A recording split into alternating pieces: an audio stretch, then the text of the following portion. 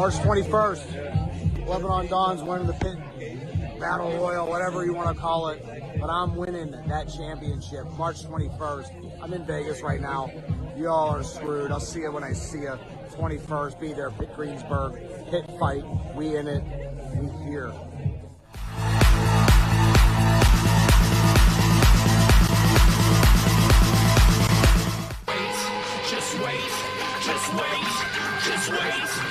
Wait for the perfect time, then attack. Don't give up what you want, take it back. Wait for the perfect time, then attack. Do what you got to do, make it last. Wait for the perfect.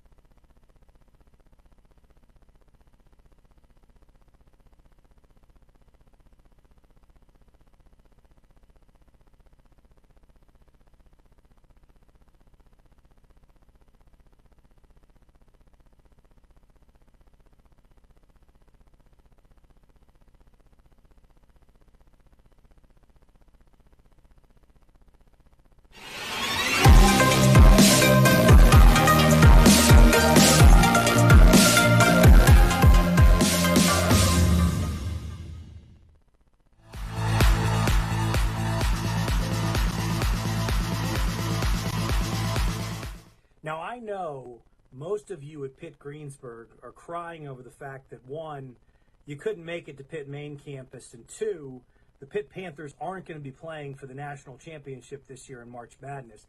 But have no fear, Pitt Greensburg losers. The Gavel David Lawless Esquire is coming Friday, March 21st to Pitt Greensburg, and at Pitt Fight, I am going to reclaim the heavyweight championship of Pitt Fight that I deserved from the inception of this promotion. You see, everyone forgets that years ago, Gory, Balk Nasty, and Andrew Palace, we duked it out for the inaugural Pitt Fight Heavyweight Championship. And betwixt and between that time, some morons have held on to the title that belongs to the Gavel David Lawless Esquire. Now, I got to go through 4 solid competitors and 1 mystery competitor to claim my stake to that championship. But let me tell you what, a lesson that you will learn throughout history. Attorneys, and especially the greatest attorney and professional wrestler in the world, always remain on top. So Friday, March 21st, 2025, come out to Pitt Greensburg and watch the Gavel David Lawless take his rightful title as the Pitt Fight Heavyweight Champion. And you will remember just why Lawless is flawless. You're welcome, morons.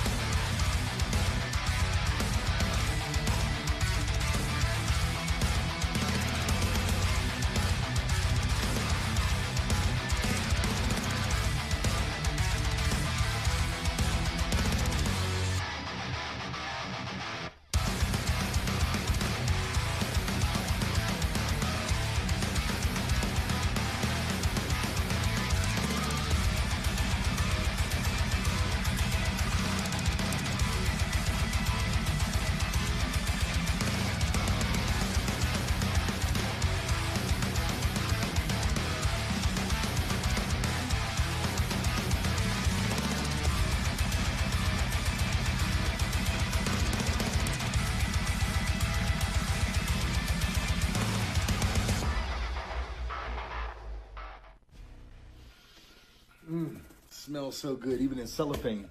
When you talk about who makes money in this business, the pinnacle of this industry, the one that sets the bar, and yes, even the Mount Everest of professional wrestling, including right here at University of Pitt Greensburg for Pitt Fight. Look no further than yours truly, the undefeated one, the one that's been holding this precious championship for more than 1,077 days and counting, the revenue, Ron Hunt.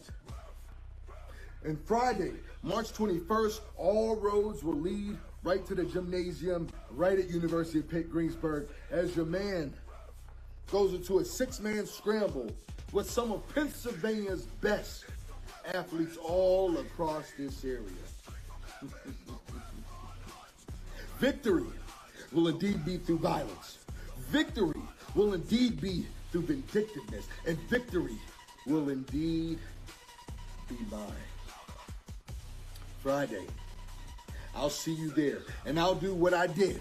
The same thing that I did to AEW star Lee Moriarty. The same thing that I did to Jason Gorey, another Pittsburgh legend.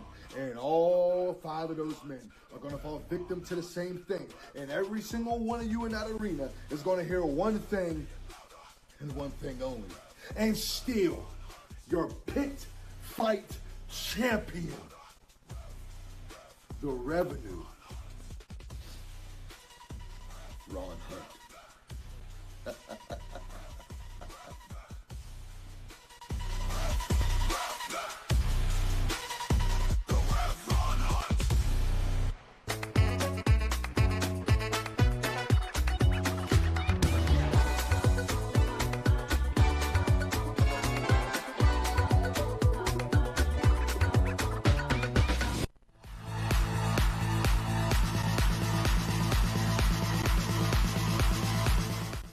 Ladies and gentlemen, boys and girls, at Pitt Fight, we're going to see something we haven't seen for a long time. Hell, so long ago, some of you may not even know it happened. But let me tell you, when you put 2 men together who have worked all over the country and even outside, you get something fantastic. Warhorse, Pitt Fight Tag Team Champions. Can you stand up to that measure? Warhorse, we're going to lighten the load for you. You know why? Because flipping ain't easy.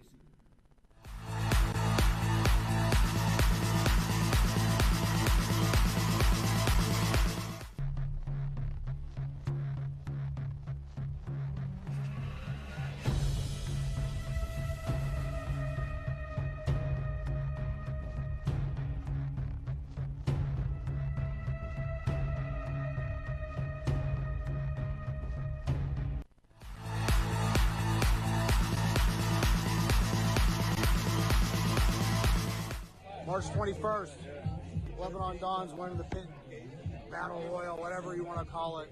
But I'm winning that championship. March 21st. I'm in Vegas right now. You all are screwed. I'll see you when I see you. 21st, be there, Pitt Greensburg, Pitt Fight. We in it. We here.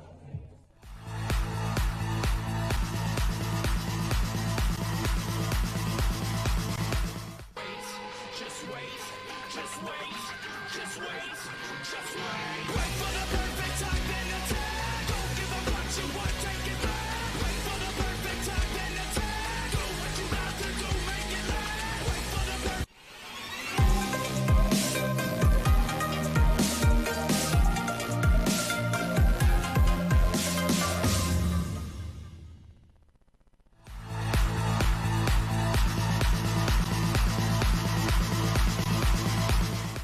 Now, I know most of you at Pitt Greensburg are crying over the fact that, 1, you couldn't make it to Pitt main campus, and 2, the Pitt Panthers aren't going to be playing for the national championship this year in March Madness.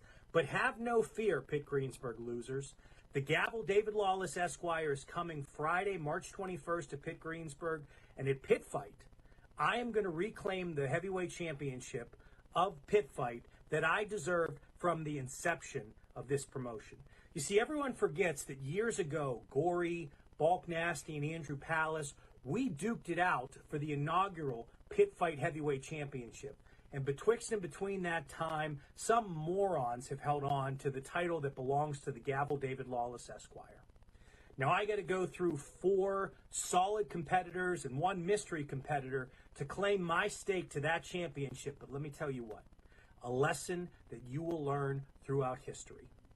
Attorneys, and especially the greatest attorney and professional wrestler in the world, always remain on top. So Friday, March 21st, 2025, come out to Pitt Greensburg and watch the Gavel David Lawless take his rightful title as the Pitt Fight heavyweight champion.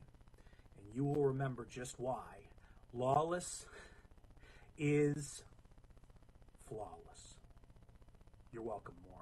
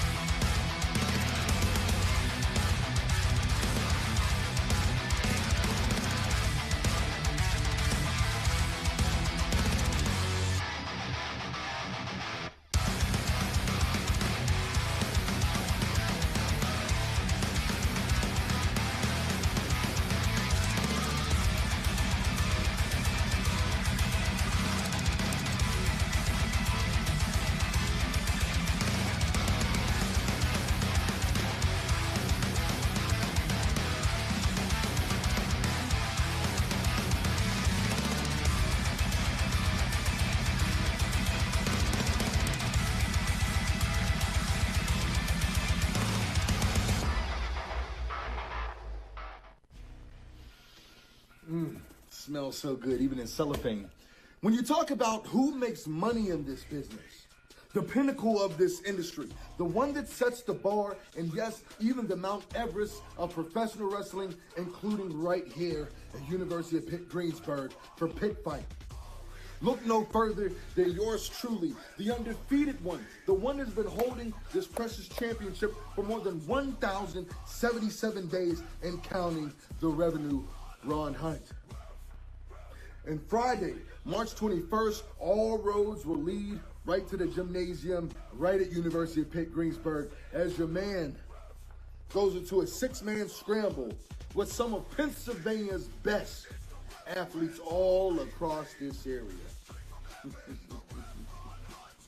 Victory will indeed be through violence. Victory will indeed be through vindictiveness. And victory will indeed be mine. Friday, I'll see you there, and I'll do what I did. The same thing that I did to AEW star Lee Moriarty. The same thing that I did to Jason Gorey, another Pittsburgh legend. And all 5 of those men are going to fall victim to the same thing. And every single one of you in that arena is going to hear one thing and one thing only. And still, your Pitt Fight champion. The revenue, Ron Hunt.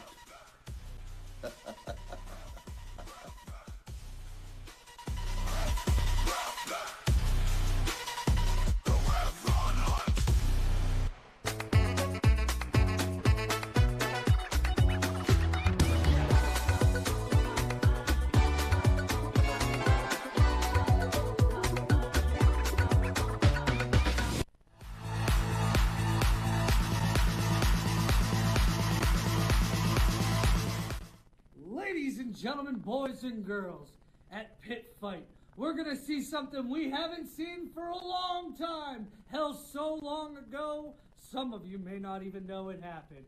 But let me tell you, when you put 2 men together who have worked all over the country and even outside, you get something fantastic. Warhorse, Pitt Fight Tag Team Champions.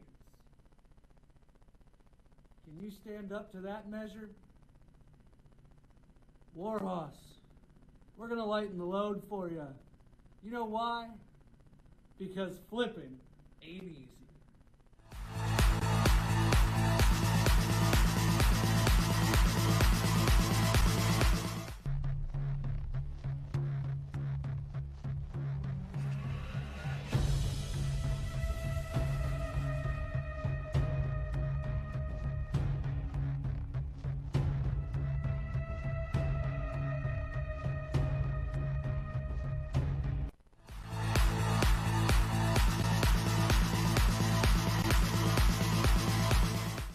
March 21st, Lebanon Don's winning the Pitt Battle Royal, whatever you want to call it. But I'm winning that championship March 21st. I'm in Vegas right now. Y'all are screwed. I'll see you when I see you. 21st, be there, Pitt Greensburg, Pitt Fight. We in it. We here.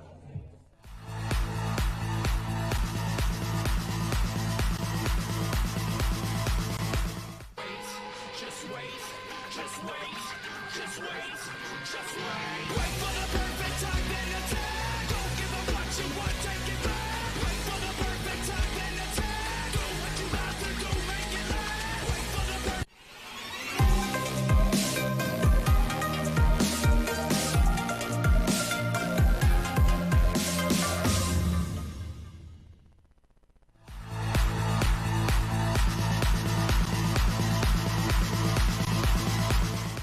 Now, I know most of you at Pitt Greensburg are crying over the fact that, one, you couldn't make it to Pitt main campus, and two, the Pitt Panthers aren't going to be playing for the national championship this year in March Madness.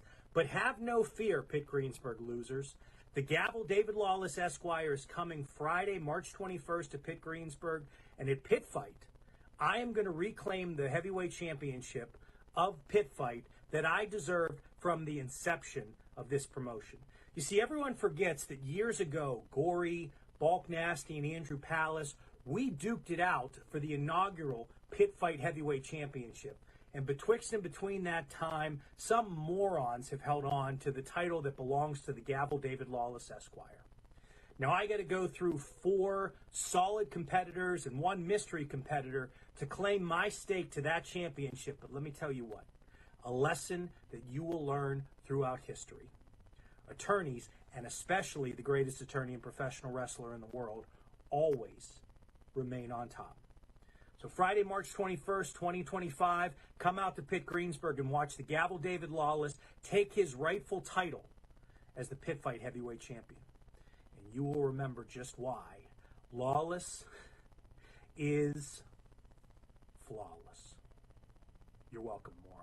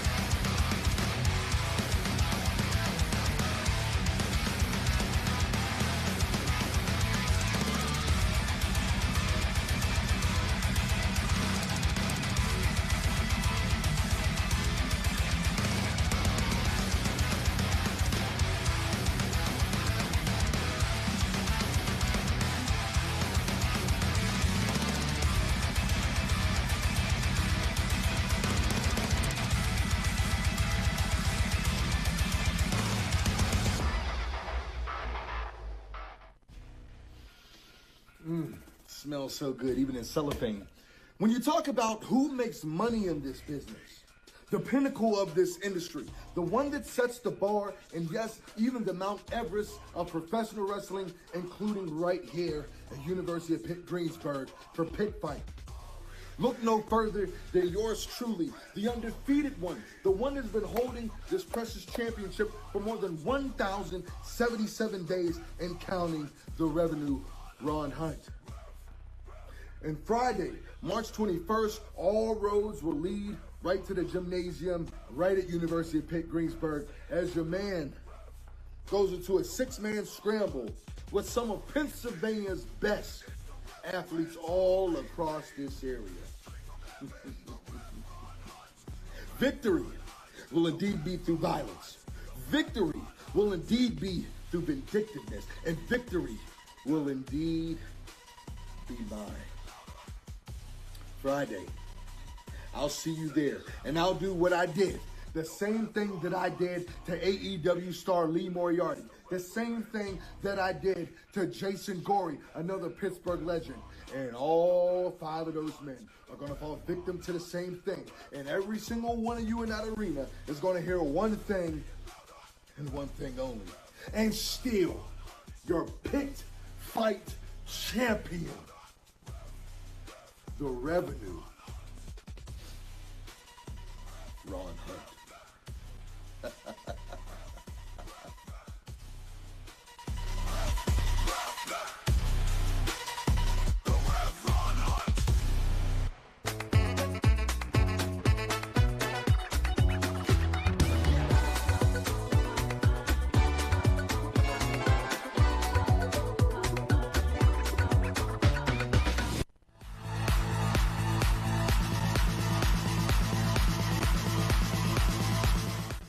Ladies and gentlemen, boys and girls.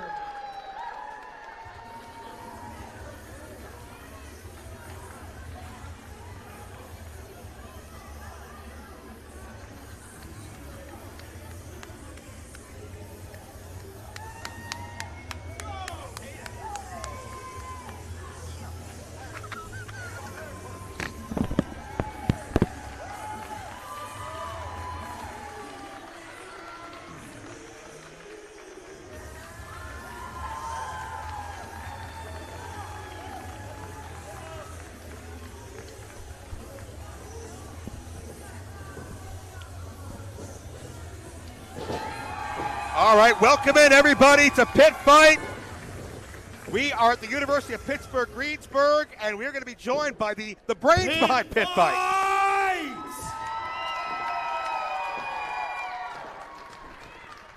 I can't hear you. My name is Liam Ivory, and I am your Pitt Fight president. And right here next to me is your former VP, Cornell Grigsby. And right here on my left is the club advisor, Kyle Harper. We'd like to say a huge thank you to 2PW and the wrestlers for coming out here tonight. And we also like to say thank you to the people that helped out making this happen. And thank you to the audience, because without you, we wouldn't be here tonight. Now, with that being said, I'm gonna pass the mic to my man, Cornell.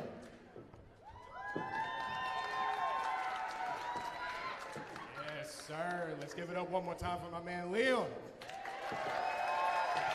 That's what I like to hear. I love this energy. I love this time of year. I love being able to come in the ring and do this. Thank you to each and every single one of you that makes this possible. I love being able to come out here and talk about the matches that I'm anticipated for, because, man, we got a hell of a show tonight for our 5th show. We're going to have 2 of some of the biggest names in professional wrestling today, Bill Collier and Matt Cross, competing in singles combat. We have the tag team titles on the line when Warhorse competes with Flippin' Ain't Easy. The women's championship is on the line when Katie Arquette goes against ZOEY SKYE. We have 15 men in an over-the-top rope elimination challenge in the BOBCAT BRAWL. And perhaps what I'm most excited for, we have a no-holds-barred street fight.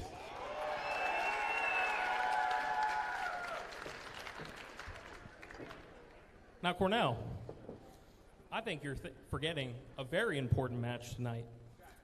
Our championship scramble match, the main event for the Pitt Fight Championship. But speaking of that, we have a special announcement coming for that. And, you know, there's probably someone we need here to make that announcement. So, bring on out the Rev, Ron Hunt.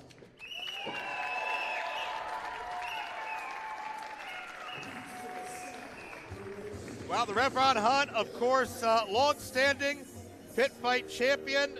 As we welcome you in from ringside, my name is Joe Dombrowski. We've got the venerable Doc with us, the one and only, and also joined by Tony Kincaid. Welcome to Pitt Fight, sir. Thank you, sir. It is an honor. I've been watching from the stands, and now I'm at the table. Yeah, welcome, Tony. Hey, an electric night, a packed house here. I wouldn't have it any other way here at Pitt Greensburg. My God, Joe, you could cut the electricity with a knife.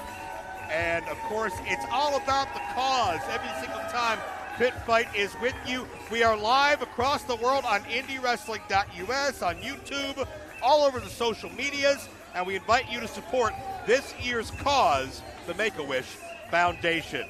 But certainly the wish of the Rev Ron Hunt came true many times over to represent a great organization, a great cause like this as champion, and no better way to kick off the proceedings than the face of Pitt Fight. 5 years, guys. 5 years.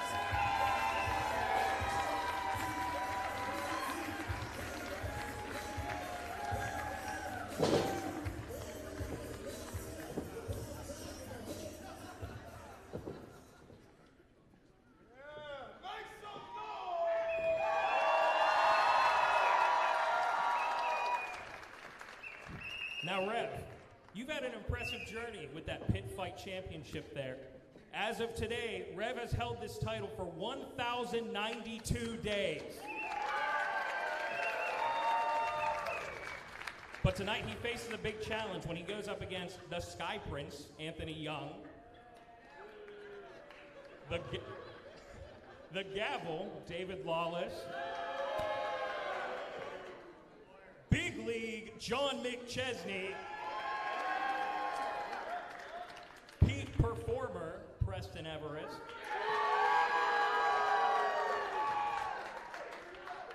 and whoever the hell wins the Bobcat Brawl tonight.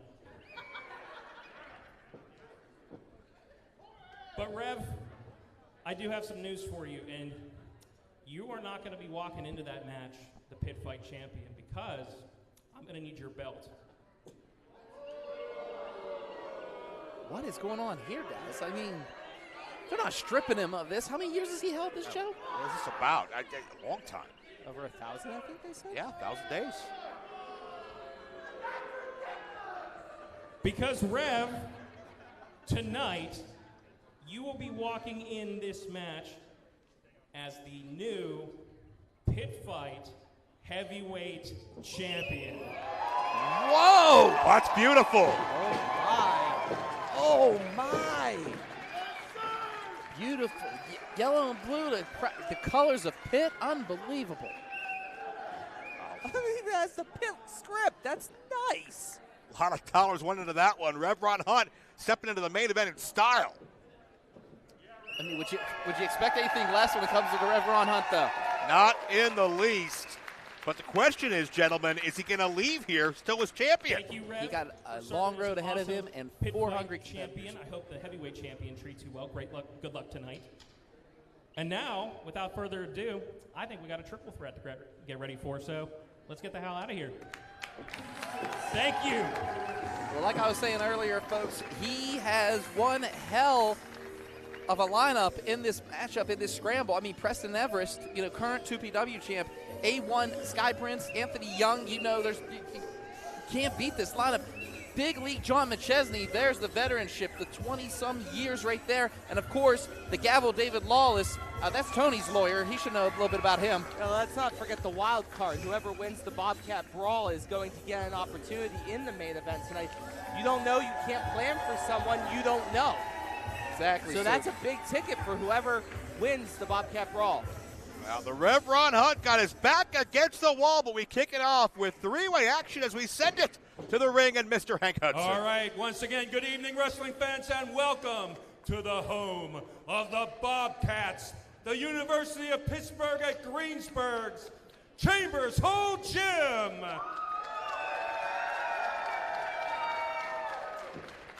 as tonight, Pitt Fight, Pitt Greenberg's first and only professional wrestling club, will join forces with 2PW Prospect Pro Wrestling to proudly present the stars, the thrills, the violence, and the mayhem of a benefit card for the Make-A-Wish Foundation entitled Pitt Fight 5 Victory Through Violence.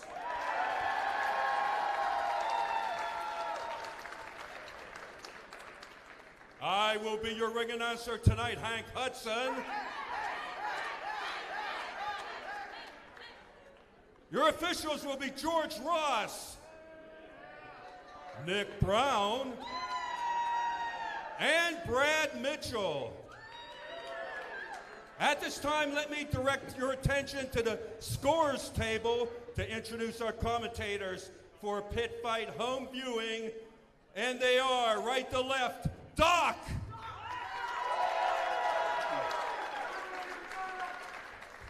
Joe Dombrowski. And finally, Tony Kincaid.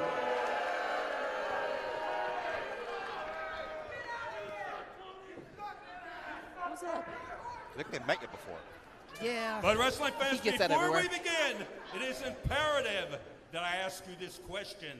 And that question is, are each and every one of you prepared for no less than 10 blockbuster matches of knockdown, drag out, pillar to post, wall to wall, rock 'em, sock 'em, kick, butt, wrestling? Everybody, let's hear it! All right, you're more than ready for Pitt Fight 5. This opening contest will be a triple threat match scheduled for one fall.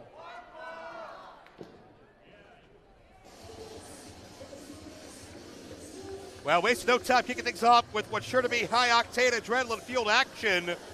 You talk about the way the main event stacks up. Three contenders that certainly can see Introducing themselves in a future main event. Number one, out of Fredericktown, Pennsylvania, at a weight of 230 pounds, he is the American Daredevil, Johnny I've always thought Patch. that Johnny Patch has always been on the cusp of really hitting that next level, but hasn't really been able to hit that just yet.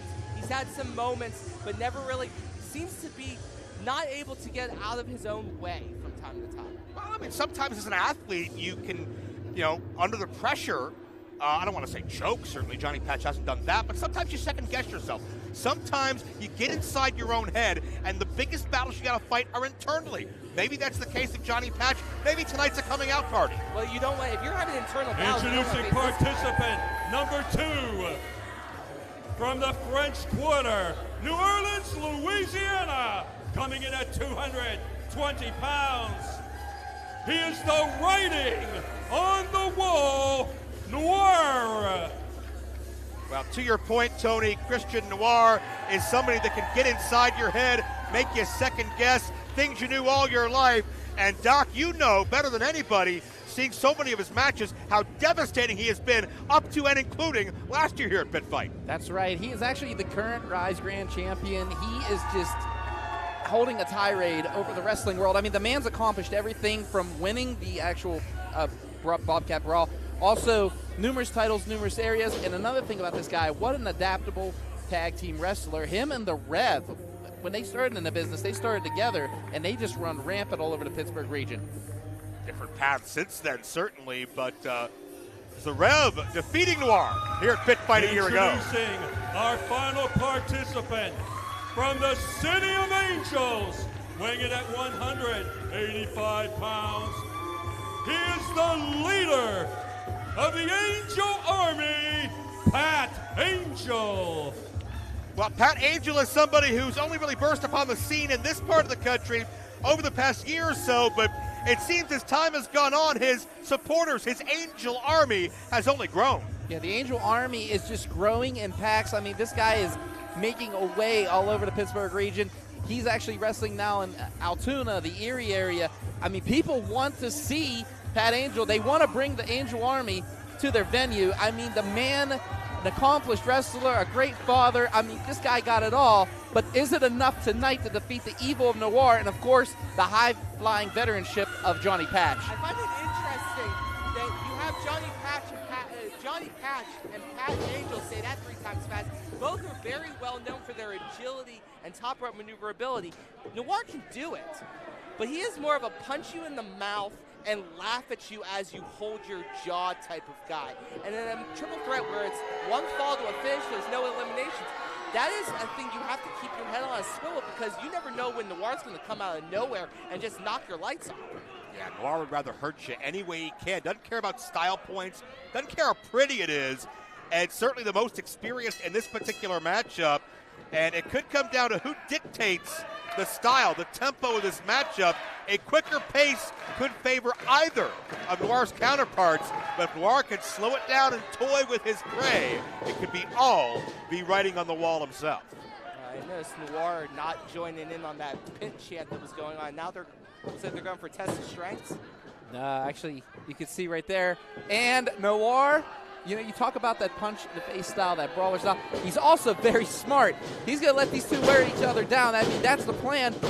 Almost a 3 count on that one. And you can see just the quick agility of both Angel and Patch. Well, I mean, to your point, that is a situation where Noir's strategy could come back to bite him. If Angel or Patch catch the other unaware and get a quick fall, Noir may be beaten without even being in the ring. But Noir's also going to be fresh in that situation, right? I mean, if you let Angel, you let Patch tire each other out, and then you come in fresh as spring daisy. Of course, as I say that, Noir is just cleaning house to prove my point. Right, Noir picked his opening. He picked his spot. Timing can be everything. Let Patch and Angel get preoccupied with each other, and then Noir picks up the scraps. Oh, double back elbow though by Patch and Angel, and here they go. Patch, oh, low end missile drop kick on that one, and now look at the aerial ability of Pat Angel, going for the 3, but no. That's the problem with the triple threat match, Joe. It's one fall to a finish. Shaky alliances that will not last, and only one can be the victor with individualistic glory. Angel was not taught to be second best. Knox Pro, Rikishi Fatu, he was trained to be a champion. Johnny Patch, certainly a former champion here locally, Super Indy champion, a number of other top-tier matches in his resume. Yeah, the American Daredevil, what can you say about him? You know, he talks about how he's one of the last of the true cruiserweights out there, you know, being compared to the likes of RVD and Jerry Lynn, and you can see right there where that comes from. Oh, my God, this is why they call him the American Daredevil, folks, right here. Moonsault and a beauty. Wow. Great hang time, great impact. Spreads his weight out. Got all of that acai-style moonsault. Shades of another larger high flyer, the great Ultimo Dragon. Oh, my goodness. I mean, he'd be proud if he was watching that one right there live in action here on IndyWrestling.us. But now Maybe these two. Who knows? To my point, and one thing about Patch, he's always not afraid to get in there and go fist to fist with brawlers. I mean, when you talk about Patch, you talk about him being the perfect hybrid, and now dropping Noir to one knee with that chop. Yeah, and Patch has that mentality, just send it. He lives life on the edge of a lightning bolt. He will take a chance, and he'll think about the consequences later. Patch throws caution to the wind, and he lives for that thrill. My God, the balance of this gentleman right here. Look how he's just holding that arm, and God, going for a ride. Man, Tony Kincaid, the expression on your face after that move. That beauty. And big super kick to follow up with it as Noir timber down. It's almost like Patch is competing. He's got something to prove here. Lateral press, and Angel interrupts. Patch never saw it coming, and that physical contact very aggressively breaks up the fall. It was this close to a 3 count. Angel just breaking that up, and another standing moonsault. The agility Pat has is insane. Pat Angel, I can't believe just his balance, everything about this guy, his integrity, and he is just getting this crowd fired up here tonight at Pitt Greensburg. The 5th anniversary of Pitt Fight. I can't believe 5 years, Joe. Oh, Wait a minute. It gets bigger every time we come back. Pat Angel taking a big chance. And check out the agility, the tope con hero connected, but lands on his feet and protects a child. I'm telling you, Well, you did say he was a father. I mean, that fatherly instinct kicked in, still took out both of his opponents, and protected the kid. So he's almost like a guardian angel, too. I don't think that kid's going to go see any 3D movies anytime soon after that one.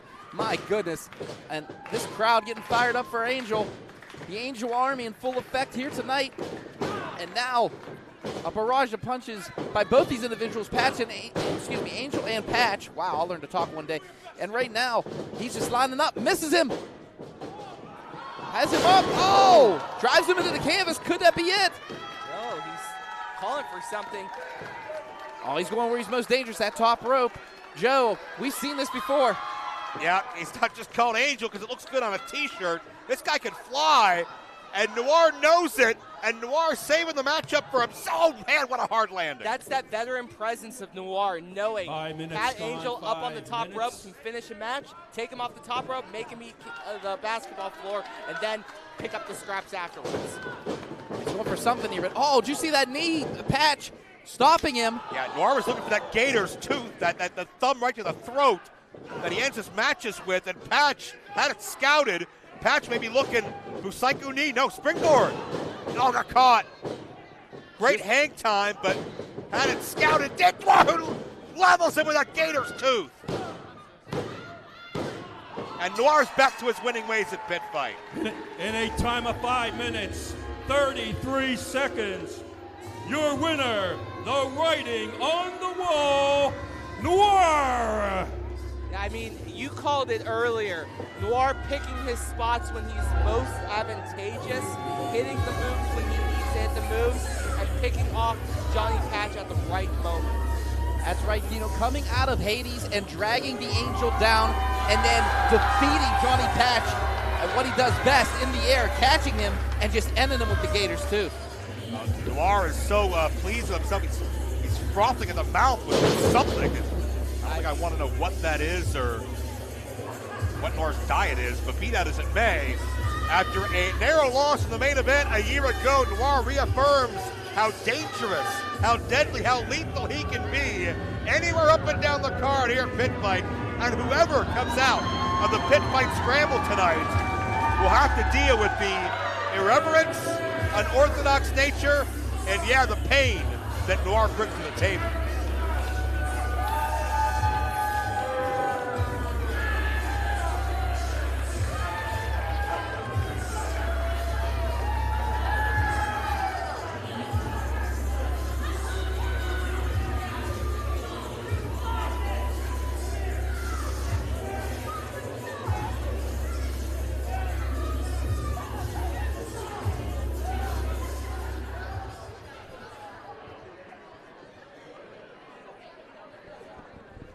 Well, coming up next, gentlemen, we're going to crown new #1 contenders to those prestigious tag titles.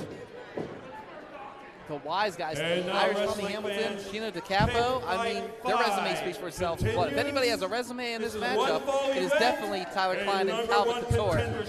I could speak for for the hours Pitt on Fight those. Tag Team And I title. will very soon, I promise. Don't talk over Hank, because it didn't match come down here. Hank's feisty, you know that? Yeah, hey, Joe, I'm just going to go ahead and warn you ahead of time. Just let him go. He's frothing at the mouth, I can see. Who, Hank? Oh. No, Mr. Tony. Approaching the ring, straight off the catwalk, weighing 48 karat gold. They are the fashionista of professional wrestling, Calvin Couture, and his partner, Mr. Design, Tyler Klein. They are the Runway. Let me tell you about the Runway, how much time you got. The Runway, multi-time tag champions, top 100 tag teams in the world, and two of my closest friends in this world. I have watched them from early days all the way up to now. They are stylish, they are lavish, they are geniuses in the ring. I could keep going, Joe. Stop rolling your eyes and send this. Did they give you this jacket here, this piece of business together right now? Yes, they did. They custom tailored it for me. Of course, I lost weight, so it didn't fit well in. So it's your fault. Well, this team, speaking of the Runway, of course, part of that 4-team matchup for the tag titles a year ago looking for redemption, but tough team to draw. They're as dangerous on the streets as they are in the ring. Yeah, if you mess with these guys, you pretty much end up sleeping with the fishes. Allegedly. Yeah, allegedly. Can't prove anything.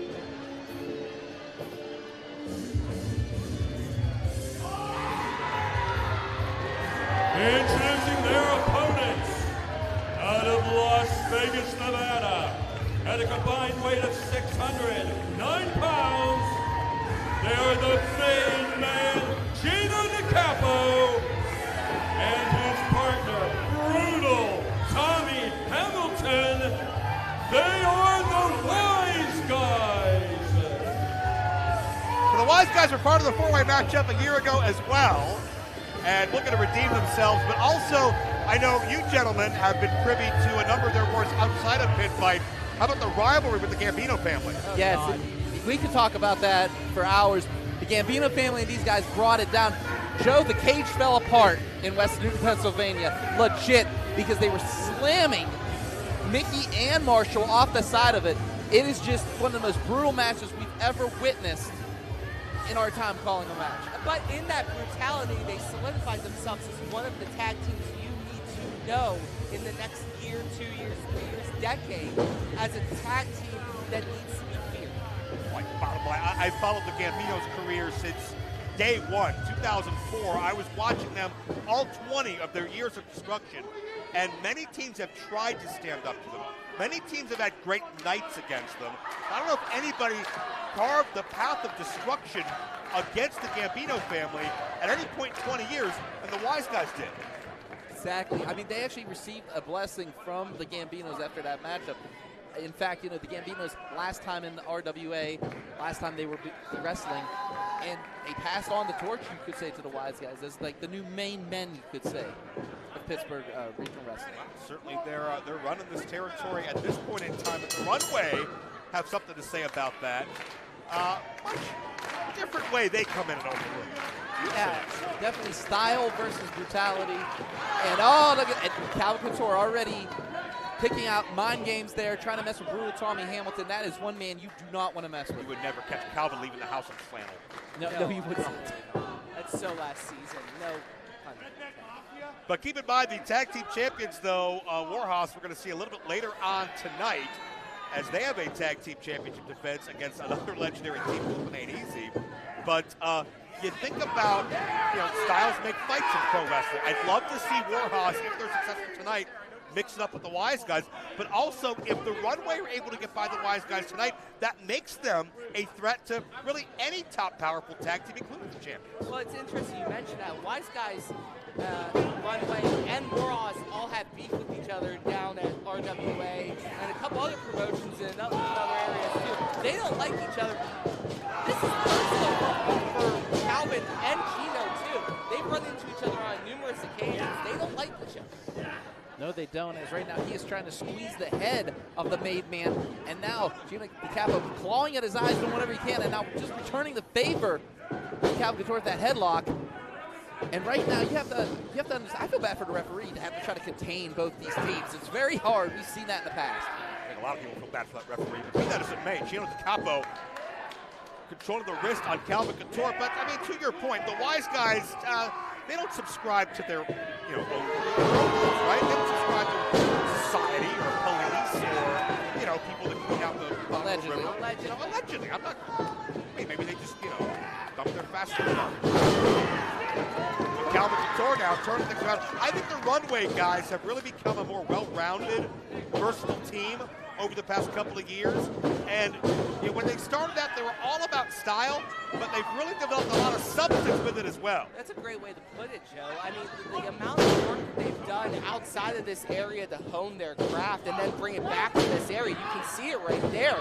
Knowing how to counter, knowing what's coming, the intelligence that comes with that. Wait a minute, he's begging for some mercy here. I've never seen Gino Capo kind of ask for some. Well, notice Calvin didn't take his eyes off the Capo one time. He knew there was a fix in as far as that strategy. That's why they've held multiple tag team titles in multiple areas, these guys. I mean, they wrestle all over. Florida, California, you name it. The runway's been there, and it's proven like that double team action. Mr. Design in there now with Couture. Design off and over, boom! Mr. Design is on fire. Tyler Klein here, and now tagging in Brutal Tommy Hamilton now. These two, no love lost between them. Oh! Drop toe hold, that was a broken nose almost. Tyler Klein out-quickening his opponents every step of the way. That back kick connects. Hamilton is dazed, he's out-balanced, and a victim of Tyler Klein in his element. And then Tyler Klein, he does like to play a little bit, as Doc likes to call them, mind games, but he does like to mess with your head a little bit, but when he goes onto the offense like this,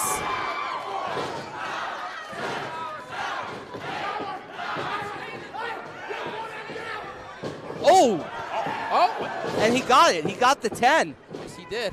And he's caught off balance. He's like, not that he's brutal, but he's brutal to a degree. Tyler Klein is. He can really punch you in the mouth and make you hurt. Oh, yeah, deceptively tough and powerful as he tries to leverage over Hamilton. Nobody holding the leg. Tyler Klein very resourceful as well. He's got a lot of different ways he can defeat you. This could be one of them. Look at the leg for two. My goodness, I thought Klein had a 3-0 now. I mean, he caught Tommy Hamilton right in the face with that knee. And now, taking away half the ring, cutting the ring in half, is the runway, and here they go. Couture tagged back into this. This is just great tag team wrestling. Apologies, Joe. This is great tag team wrestling, cutting the ring into your own triangle, creating a death corner, and suffocating your opponent in it. So much of what makes the runway great is that people do oftentimes underestimate them. And maybe they underestimate that coming. I certainly didn't see it. Yeah, that was a Bronco Buster from hell on that one. Calvin Couture into the cover, 2 count only, but I think a lot of people think that the runway maybe can't bring it in the aggression if you're just judging the book by its cover, but they prove that wrong every time they come out here. I've seen them in fashionista street fights where they've beat the living heck out of someone with flower kendos, much like that discus clothesline beat the brakes off of Couture.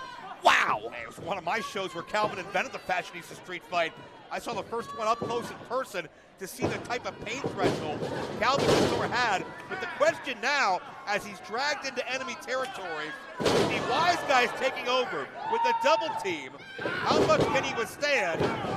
2 count only of some old-fashioned wise guy style street justice. I mean, I can't even believe that Couture was able to kick out. That discus clothesline hurt me, and I'm over here with you. I felt that from here also, Tony. And right now, again, taking no precautions here, nothing but keeping away from his opponent. That's right, keeping away from his partner and the wise guys. But Couture trying to fight his way out, is kicking, clawing, whatever he has to do. But Capo catching him and driving him right back into that corner. Admirable job by Calvin to swing whatever's moving. Enemies on all sides, but just got overpowered. The Capo and, oh, look out. Tyler Klein taken out. These wise guys, well over 500 pounds combined. There's a lot of power behind that. And they got speed, too. These guys are 300 plus, and they are just driving themselves right into Couture. My goodness, no air whatsoever. Could be it. New #1 contenders crowned, but another kick out, and with authority. Both of these gentlemen, both these teams have everything to lose. This is for the #1 contendership for those Pitt Fight tag team titles. And both teams with decorated history as tag team champions across the region, right? Now, being tag team wrestlers, you are used to being stuck in a far corner. As Calvin Couture is fighting, trying to get to Tyler Klein, he might as well be a mile away. It's only a few feet, but he might as well be a mile away from Tyler Klein. Guarantee it feels like a mile, especially those shoulder thrusts. No accident that Hamilton's keeping his thick frame between Calvin and Calvin's corner at all times. The Capo got to do the same. That's right, all Tyler Klein can do is watch right now as his partner is being dismantled in the corner here. But wait, as I say that, Couture fighting back. Here comes the fashionista up. No! Not enough space. Can't get to the other side of the ring. Now he might, through the legs. Inches away, Calvin. It's a gearing kick. Tags out. Oh, Tyler Klein, your freshest man in this match. And now Tyler Klein, a man possessed, he's going to town on both wise guys, which is very rare to do, as he throws that back elbow to Capo, and now, big splash. Going in, going to give Hamilton one. Oh! That's the advantage of being on the outside of the ring for 5 or 7 minutes. That was innovative. Bulldog into a clothesline. Got him, no. That adrenaline's flowing in Tyler Klein, but he can only have his eyes in so many places at once. The Capo intervenes, just swarms him with right hands. Yeah, it looks like Gino's throwing the wrestling portion of this out the window, and it's just going to straight ham hocks. Yeah, I mean, they're doing whatever they can, Tony. You know the wise guys. They'll pull anything out of the page of the Rule Breakers Handbook, but right now, they're just double teaming Tyler Klein. This looks like it's going to be a 2 a.m. brawling if they hit the 3G. Tyler hangs on, sunset flip attempt. The Capo holding on to his partner for dear life, up and over. Nice, Calvin breaks the grip, shoulders are down, Tyler Klein, he's got her! In a time of 8 minutes, 35 seconds, your winners and now the ranked #1 contenders for the Pitt Fight Tag Team title, The Runway. So we have brand new #1 contenders, and the wise guys aren't happy about it. We're not done out here. No, they're not. The wise guys, they are upset. They are irate. They just lost a shot at the tag team titles. No, I mean, just looking at them both, they're furious, they're walking away, but I can smile a little bit because my guys are #1 contenders for next year's Pitt Fight. They're going to face next year whoever wins between Warhorse and FLIPPIN Ain't Easy. Yeah, well, I know the runway, and I know you, Mr. Kincaid, will be watching with bated breath when we see Warhorse challenged by FLIPPIN Ain't Easy later on tonight, because no matter who comes out of that match as the tag champions, runway have their work cut out for them.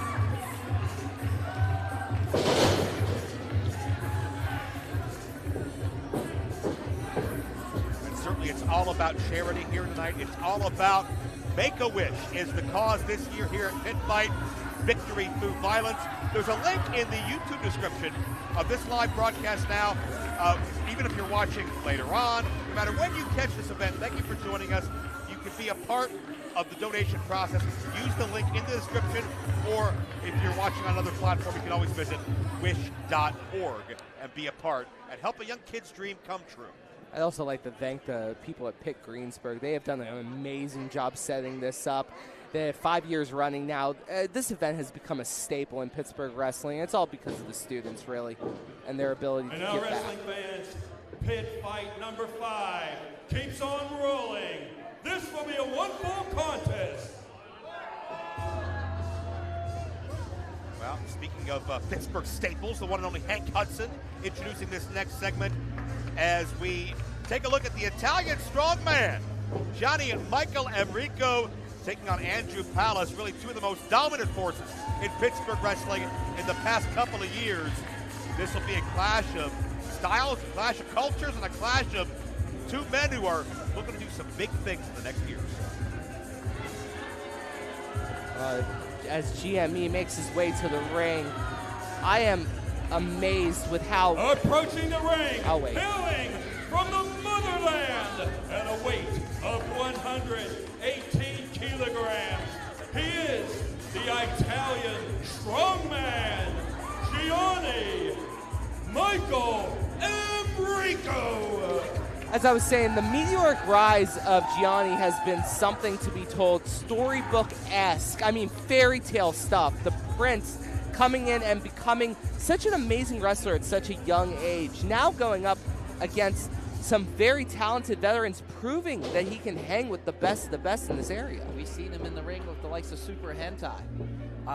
Two-time 880 champion, current RWA No Limits champion. I mean, my God, the man collects gold wherever he goes. I mean, what about the ego on this guy, making the referee help him disrobe? That's kind of, I love that swag. That's swagger and personified.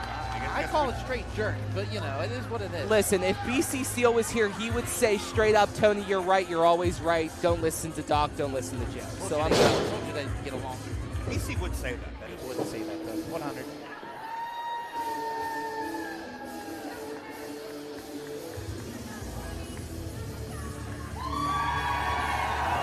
And now his opponent from Pittsburgh, Pennsylvania, at a weight of 202 pounds, he is now known as the Steel City Supernova, Andrew Palace. Well, Andrew Palace, I believe, is one of, if not his first matchup back since a serious shoulder injury a couple of months ago when he was thrown from the ring by Bill Collier, clear to the outside. And Andrew Palace has had a little renewed lease on life ever since that happened, formerly under, let's say, the corporate control of Justin Plummer and IWC. Andrew Palace has rediscovered what's made him the heart and soul of IWC Wrestling, and really in many ways Pittsburgh as a whole. That attitude, that energy, that drive that's made Andrew Palace a multiple-time heavyweight champion. While I won't question whether it was smart to go away from Plummer and IWC's corporate structure, I will say that this seems to be a Palace that enjoys life a little bit more. Now, the problem is, when you enjoy life, you might lose a little bit of an edge, and the last thing you want to do facing GME is lose an edge. Did you see the way this man just ran around this ring? He's not even tired. You don't know that. He could be tired and just holding it in. Ghost is one hell of an energy drink. Exactly, exactly. Palace is somebody who, no doubt, I can certainly attest to the fact, has a large weight off his shoulders at this point, because he is living and wrestling for himself and not for the controlling entity that is Justin Plummer, and not to piss up to the front office. That's not what this is about. Pro wrestling is a place to express yourself, be free, to do what you want as you see fit. And Johnny is getting the best version of Andrew Palace here tonight. Let's have fun is the mantra, and the way Palace has fun is he competes hard. But my question to you is this: is Andrew Palace going to be able to be a competitor, or is he going to be just another victim? We see GME, myself and Tony, go through numerous veterans, and I mean, just like he's been wrestling for 20 years. It's unbelievable, this kid. To your point, I mean, Enrico has done things in just the past 2 or 3 years that some athletes take their entire career to accomplish. The titles he's won, the people he's faced, and it's a tough test to stand up to Palace as a one-count there center ring. But, I mean, he's ready for the challenge. This, to me, it's 50-50. It's a dream match scenario when it comes to Pittsburgh wrestling. And Enrico, he's one of the biggest wins of his career.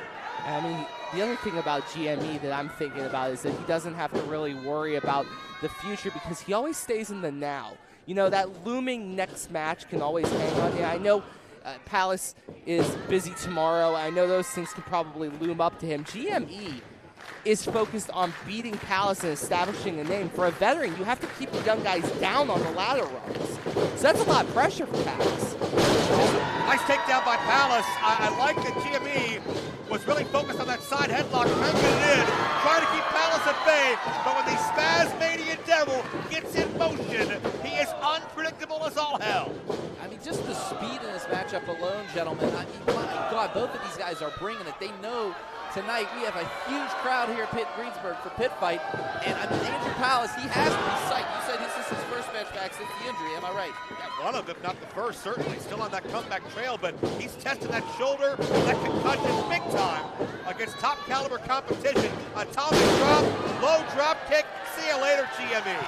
GME onto the outside, and he cannot believe what he's seeing right now. You know, I was talking to him earlier in the back.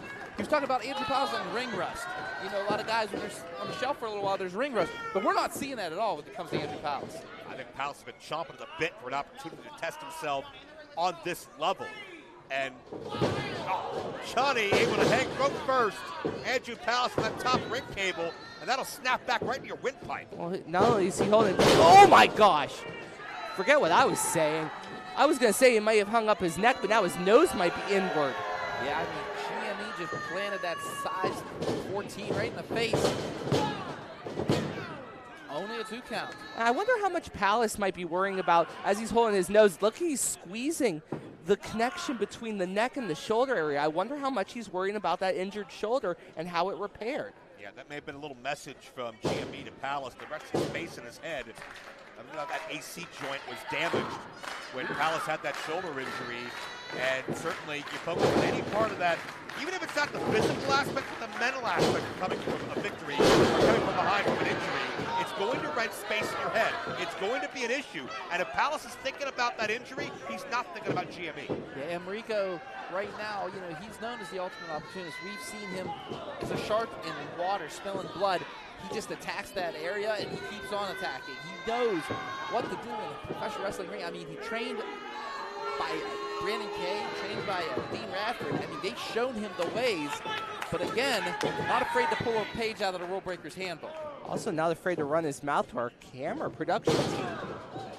I wish you ever not see GME run his mouth to. No, that's a fair point. That is a fair point, but Palace trying to come back to it. I think Sorb is making dirty faces at him. Ah, that explains but it. I'll tell you what, though. You talk about Brandon Kay, you talk about Dean Radford. You know, heavyweight champions everywhere they've been. They know how to be on top of the mountain. They know how to expect the best out of any of their talent, any of their students. GME certainly a temper for Andrew Palace. Caught GME in the side of the head right on the temple. He doesn't know where he's at right now. I mean, he did catch him, but no, GME takes him. Sidewalk slam, and my God, did he just drive him into the canvas. Could be it right here. Palace very aggressively gets the shoulder up, and that speaks to how poised GME stayed under pressure, gentlemen. Palace built that quickness, built that momentum. The pendulum swung his way, but GME stayed calm, and he shut it down the first opening he saw. That's some veterans don't have that ability to function under pressure like that. I mean, he got hit very hard. You saw the glass in his eyes, still got gathered, but now he's controlling Palace by taking repeated shots to Palace's head. I don't care how good you are, how long you've been wrestling. Shots to the head will put anyone down. I don't care if you're a 16-time world champion or just started.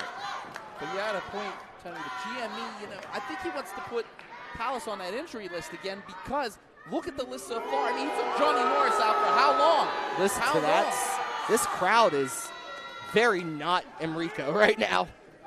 GME does not make friends wherever he goes. I like him. For a fact. Well, of course you like it. He makes money, though. That's right. Well, Palace just reversing that beautifully, driving GME's head into the turnbuckle. Shotgun drop kick. Palace just needed that distance. It creates opportunity. The drop kick scored. Enrico wrestling very close to his adversary, but Palace opens things up. Saito suplex. My goodness, he folded him in half on that one, Joe. And right now, this crowd's getting behind the Steel City Supernovas. He just takes him out with that one. And now Palace will be going for it. Hernia driver coming up, and Palace hits it. It's over. Trying to block it, though. GME, the power of him. He just tightened up his body, and it was enough to get out of it. Nicky Man's wrestler, Enrico, had Palace's pet move scouted, but catch can't set a ring. Will Palace get it a second time? Boom! Scores big! Will this be all? Andrew Palace gets it.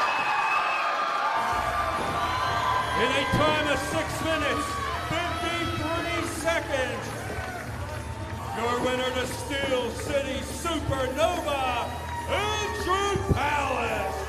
Well, if the injury bug was a factor leading into this matchup, I think that monkey is off the back of Andrew Palace, whose mind, body, and soul is rejuvenating himself into his best form yet. Credit to GME, excuse me, Doc. Credit to GME for giving Andrew Palace all he could handle, but the veteranship just too much for GME to overcome.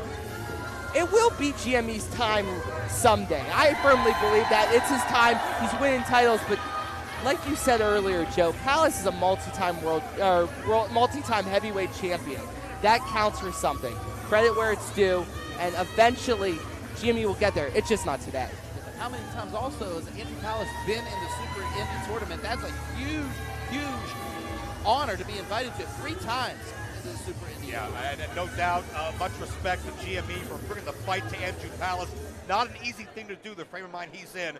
GME, a very bright future, but this matchup, I'm very curious because you have 2 teams that, well, I got a lot of outstanding questions on how they're going to align their thinking because, well, no one thinks like Glenn Spector, and I don't know how many people could take many long power rides like Doctors. Pitt Fight 5 keeps on rocking. This event one fall, it will be a 6-person mixed tag team match.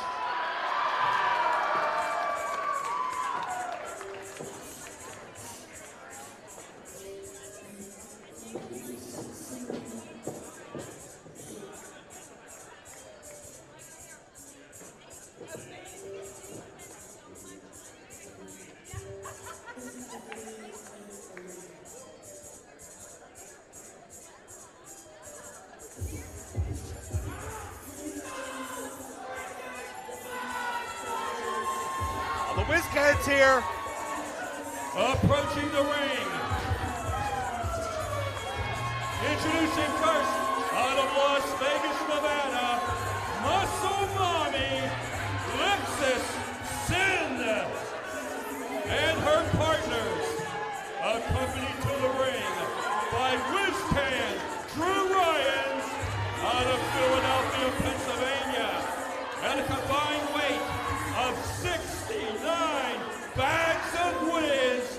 They are Cliff Klepto and Ricky Dawkins, the team of Brotherly Love. Ow. Well, Joe, making friends wherever you go, huh? Ricky Dawkins, not a fan of you. I think these guys get a better mood after the Super Bowl win, don't you think? Yeah, exactly.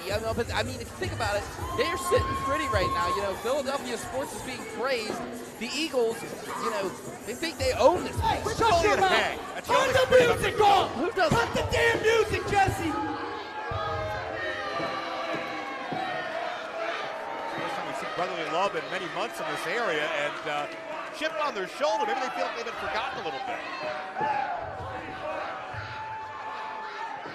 He's hungover from the Super Bowl party. I don't know. I can't understand a damn thing any of you inbreds are saying right now. First off, I want you all to acknowledge that the Philadelphia Eagles are the world freaking champ. At least it's not the Chiefs. No. I can't even start a chant. Shut up. These people live in the past, just like that man back there, Glenn Spector. Shut up. Hey, newsflash, you mouth breathers. Glenn ain't the Wonder Man anymore. He's washed up. He's old. And he's dragging Kanan down with him. I don't know how smart So it is. Glenn, QB, Ava, Kanan, get your ass out here! Listen, I like the new attitude, don't get me wrong, but saying that Glenn Spector's washed up, 6 days removed from winning the PA regional title from RWA, man, you gotta watch some IndyWrestling.us before you call someone washed up. Especially Glenn Spector, who will talk you to death or beat you to death, and you get to choose which one. Glenn Spector also, just a little information, trained that lady in the ring right there, Alexis Sin. That is actually his trainee, his student, and she walked away from him to be with Brotherly Love? Come on. Well, yeah, I would love to know more information about how this professional relationship spawned, but let's have a little party first. Accompanied to the ring by the Tripod Enforcer, QB Blitz. First introducing the current AIWF World's Women's Champion out of Pittsburgh, Pennsylvania, the Unstoppable Spark, Ava Brooks, and her partners come straight from the frat house, Alpha Sigma Sigma, combined weight of an estimated real big. They are Big Boss Glenn Spector and the Natural Kanan Christopher. They are the Troublemakers. Well, I heard the Troublemakers, Glenn Spector, Kanan Christopher, Ava Brooks, QB Blitz by their side. I heard they were pre-gaming in the frat houses all afternoon. They have been. They have been. Actually have a little bit of a. But actually, you can see Dawkins already went as for the play. Uh-oh. Spector got the mic. Philly boys.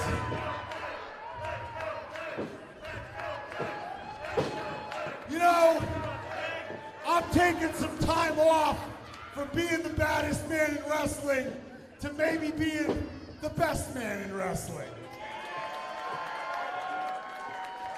You know, the one thing I'm most disappointed about, Lexus Sin, I trained you. How dare you hang out with this Philadelphia garbage? Ouch. What these kids don't understand is, if I remember correctly, this is Pitt country.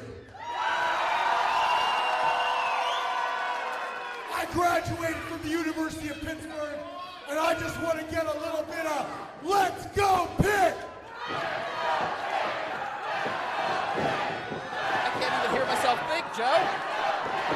Different side of Glenn Spector than we've seen before here at Pitt Fight, but I'm thinking Guys, I love you all. And me and my partner, Kaden and Ava Brooks, we're going to kick a little ass for you tonight. And baby, That is a F-A-K-T. That. We still haven't learned how to spell back yet, but oh no! Don't turn your back, especially on anybody from Philadelphia.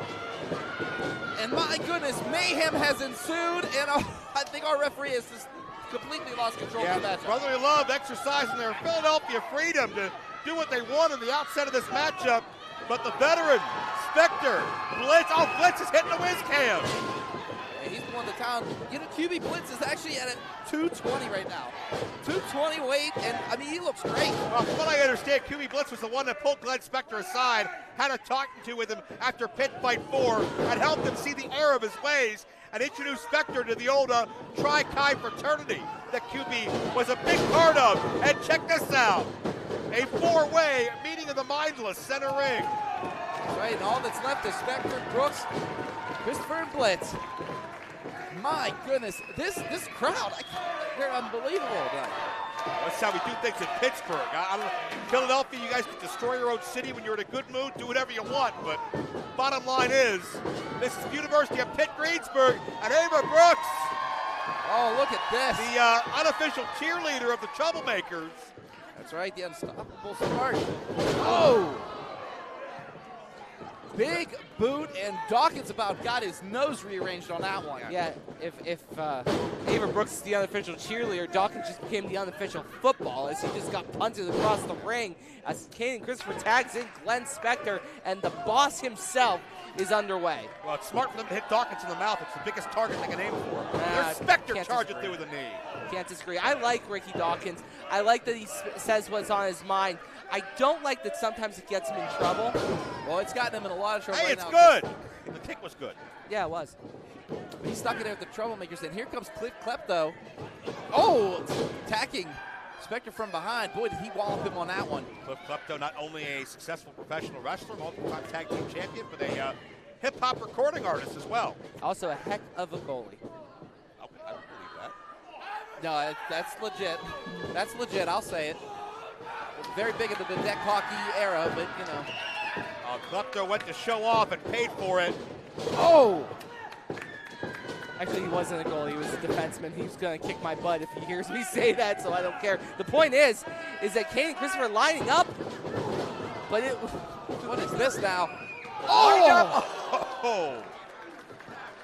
My goodness, just reared back and just chopped the ever-living head out of Klepto as he brutalizes that suplex, and now the unstoppable Spark in here.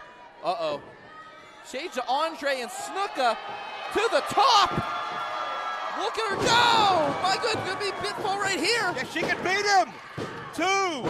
And a near fall. Ava Brooks only about 9 months to her career. Small town girl living some big dreams right now. Another athlete who's been mentored by Glenn Spector. And she's overachieving in what's got to be one of her biggest matches today. Hey, a whiz cam. Of course a whiz cam would get involved. It's brotherly love. Oh, hey! Klepto with a shot in the face. That was excessive as Lexus Sin is now on top of Ava Brooks and just throw in. Ricky Dawkins is kicking her. And need I remind you, a closed fist is not legal in pro wrestling. Cliff Klepto just took a cheap shot on a rookie. Only in Philadelphia would you see something like this. My gosh. Klepto's got no shame, no moral compass. And then comes the muscle mommy, Lexus Sin. Extensive kickboxing background. Oh! Good Lord. Vile. 2-on-1. Ava Brooks cover here. Kick out. Now, Joe, there's such a rivalry when it comes to these two. I mean, over 2-3 promotions, these two have been trying to tear each other apart when it comes to Lexus Sin and Ava Brooks. And it's crazy to think because Lexus Sin is very young in this business still, but she's the veteran of the two. 9 months you said, oh, but Lexus dwarfs that by a year and a half, almost 2, I think 2 very soon. And I think that rivalry speaks a lot to maybe what helped spawn the relationship between Lexus Sin and Brotherly Love. Any chance these two athletes have of getting a hold of one another, they have taken. There's so much territorial pride at stake. Who's the top of the class? Who's the next big breakout star? Lexus Sin and Ava Brooks are looked at by all the experts as two with a bright, bright future, but only one can get the top headline. Spinebuster by Lexus Sin, but Ava kicks out. The thing about pro wrestling is it's such a dog-eat-dog world that you got to put down your competition and put them down effectively to ever get up to the top. And that's kind of where I go. Sorry, Doc. That's kind of what Lexus Sin is doing right now. But Ricky Dawkins is just doing this for fun. And Specter's had enough of this, but he's not the legal man. And the temper of Specter and Kata Christopher is allowing this to happen inadvertently. A 3-on-1 in the corner. I mean, both Klepto and Sin had a handful of Brooks' hair as they were trying to yank it out as Dawkins. Oh, come on. She's not even a year in. She's going to be great one day, but she's absolutely overmatched now. And Klepto yelled in her face. Bunch of chauvinist pigs. Now has it. 1, 2, and go ahead, Ava. Way to kick out of that one as Dawkins getting a little frustrated. WizCan out there. WizCan can't even spell chauvinist. Neither can I, so. Oh, wait a minute. Super kick. Oh, come on. Pokes the eyes. Dawkins just showing off and bullying this young lady. My goodness, they are just, and now here comes Lexus Sin tagged back in here. And the thing about Lexus Sin, if you notice the way she's just staying on top of Ava Brooks, not letting her have any air, that is definitely Glenn Specter wrestling at its finest. There's some weak tie knees, some side round kicks. Lexus dipping into her martial arts background. Look, Klepto, just street smart. He knows how to scrap. I hate to be contrarian here, but in an intergender match, what they're doing is smart, separating the weakest link of the tag team and putting them to the test. I know it feels disgusting, but in intergender, this is right. I get the smart tag team strategy, but there's nothing in tag team strategy that's illegal about choking, about 3-on-1 behind the referee's back. They're going way over the line, but Ava's still fighting. That's the heart of this young athlete. Oh, man, but Klepto trying to knock her out with one shot. Dazed her on her feet. He clipped her pretty good. I mean, right across the nose, and you can see her eyes crossed on that one. And now she could be knocked out on her feet. And now imagine you're Glenn Specter. This is your student. This is your protege. Her safety, her well-being is in your hands, and you are powerless to help her from this nonsense. What is with WizCan? And here comes QB Blitz to the rescue, finally. Now defend that, Kincaid. Listen, I can't defend WizCan getting involved. I guess the cheese went sour or something along the road. Uh-oh, this is right in front of us, folks. Nose to nose is WizCan and QB Blitz. But in the ring, Ava Brooks can come for a tag right here, baby. But no, she's just too weak. Ava She's her down. Able to trip up Lexus Sin, but she's not anywhere near enough to her corner. Look at this leverage! If that's the BOBCAT Rumble, they're both gone. Courtesy of the Unstoppable Spark.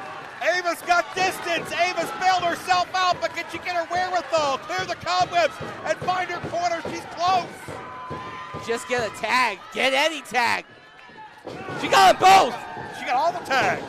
Here we go. Troublemakers and brotherly love in there now. A great team that's traveling the country. They challenge for the NWA-US tag titles down in Tennessee. They'll be in the Upstate 8 in Rochester. They're putting in the miles. They're getting as good as they can get. They are on the radar of so many top companies, and we're seeing why. And now, oh! You know, they said earlier Specter is washed up. I think it took that to heart, Joe. Yeah, Specter's not washed up. Guys, wait a minute. Oh, teacher and student. What are you going to do, Specter? Lexus isn't afraid. Lexus is daring Specter to hit her. Specter's too much of a gentleman. He's old school like that. But Lexus will take advantage. Hey, it's legal, guys. Intergender rules. Gives her a hug. He doesn't want to hurt his student. I mean, that's his student. Oh, Specter what's wants this? to see the best. Ava will though. Missile drop kick. This thing's just breaking down. Look, WizCan's in the ring. What the heck is... Again, the WizCan shouldn't even be in there. But wait a minute. Heck with it. Oh! WizCan shouldn't be in the building. QB Blitz, the difference maker. That's the difference between the Steel City and Philly right there. Up and over. Oh, goodbye. WizCan just got turned to Swiss cheese. I think Klepto is on an island of one right now, and he is in trouble. Oh, look out! The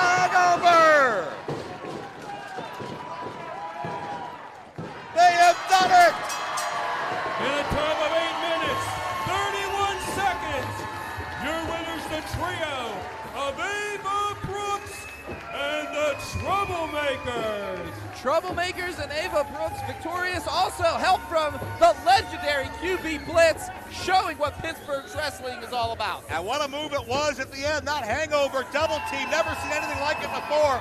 But it shows you why the Troublemakers are on the radar of a lot of top promoters, and were able to overcome I gotta the make this short and bitter sweet, Philadelphia mentality. but I gotta tell you something. This was the nicest welcome back I ever had. I want to say one thing real quick. You see those QB Blitz signs? This man, come here. Come here. This man really does rule. For those of you who don't know, my buddy QB Blitz has been battling cancer, and he is kicking the shit out of it.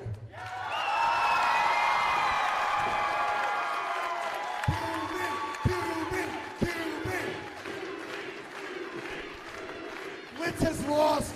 He's lost 100 pounds. He's in the greatest shape of his life. He is totally jacked and totally committed. He's going to beat this thing.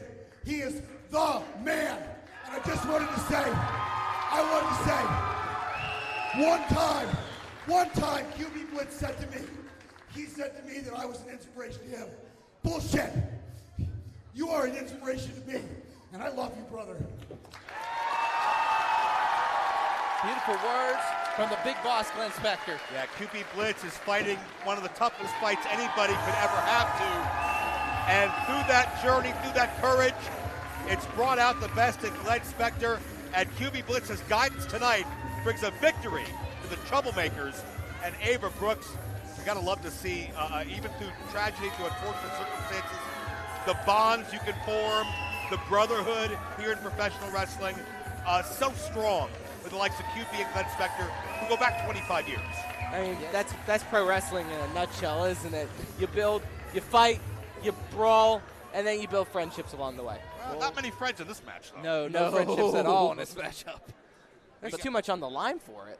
Yeah, we got over a dozen hungry young athletes who are looking to make their careers overnight and get a shot into the Pitt Fight Championship And now, Scramble at wrestling the end fans, of the Pitt broadcast. Fight 5 just keeps getting more explosive.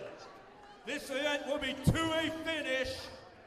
It is the 15-man 2025 BOBCAT Brawl. Here are the rules. We will start the event with 2 randomly selected competitors. Thereafter, every 60 seconds, a new randomly selected grappler will enter the competition. Eliminations are by throwing foes over the top rope and down to the floor, with both feet having to touch the floor to complete the elimination. Once all 15 participants have entered the ring, the eventual sole and final survivor of this melee will earn the final slot in tonight's main event, the 6-man scramble match for the Pitt Fight title. Now let's bring our first 2 randomly selected grapplers to the ring. I wonder who's the unlucky one to draw number 1. Then again, number 1 hasn't been that much of an unlucky number at times. Wow, you certainly had the longest journey to get to the top. Entrant number 1, Jasper Alvin Ziegenbach. It's Jazz. Thank you, Hank. It's Jazz, a young athlete 9 months into the game, a background in boxing, in Tong Soo Do, somebody whose striking game is very evident, but still a rookie. It's Jasper Alvin Ziegenbach ready for an opportunity like this. That's right, Jazz is fired up, and he knows the opportunity here tonight. And just in the business, a rookie, and he's ready to go. I mean, look at him. He loves the headbang, loves the party, but that is not going to help you when it comes to the BOBCAT Brawl. You got to be on your toes and on your feet and ready to rock. Was telling me earlier today, a billy goat is important, and kind of a spirit animal of sorts, because it represents individuality and walking your own path, not being a sheep. And talking about someone who walks his own path. Entrant number 2, the sexy, talented dude, Corey Futuristic want to talk about two distinct different styles. You got Jazz coming out here, headbanging, moshing, ready to go. Corey Futuristic coming out here, chill, calm, Careless Whisper blasting. One of my favorite songs, and I love this song. I'm dead serious. I love this song. But there's nothing better than Wham in the future. There's nothing we haven't heard. There's nothing better than Wham in the present. Why would there be better than Wham in the future? Oh, God, he's got a microphone. Everybody run. Yet. I have to talk to Jasper. Intimate conversation between two wrestlers. Okay, Jasper. We could start this match, beat the crap out of each other, and we're probably going to get eliminated halfway through since there's 13 other competitors. Or we could team up together, and I'm not just saying this just for my advantage. You could be the next STD member. You could be the next Billy Ruxpin. Oh, God. You're sexy, you're talented, and you're a dude. He does hit all what the do you say, checkboxes. buddy? I mean, could this be Shut a the deal? hell up! But can Jazz trust Corey Futuristic? I don't think anybody could trust Futuristic, but then again, can Corey trust himself? I've made a point to not trust STDs. Wait a minute. Well, sometimes you learn the hard way. Yep. Had a long 8 years of Don't college. shake his hand. Don't shake his hand, Jazz. That's how you get. Never mind. I know you're inexperienced. I know. Oh. Corey in for the hug. That's how Corey says. Corey doesn't know boundaries. No. Read the room. Yeah. Happy belated birthday to Corey Futuristic. He just had one 2 days ago. So wouldn't this be a perfect birthday present to be implemented into the main event if this plan works? He's from the futures. How old is he? Like -73? Something like that, yeah. I think we're at -87, but who knows? Corey is really enamored by the sexiness of Jazz. Are we actually going to spend just flexing for him at the start of the match? Are we going to spend the whole minute just doing a flex off? I feel like this is normally behind a paywall. This should not be free on IndyWrestling.us. Or you get $9.99 a month for just this. You know, you should really just donate to Make-A-Wish to make me feel better about I got this. a wish right now that number 3 comes out now. I don't want to wait. Can we 32 just seconds. speed this up? Speed the clock up. Thank you. They're saying time is finite. I mean, look at the guns on Jazz, though. Jazz is very well put together, and Corey is in the ring, too. I think these Pitt Greensburg fans want to watch. Futuristic now. Oh, there we go. There you go. Channeling his inner Hulkster. Earlier, channeling his inner ravaging himself. And what's this? It's like Rick Rude and Warrior. I don't know. I mean, okay, we have 5 seconds, and finally someone's going to come in here. 2, thank God. It's the longest minute of my life. Oh, God, it got worse. Entrant number 3. The Whiz Can. Drew Ryan. Just got launched in the parking lot by QB Blitz. And now he's back. I mean, give credit where credit's due. He lost his top. That's one hell of a tough whiz can, as he has just taken out both Jazz and Corey Futuristic, but oh no. Turns around, he took one good shot, but he is just taking it to Jazz right now. What kind of a world do we live in when the Whiz Can turns the move serious? Yeah, you're right. And now he's being double teamed. Nothing. I mean, it wasn't really smart of the Whiz Cam to go into a situation where he knows that Jazz and Corey have teamed up, and now they're just beating on this can. Katie's a can of processed cheese. He's not known for being a Mensa. You would think that the can of processed cheese. Why am I having this conversation? I will say this, though, to both of you. Don't take anything away from the Whiz Can. Did you guys see that Destroyer a couple months ago that he delivered in the middle of the ring? Yeah, it was unbelievable. Dillinger you're talking about. Yeah. Yeah. Well, hey, I mean, you're not the mascot for brotherly love just because, you know, you sell merch. You know what I mean? He's tough. Well, who is next up? I know that music. Yeah, I think we're going back to the Tri-Chi fraternity. As if it wasn't already bad enough for the Whiz Can.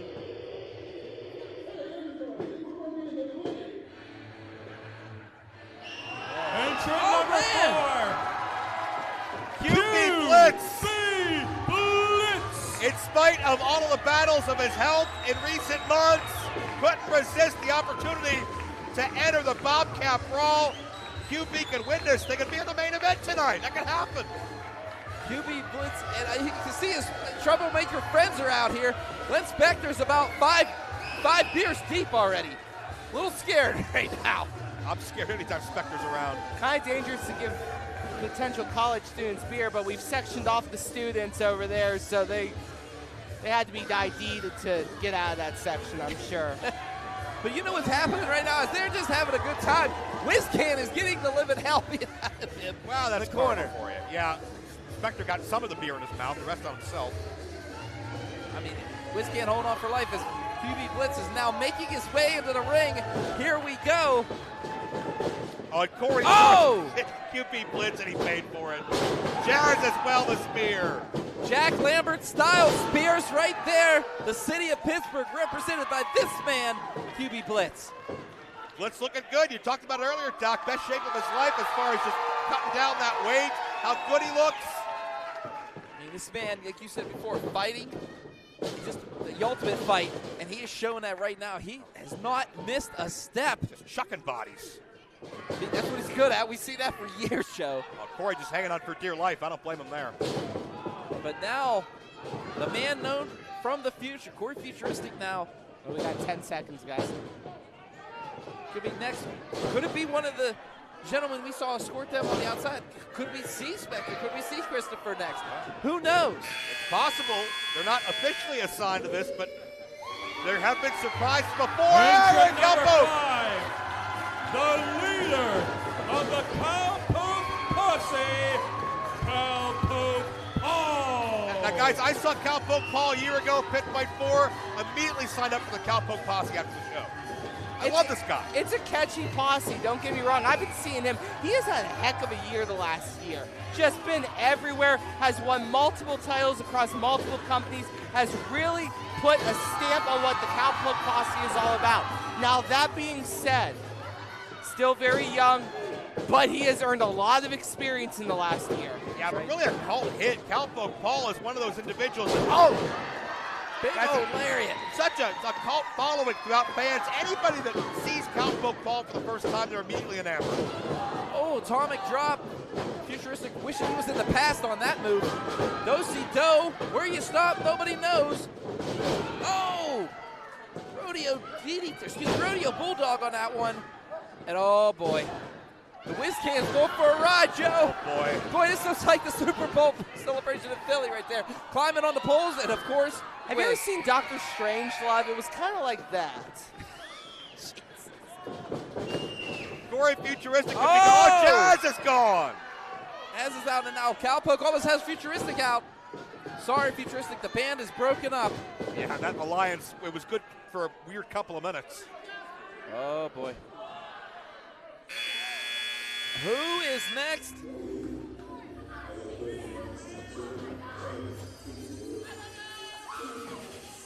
A man that has a boxing background, Dior Castro. Entrant number 6. Yeah, Dior Castro. Been working out those meat freezers, punching those big slabs of beef. Guys, I don't know if you noticed, but QB Blitz was eliminated during Dior Castro's entrance, and of course, Dior Castro and WizCan, both members of Brotherly Love. Dior's had his issues with Brotherly Love as of late. I'm sorry, they were, my bad. What we thought was going to be a reunion was Dior just setting the WizCan up for the inevitable downfall again. WizCan not the smartest can in the cupboard. And we love you, Corey. Was Corey talking to us? Yes, he just said he loves us. All of us? Maybe me and you. Even he's not me? a fan of he's not a fan of KK. He and I, Corey and I have fought over D&D. That's a story I'll tell you later. But he did just eliminate the WizCan. Dior Castro just eliminated the WizCan, and I'm a huge fan of Dior now. Wait a minute, Dior, hold on for dear life. Has that top rope? Almost. No. Smart move by Corey, though, pressing the advantage. Dior's not that good at that. Now he is. Dior Castro, I mean, kickboxing background. I mean, I hope it lasts for him in this. But again, this ring's going to keep piling up. But my God, we've seen how many eliminations so far? 3 or 4 already. Yeah, well, we're about to see number 7 in this matchup. 3 men legal. Entrant number 7, the Thrasher, Keegan Taylor.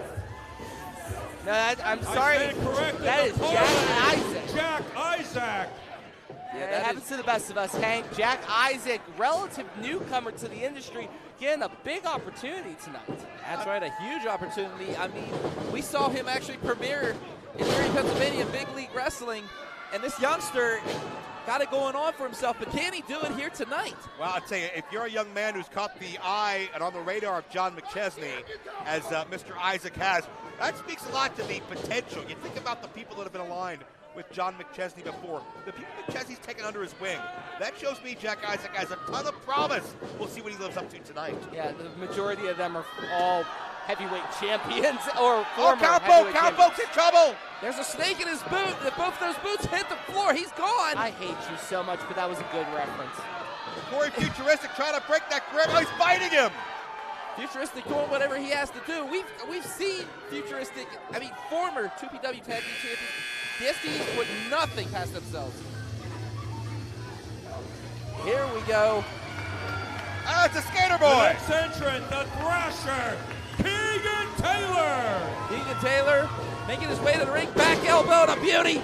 Now last year, Keegan was in the BOBCAT Brawl known as Tyler Brooks. That's Only right. lasted about 46 seconds. He's looking to make up for that here tonight. Whole new name, whole new body, best shape of his life, 215 pounds, and a new mindset that comes from Keegan Taylor, one half of his tag team with Johnny Mahalo. Taylor looks great in there, and I mean, right now, though, he's being double teamed by Castro and Isaac, and you know, Taylor, one half of the Cowpoke's still in. Look at this. He's got a chair. Oh my God. Cowpoke has What is survived. this? Well, he's going away from the ring. That's not smart. You're going the wrong way, Cowpoke. This is happening, folks. Yeah, okay, but he's got to stop eventually. I think he's taking a break. This is actually incredibly smart. Well, I mean, he's still in. It's working so far.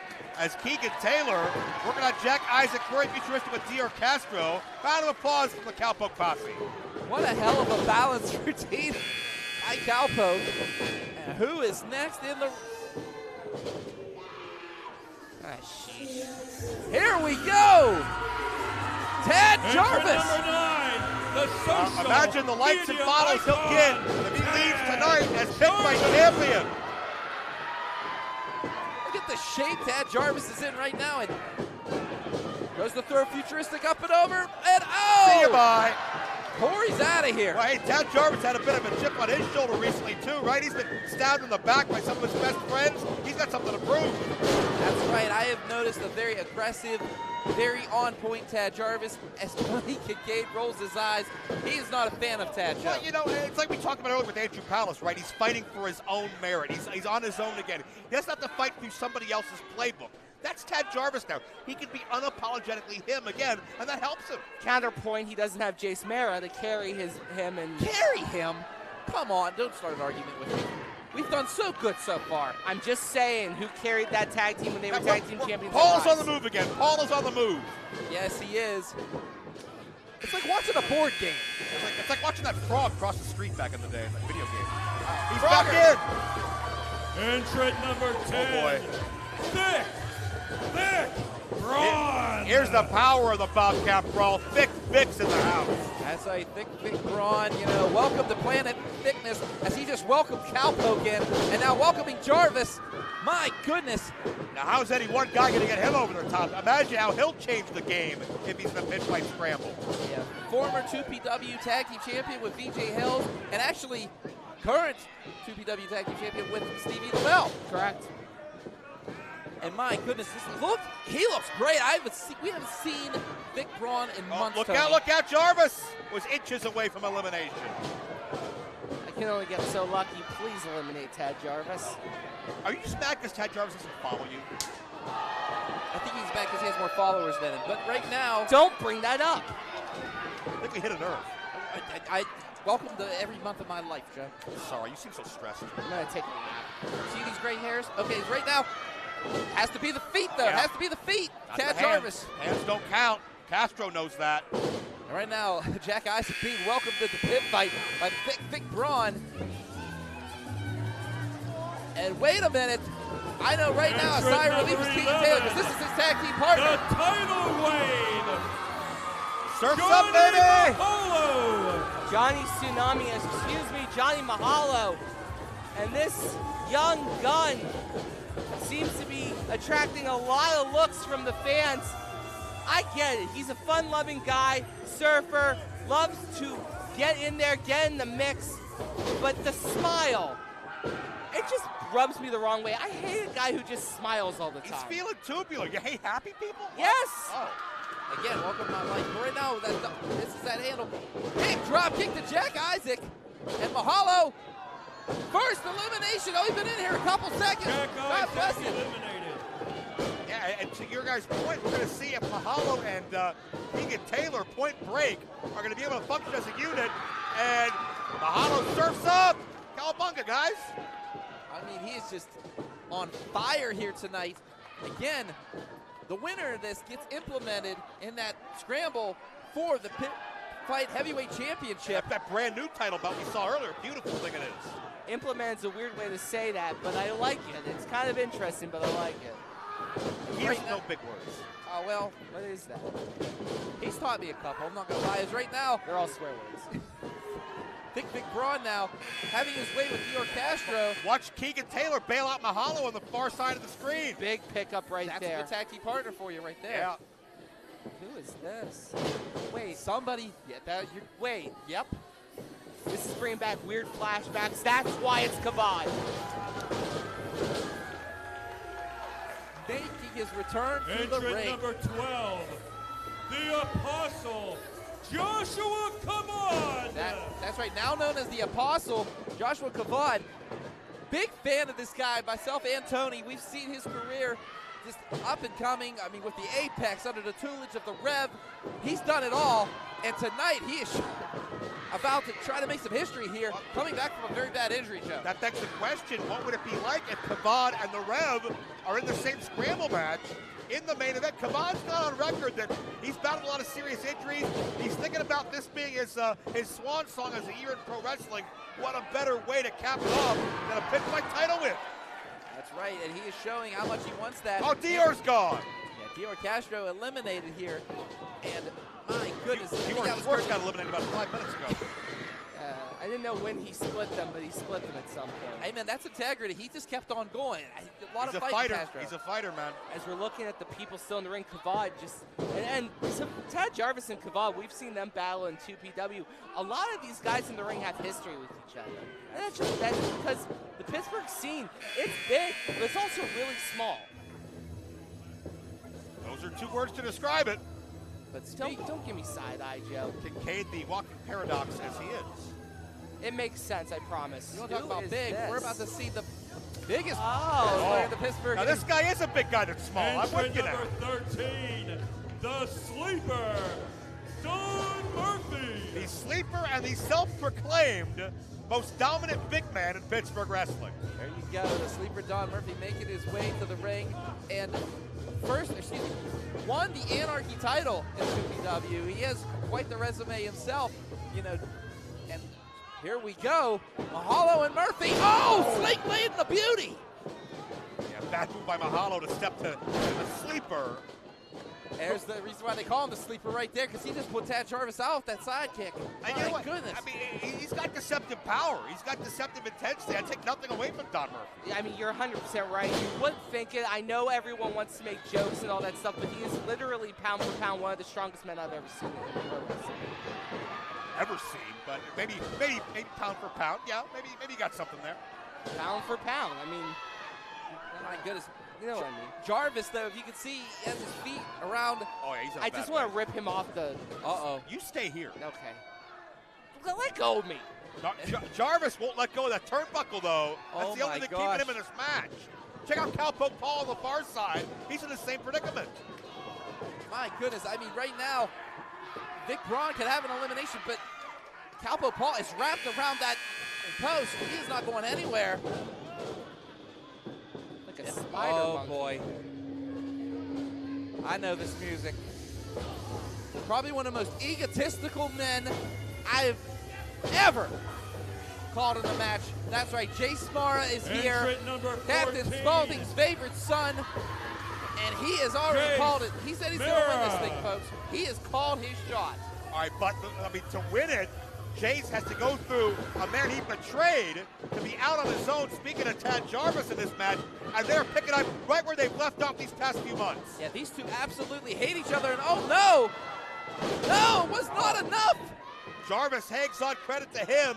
That was sheer willpower, not letting Jace Mara get the better of him again. I don't know how he did that because Jace Mara is coming from blood right now. I mean, I've never seen someone so bloodthirsty in a over-the-top rope battle royal.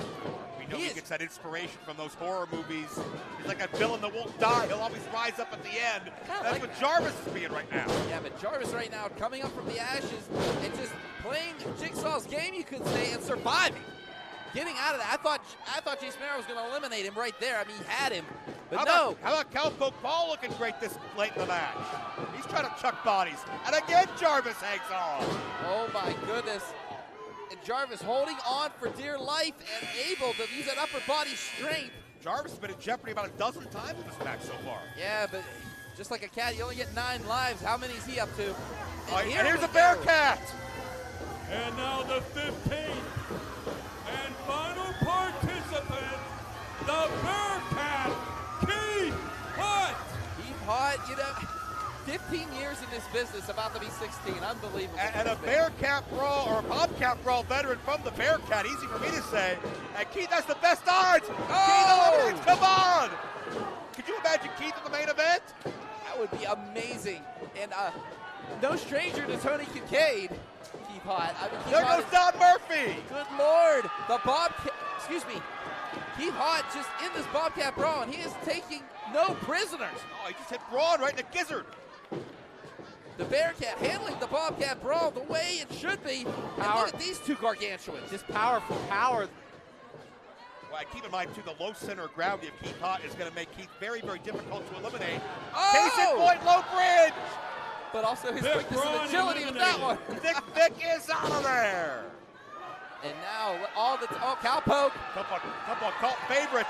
He wants to ride the BOBCAT, but it's just not enough. Nah, BOBCAT's not tame enough. Oh no. Where are we going with this? Going for a destroyer, but it's gonna get worse. Run, Paul, run. Uh-oh. Oh! Shades of Yokozuna on that one. My goodness. Cat bonsai. Woo. And I gotta give credit to Keith. They have been running roughshod ever since they entered this match. Jarvis and Jace are still in there. Former partners, now rivals. Keegan and Mahalo, current tag team partners. As we are down to the final 6, one of these athletes will be in the Pitt Fight title main event, joining the Rev, A1 McChesney, Preston Everest, and David Lawless. I gotta put my money on Jace right now. He's coming in with an immense amount of fury. But right now, well, I gotta look at Tad Jarvis as somebody who has escaped death more times than anybody in this matchup, and he's still surviving. I like the BOBCAT guy. I mean, he's just coming in here with ferocity, not getting tired, and he's taking it there. He has fought everybody at Rumble. He has not chosen any friends. He's out to win this thing. Well, and keep in mind, guys, too, Cowpoke Paul's the Iron Man. He's been here the longest. That is true. He has been running this for, by my count, about 15 minutes plus. And Mahalo, he's probably got the nicest tan. I don't know if that helps very much, but it's a thing. Oh, Point Break, what do you expect? There's spring break all the time. There you go.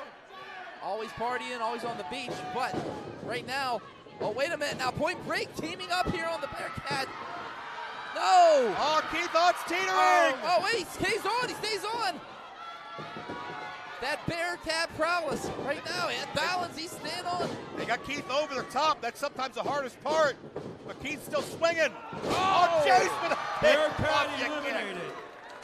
It took 4 people to eliminate the BOBCAT right there, but Jace Mara with the kill shot, so to speak, as Cowpoke Keegan's gone, and Point Break's advantage is history. That's right, Johnny Mahalo, no more partner, all alone. Oh, look at this. Now, where do the alliances lie? Can anyone trust Mahalo? Jace and Jarvis cannot trust each other. Cowpoke Paul may be the odds-on favorite to the fans here tonight. I mean, Mahalo is Like, it's 3-on-1. Jason's right now staring down the barrel of a... Oh! Never mind, as he just goes low and eliminates 2 of the 3 issues. It's Cowboy Paul now throwing those punches. Cowpoke Paul exploding with a Cowpoke posse behind him. The hard right. God, just took Mara out of that one. We're going for a ride, folks. It's time. Up and over. Rodeo. Oh, no, he's going for a rodeo DDT. But Mara has him out. Up. Jeez. With AA-like intensity, that spine buster just drilled Cowpoke Paul, but that's only half the equation. You got to get him up and over the top. It's all Tad's complaining about is the low blow. It's legal in a over-the-top battle royal. It's legal in the BOBCAT brawl. Well, I think Tad's more complaining about who did it and what they used to stand for. That's right. Cowpoke's fighting for his life right now on that apron, but no. Mara now sliding under. Smart move by Jason Mara. Cowpoke Paul was over the top rope. He is eliminated. Yeah.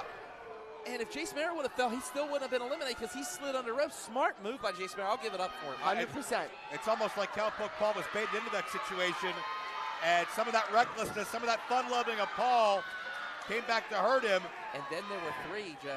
Yeah, and it's almost like Mahalo's caught in the middle of these 2, not blood brothers, but certainly brothers in arms, Mara and Jarvis, who fought like hell on the same side, and now can't stand the sight of one another. No, I mean, there actually has to be extra security in the back for Rise with these 2, and you can see as they just hate each other and just delivering those rights back and forth. Has him up, and oh!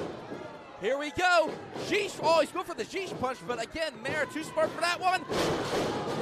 Jarvis was looking for revenge, but Jace, the tag team partner, had that offense scouted, knew it was coming, and cut Jarvis off at the pass. I know the Rise security, big Brendan Kay, Johnny Norris, the commissioner over there, sending guys over to make sure that this did not interfere with their situation over at Rise.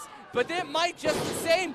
Oh, I gotta say, he was on the top rope. Technically, he is primed to be eliminated in this situation. That's true, dangerous territory. And there he goes. He got him. Jace Mara eliminated. Jace Mara gone, and it is down to 2, Mahalo and Jarvis. Jarvis still suffered from the effects of that low blow. It's a measure of revenge from Jarvis. It's an emotional dump right now, but his job isn't done. There may be no personal grudge with Jarvis and Mahalo, but all the money, all the championship pride could rest in these final 2 of the BOBCAT brawl. The big opportunity, you have to put away any former friendships, any former hatred, any former anything. The title opportunity is on the line. Go big, go home. This is the BOBCAT brawl. Go. Handshake. I respect it. Let's go. Oh, there we go. Drop step changes directions as Johnny Mahalo up and over, like rides the wave, but Jarvis drops him with the inverted. There we go. Sheesh punch. Oh, lays him. Could be it right here. He's off balance. Got to throw him over. No. Look at atomic drop. Mahalo lands on his feet. That great agility, dexterity. On the ground or in the water, Mahalo can score big as far as just that sense of balance. Nice. Man, low and famouser, I'll say it. He calls out the whirlpool, and he's gonna beat him! Wow! In a time, 26 minutes, 17 seconds, winner of the BOBCAT brawl, and the winner of the final slot in tonight's main event, 6-man scramble match for the Pitt Fight heavyweight title. The title wave, Johnny Mahalo. Gentlemen, I don't think any of us have this on our bingo card. Johnny Mahalo, still a venerable rookie in pro wrestling, is a main eventer and maybe the next Pitt Fight champion. We're going to stress this. This is the 2nd year in a row Tad Jarvis has become the bridesmaid, not the bride. Lost to McChesney last year, now losing 2nd. Guys, I'm getting the go-home sign, so we're going to intermission, it looks like. Johnny Mahalo is going to the main event, though. Yeah. What a first half to remember. That's all I How gotta is say. Johnny Mahalo going to function against 5 of the best Pitt Fight? Hey, he just did it with 15 men. Let's see what happens next. Intermission time on IndyWrestling.us. Sit tight. We'll be back the second half. Make of sure to Pitt Fight donate. 5. Make sure to donate. Click the link. Wish.org.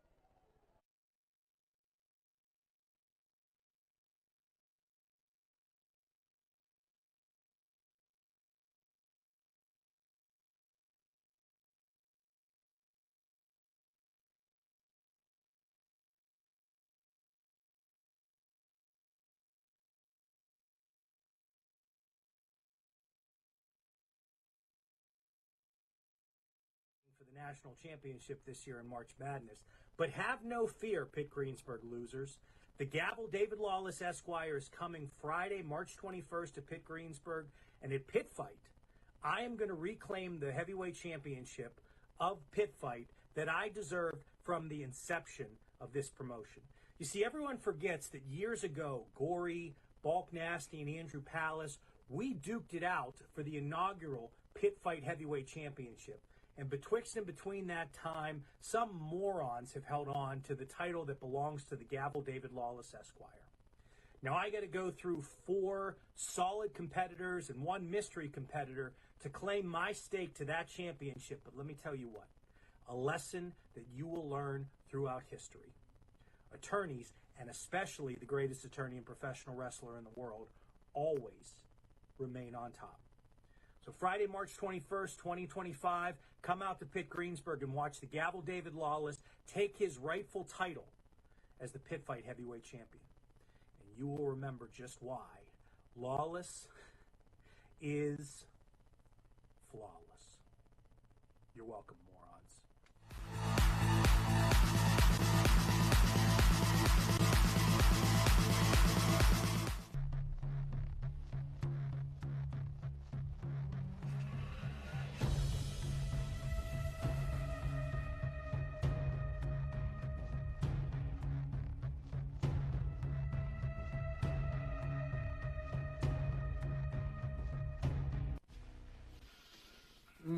Smells so good, even in cellophane.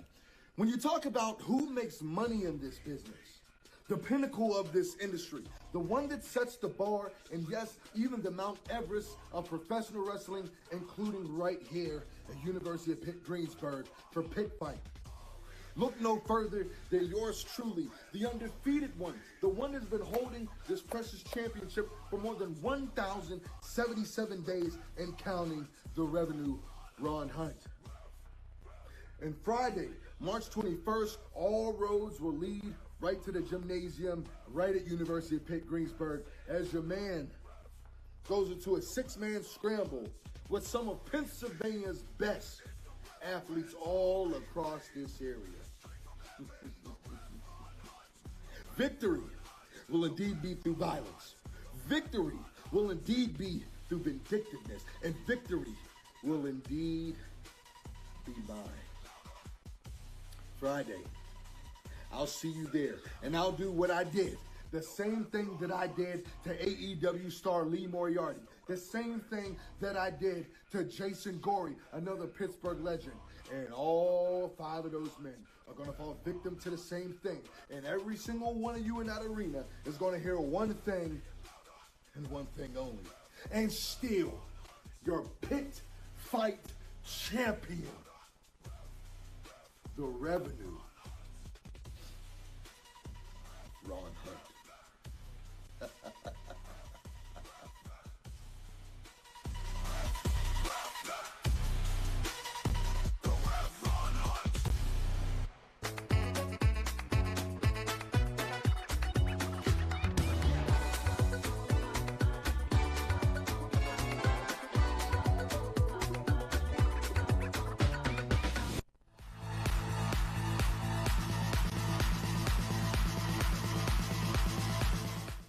Ladies and gentlemen, boys and girls, at Pitt Fight, we're going to see something we haven't seen for a long time. Hell, so long ago, some of you may not even know it happened.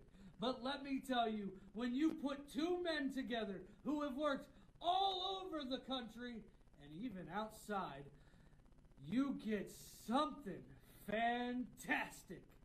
Warhorse, Pitt Fight Tag Team Champions. Can you stand up to that measure? Warhorse, we're going to lighten the load for you. You know why? Because flipping ain't easy.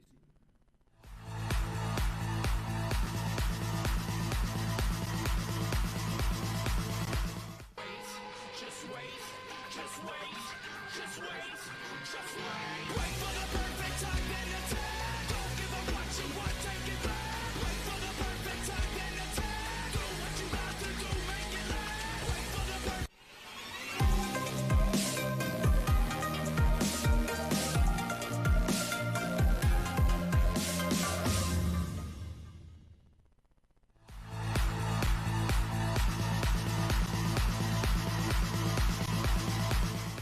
Now, I know most of you at Pitt Greensburg are crying over the fact that, one, you couldn't make it to Pitt main campus, and two, the Pitt Panthers aren't going to be playing for the national championship this year in March Madness. But have no fear, Pitt Greensburg losers.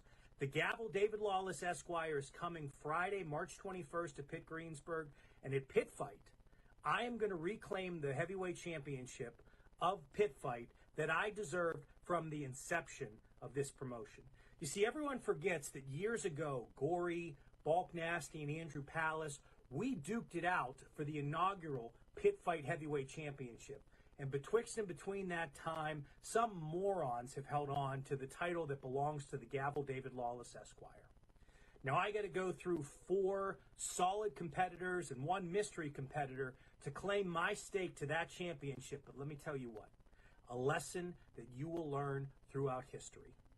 Attorneys, and especially the greatest attorney and professional wrestler in the world, always remain on top. So Friday, March 21st, 2025, come out to Pitt Greensburg and watch the Gavel David Lawless take his rightful title as the Pitt Fight Heavyweight Champion.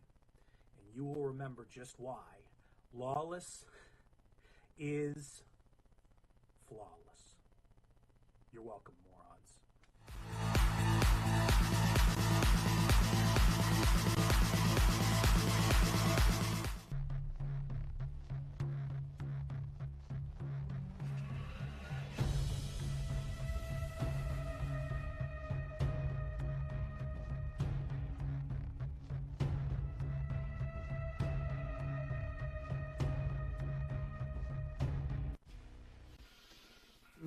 Smells so good, even in cellophane.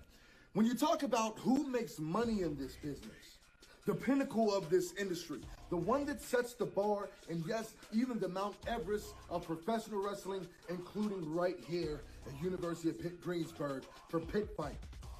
Look no further than yours truly, the undefeated one, the one that's been holding this precious championship for more than 1,077 days and counting, the revenue, Ron Hunt. And Friday, March 21st, all roads will lead right to the gymnasium, right at University of Pitt Greensburg, as your man goes into a 6-man scramble with some of Pennsylvania's best athletes all across this area. Victory will indeed be through violence. Victory will indeed be through vindictiveness. And victory will indeed be mine. Friday, I'll see you there, and I'll do what I did. The same thing that I did to AEW star Lee Moriarty. The same thing that I did to Jason Gory, another Pittsburgh legend. And all 5 of those men are going to fall victim to the same thing. And every single one of you in that arena is going to hear one thing and one thing only. And still, your Pitt Fight champion. The revenue, Ron Hunt.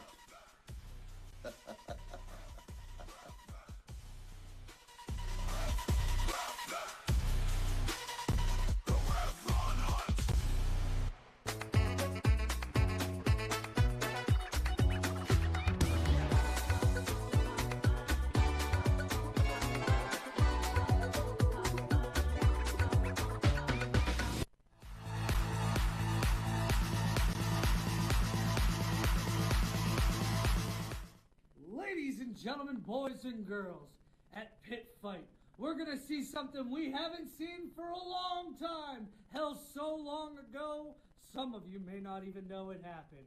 But let me tell you, when you put two men together who have worked all over the country and even outside, you get something fantastic.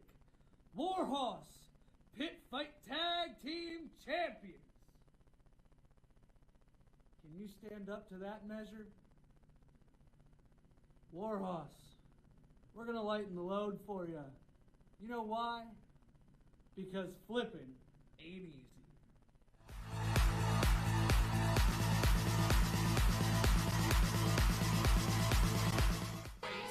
Just wait, just wait, just wait, just wait. Wait for the perfect time, then attack. Don't give up what you want, take it back. Wait for the perfect time, then attack. Do what you have to do, make it last. Wait for the perfect.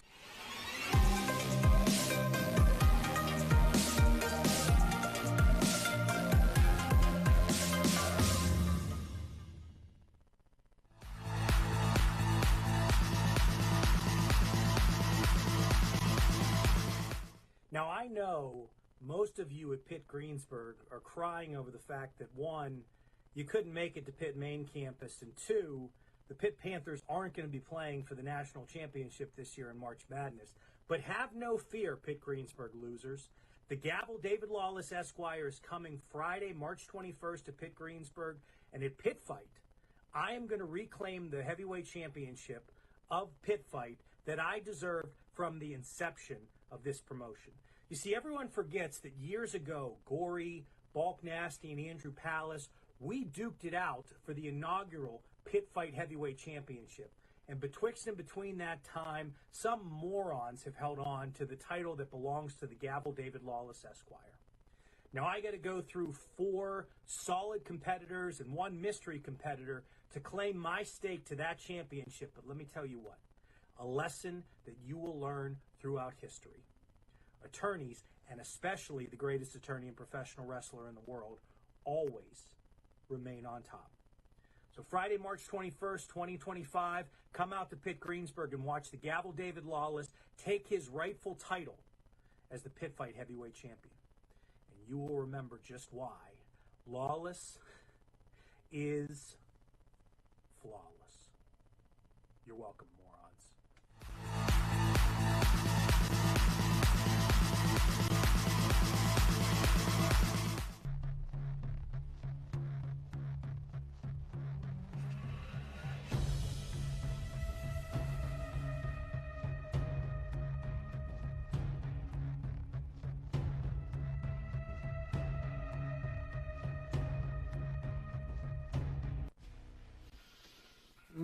Smells so good, even in cellophane. When you talk about who makes money in this business, the pinnacle of this industry, the one that sets the bar, and yes, even the Mount Everest of professional wrestling, including right here at University of Pitt Greensburg for Pitt Fight. Look no further than yours truly, the undefeated one, the one that's been holding this precious championship for more than 1,077 days and counting, the revenue, Ron Hunt. And Friday, March 21st, all roads will lead right to the gymnasium right at University of Pitt Greensburg as your man goes into a 6-man scramble with some of Pennsylvania's best athletes all across this area. Victory will indeed be through violence. Victory will indeed be through vindictiveness. And victory will indeed be mine. Friday, I'll see you there, and I'll do what I did. The same thing that I did to AEW star Lee Moriarty. The same thing that I did to Jason Gory, another Pittsburgh legend. And all 5 of those men are going to fall victim to the same thing. And every single one of you in that arena is going to hear one thing and one thing only. And still, your Pitt Fight champion. The revenue, Ron Hunt.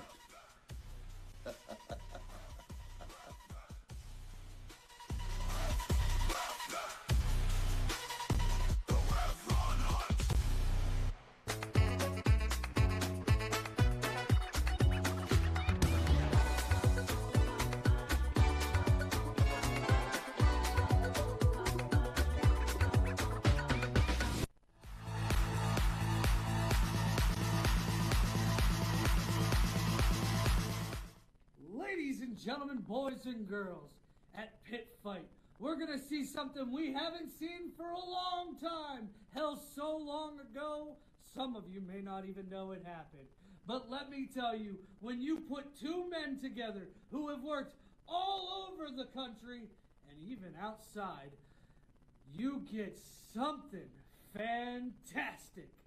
Warhorse, Pitt Fight Tag Team Champions. Can you stand up to that measure? Warhorse, we're going to lighten the load for you. You know why? Because flipping ain't easy.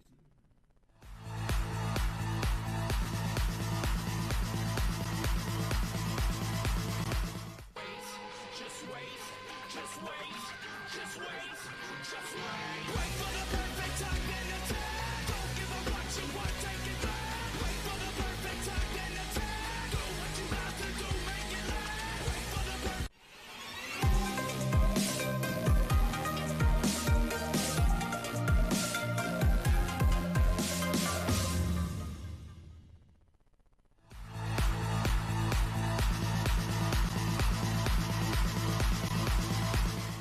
Now, I know most of you at Pitt Greensburg are crying over the fact that, one, you couldn't make it to Pitt main campus, and two, the Pitt Panthers aren't going to be playing for the national championship this year in March Madness.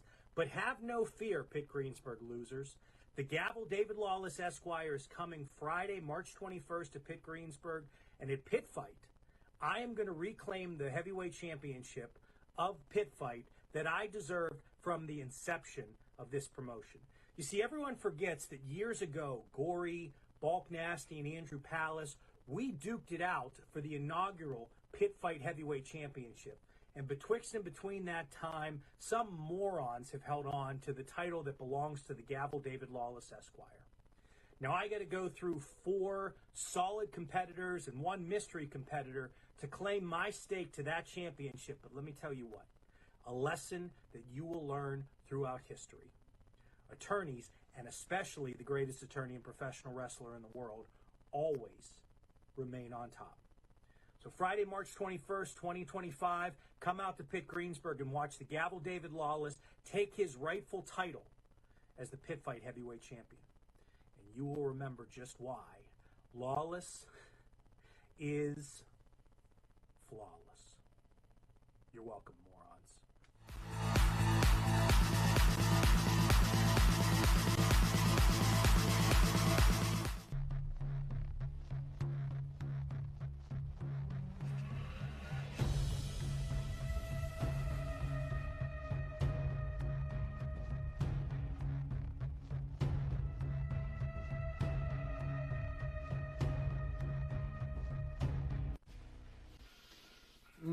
Smells so good, even in cellophane. When you talk about who makes money in this business, the pinnacle of this industry, the one that sets the bar, and yes, even the Mount Everest of professional wrestling, including right here at University of Pitt Greensburg for Pitt Fight. Look no further than yours truly, the undefeated one, the one that's been holding this precious championship for more than 1,077 days and counting, the revenue, Ron Hunt. And Friday, March 21st, all roads will lead right to the gymnasium right at University of Pitt Greensburg as your man goes into a 6-man scramble with some of Pennsylvania's best athletes all across this area. Victory will indeed be through violence. Victory will indeed be through vindictiveness. And victory will indeed be mine. Friday, I'll see you there, and I'll do what I did. The same thing that I did to AEW star Lee Moriarty. The same thing that I did to Jason Gory, another Pittsburgh legend. And all 5 of those men are going to fall victim to the same thing. And every single one of you in that arena is going to hear one thing and one thing only. And still, your Pitt Fight champion. The revenue, Ron Hunt.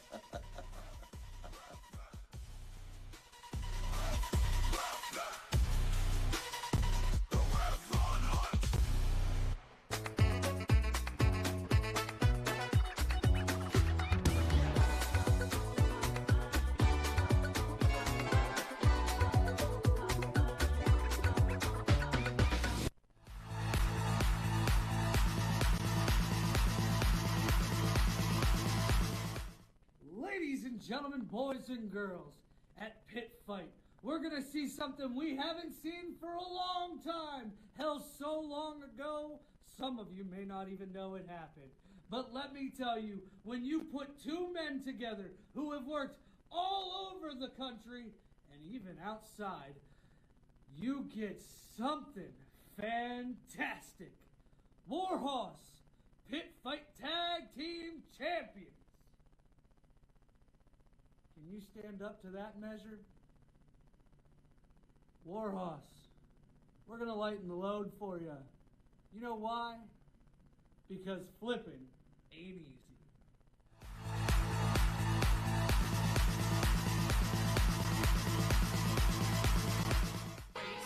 Just wait, just wait, just wait, just wait. Wait for the perfect time then attack. Don't give up what you want, take it back. Wait for the perfect time then attack.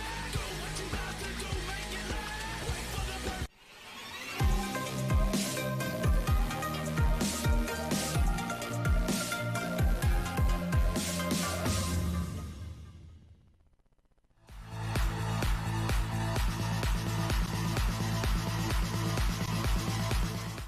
Now, I know most of you at Pitt Greensburg are crying over the fact that, one, you couldn't make it to Pitt main campus, and two, the Pitt Panthers aren't going to be playing for the national championship this year in March Madness.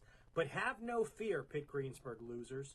The Gavel David Lawless Esquire is coming Friday, March 21st to Pitt Greensburg, and at Pitt Fight, I am going to reclaim the heavyweight championship of Pitt Fight that I deserved from the inception of this promotion. You see, everyone forgets that years ago, Gory, Balk Nasty, and Andrew Palace, we duked it out for the inaugural Pitt Fight Heavyweight Championship. And betwixt and between that time, some morons have held on to the title that belongs to the Gavel David Lawless Esquire. Now, I got to go through 4 solid competitors and 1 mystery competitor to claim my stake to that championship. But let me tell you what, a lesson that you will learn throughout history. Attorneys, and especially the greatest attorney and professional wrestler in the world, always remain on top. So Friday, March 21st, 2025, come out to Pitt Greensburg and watch the Gavel David Lawless take his rightful title as the Pitt Fight Heavyweight Champion. And you will remember just why Lawless is flawless. You're welcome, morons.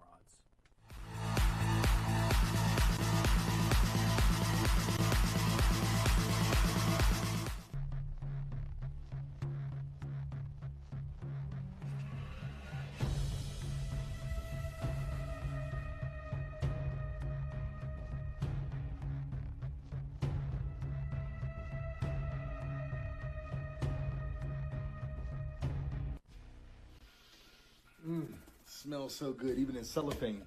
When you talk about who makes money in this business, the pinnacle of this industry, the one that sets the bar, and yes, even the Mount Everest of professional wrestling, including right here.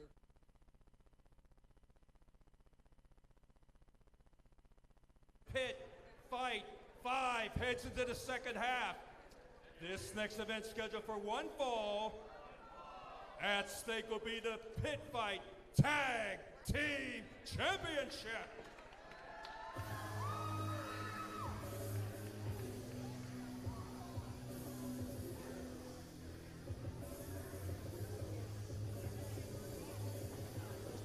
Well, we are set to see as we begin the second half of action here. Pitt Fight number 5. Best tag team today against one of the best tag teams of all time in this area. Approaching the ring, the defending Pitt Fight Tag Team Champions. Coming to us from Capital City, Ohio, at a combined weight of 610 pounds. They are Pat the Bruiser and Crosshairs Kelly. They're the best in the Midwest Warhorse. 4 titles, 7 states, best in the Midwest. These guys have just run tyranny all over Western PA with the RWA Tag Team Championships. Myself and Tony Kincaid have actually witnessed this. They are probably one of the most dominant tag teams in the Pittsburgh. Hell, in the U.S. region. I'll say it. Yeah, but they're under a bit of fire recently. They recently lost the Rise title a few months ago, and now they're under attack in RWA by what looks like to be the Wise guys are aiming their sights to them. But they also have to look forward to this team as Freak, that weirdo, shows up. What is he doing here? What do you have against him? Have you looked at him? Yeah, one of the best managers in this I area today. take great offense to that. Watch your tone. Compared to you, sir. There you go. If I do that, Joe, you'll have me beat up if I don't say that. You know that, right? Okay, good. So hostile, you two. Accompanied to the ring by Freak, here are the challengers. At a combined weight of 361 pounds, they're the team of FLIPPIN Ain't Easy. Individually, from Pittsburgh, Pennsylvania, the Neon Ninja Facade. His partner from Ogden Marsh, the New Age Plague, Gory. Well, they are a tag team that on the surface may look like polar opposites, but they have been practically joined at the hip professionally for the past 20 years as rivals, as tag team partners, even back to their training days together back in 2004 and 2005. Facade and Jason Gory, FLIPPIN Ain't Easy, once spent 55 weeks on top of IWC Wrestling as tag team champions. They've also been the most bitterest of rivals that have met in cage matches, casket matches. Say what you will, they've met and they fought each other in that environment. But those battles brings that mutual respect closer together. And even though Gory hangs out in those dark corners a lot, and Facade loves to be immersed in neon green, they have a common bond when it comes to the competition in between the ring. I mean, these guys have been through so many teams. The Gambinos, Founding Fathers, Super Smash Bros., and just recently, when these got back together, it was against the Lucha Brothers. Yeah, I was there for that match down at Remix Pro Wrestling. Ray Phoenix kicked Facade so hard his soul left his body.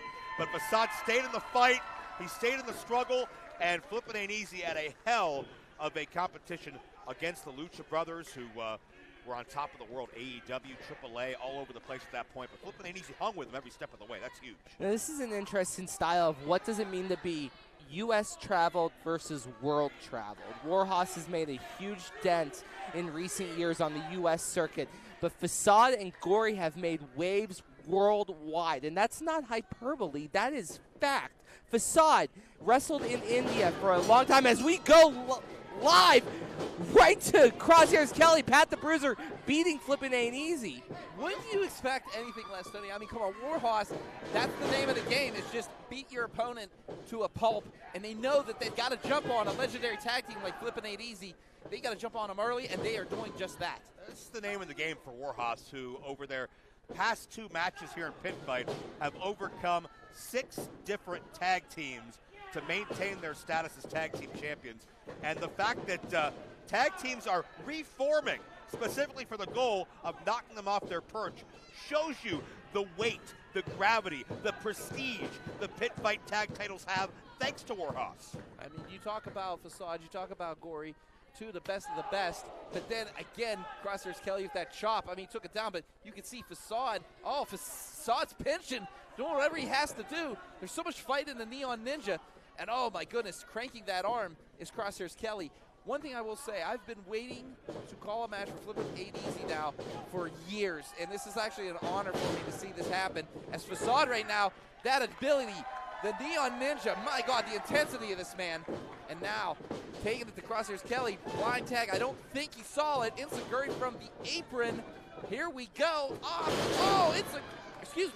Springboard into an Enziguri. Oh, my goodness, it looks like they haven't missed a step. Synergy personified, 2 and a kick out as Gory and Facade have that rapid-fire multi-strike offense.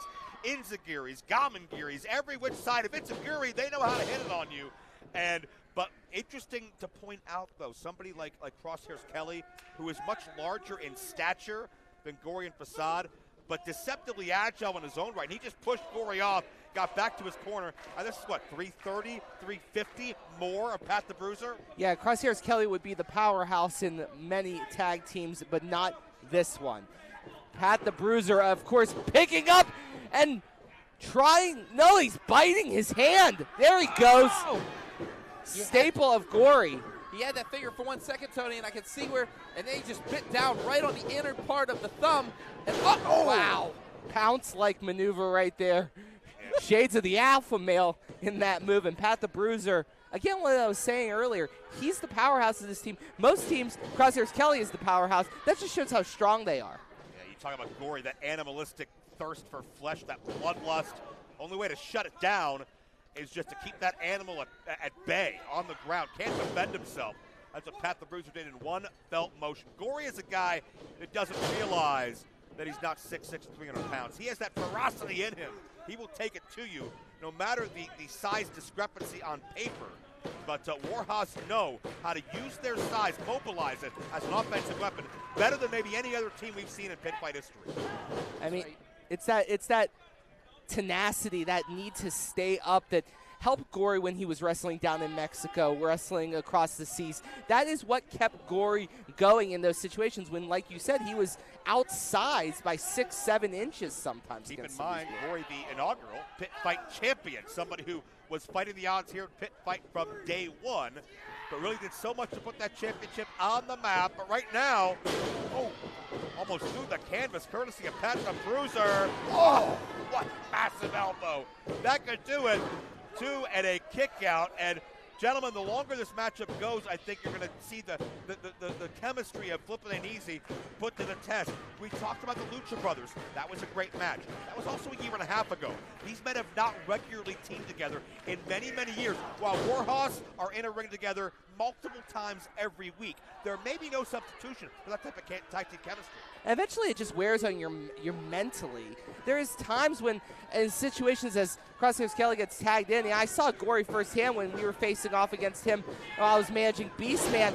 He just went quit, but eventually your body shuts down. A cover here, Crosshairs Kelly able to get 2 on Gory. Notice the smart move by Kelly as he was tagged into the ring. Immediately leaps across to the other side, knocks Facade off the apron, so Facade will not be able to protect Gory from offense like this. They are wearing down Gory. I mean, they are just beating him left and right. They're trying to just pound him down.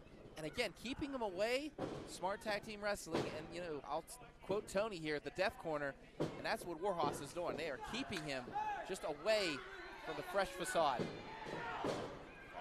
Wide open, nowhere to go, wrenching the leg. The Warhorse done such a great job of keeping Gory immobile. He's not able to run. He's not able. 5 minutes. He's not able to fly. He's not able to elude, and that's what Gory does best. But at this point, stationary, size on size, Gory has no prayer. I mean, Pat the Bruiser, Crosshairs Kelly are already taller. As right now, this is where Warhorse does is they are able to divide and conquer in the ring. You can call it dirty if you want. I know Doc does on a regular basis. But these situations, this is what makes tag team. You got to think that was a 3 count if it wasn't for the fact that Facade had distracted the ref right there. Catch as catch can. You got to keep in mind the reason the referee was distracted because of the diversion caused by Warhorse that raised the ire of Facade. Well, I don't really think, Joe, that you should be blaming the referee for such mistakes. Actually, that's I unfair. blame Warhorse, but that's another point. I like Nick Brown with the Jack Ref here. Well, you can see Gory becoming a battering ram and just trying to bring down Pat the Bruiser. Oh, boy. That's one place you don't want to be. Gory needs a hell of a lot of leverage here. Oh. That could do it. Facade sensed it. Bails out his tag team partner. If not for that, this match could be over. 450 plus, crashing down on the chest of the New Age Plague. But is it enough? Is it an antidote to cure that plague as he is dragging Gory over and tagging his partner, Crosshairs Kelly? Yeah, Gory was reaching. He was a few inches away. And there you see, anytime there's some space, anytime there's some wiggle room, Gory knows his target. He's got to get to Facade before the lights go out. But Warhorse, great job of shutting that down. Oh! He just caught Facade with that one. And a cover here. Gory barely kicks out. And every time Kelly hits Facade, it gets Facade even more just out of sorts, off temper. and gets Facade as a distraction to the referee trying to get into the ring. And all the while, Warhorse is cutting the ring off at its hypotenuse, keeping Gory from getting anywhere near the Flippin' Ain't Easy side of the ring. And just that big boot right there, absolutely separating Gory's sense from his mind, and now staring down Facade, spitting on him. And you have to think Crosshairs Kelly, Pat the Bruiser, Warhorse know they are in complete control of this situation right now. I mean, yeah, Gory's been in there a good, I'd say 5 to 6 minute show, and they are just pounding away on him. And oh, again, all the weight of Pat the Bruiser on just this time just stepping on Gory. Yeah, right in the sternum. And you think of all that weight that's been put on Gory's chest, plus targeting of the legs. Once the air leaves your lungs, it doesn't come back easily. And then your legs go too on top of that, as now they're just toying. Facade's fighting back. Gory is battling all of that as Facade just battling to try to get a seat at the table. Gory has an immense pain threshold. Super Indie champion, tag team champion many times over, but eventually the human body will just shut down and can't withstand anymore. Gory down, struggling. Well, Pat the Bruiser was just standing right on his 1 foot. Yeah. At this point, you know, me and Tony would say Warhorse is just, oh, they're going for the Hoss toss, but no! Gory again, the quickness.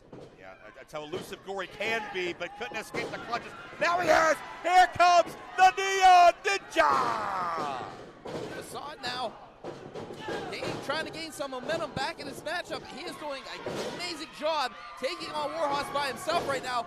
Oh my gosh, the agility, spinning kick right to the face of Pat the Bruiser. Yeah, one of the quickest, most unorthodox strikers anywhere in the game. Facade, the Neon Ninja Aerosol Assassin, gets shut down. It's 2-on-1, no matter how you slice it, how good Facade can be, the numbers don't add up. Oh, look at the neck strength. Incredible bridge, abusive yet elusive. Double drop kick. So both down, but they don't see Gory from behind. Gory to the top rope now. Oh! Double blockbuster from the top rope.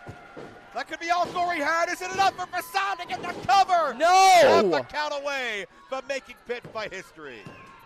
Hey, Warhorse, one thing about them, they are collectors of gold, and they are very stingy with their gold, and they know what is at stake here tonight.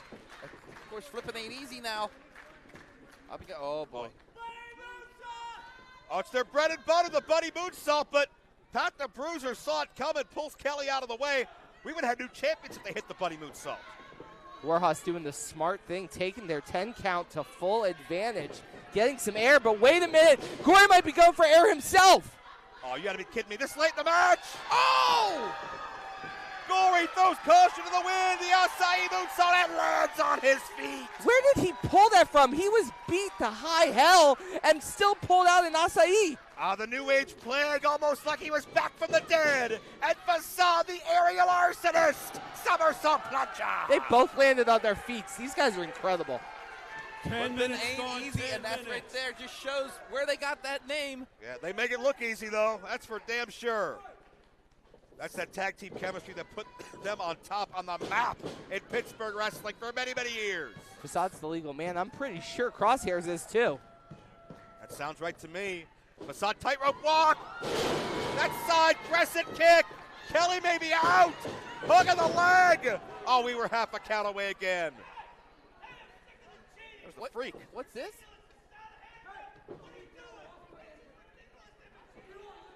Oh no. Freak taking umbrage with this, but he may have overstepped his bounds.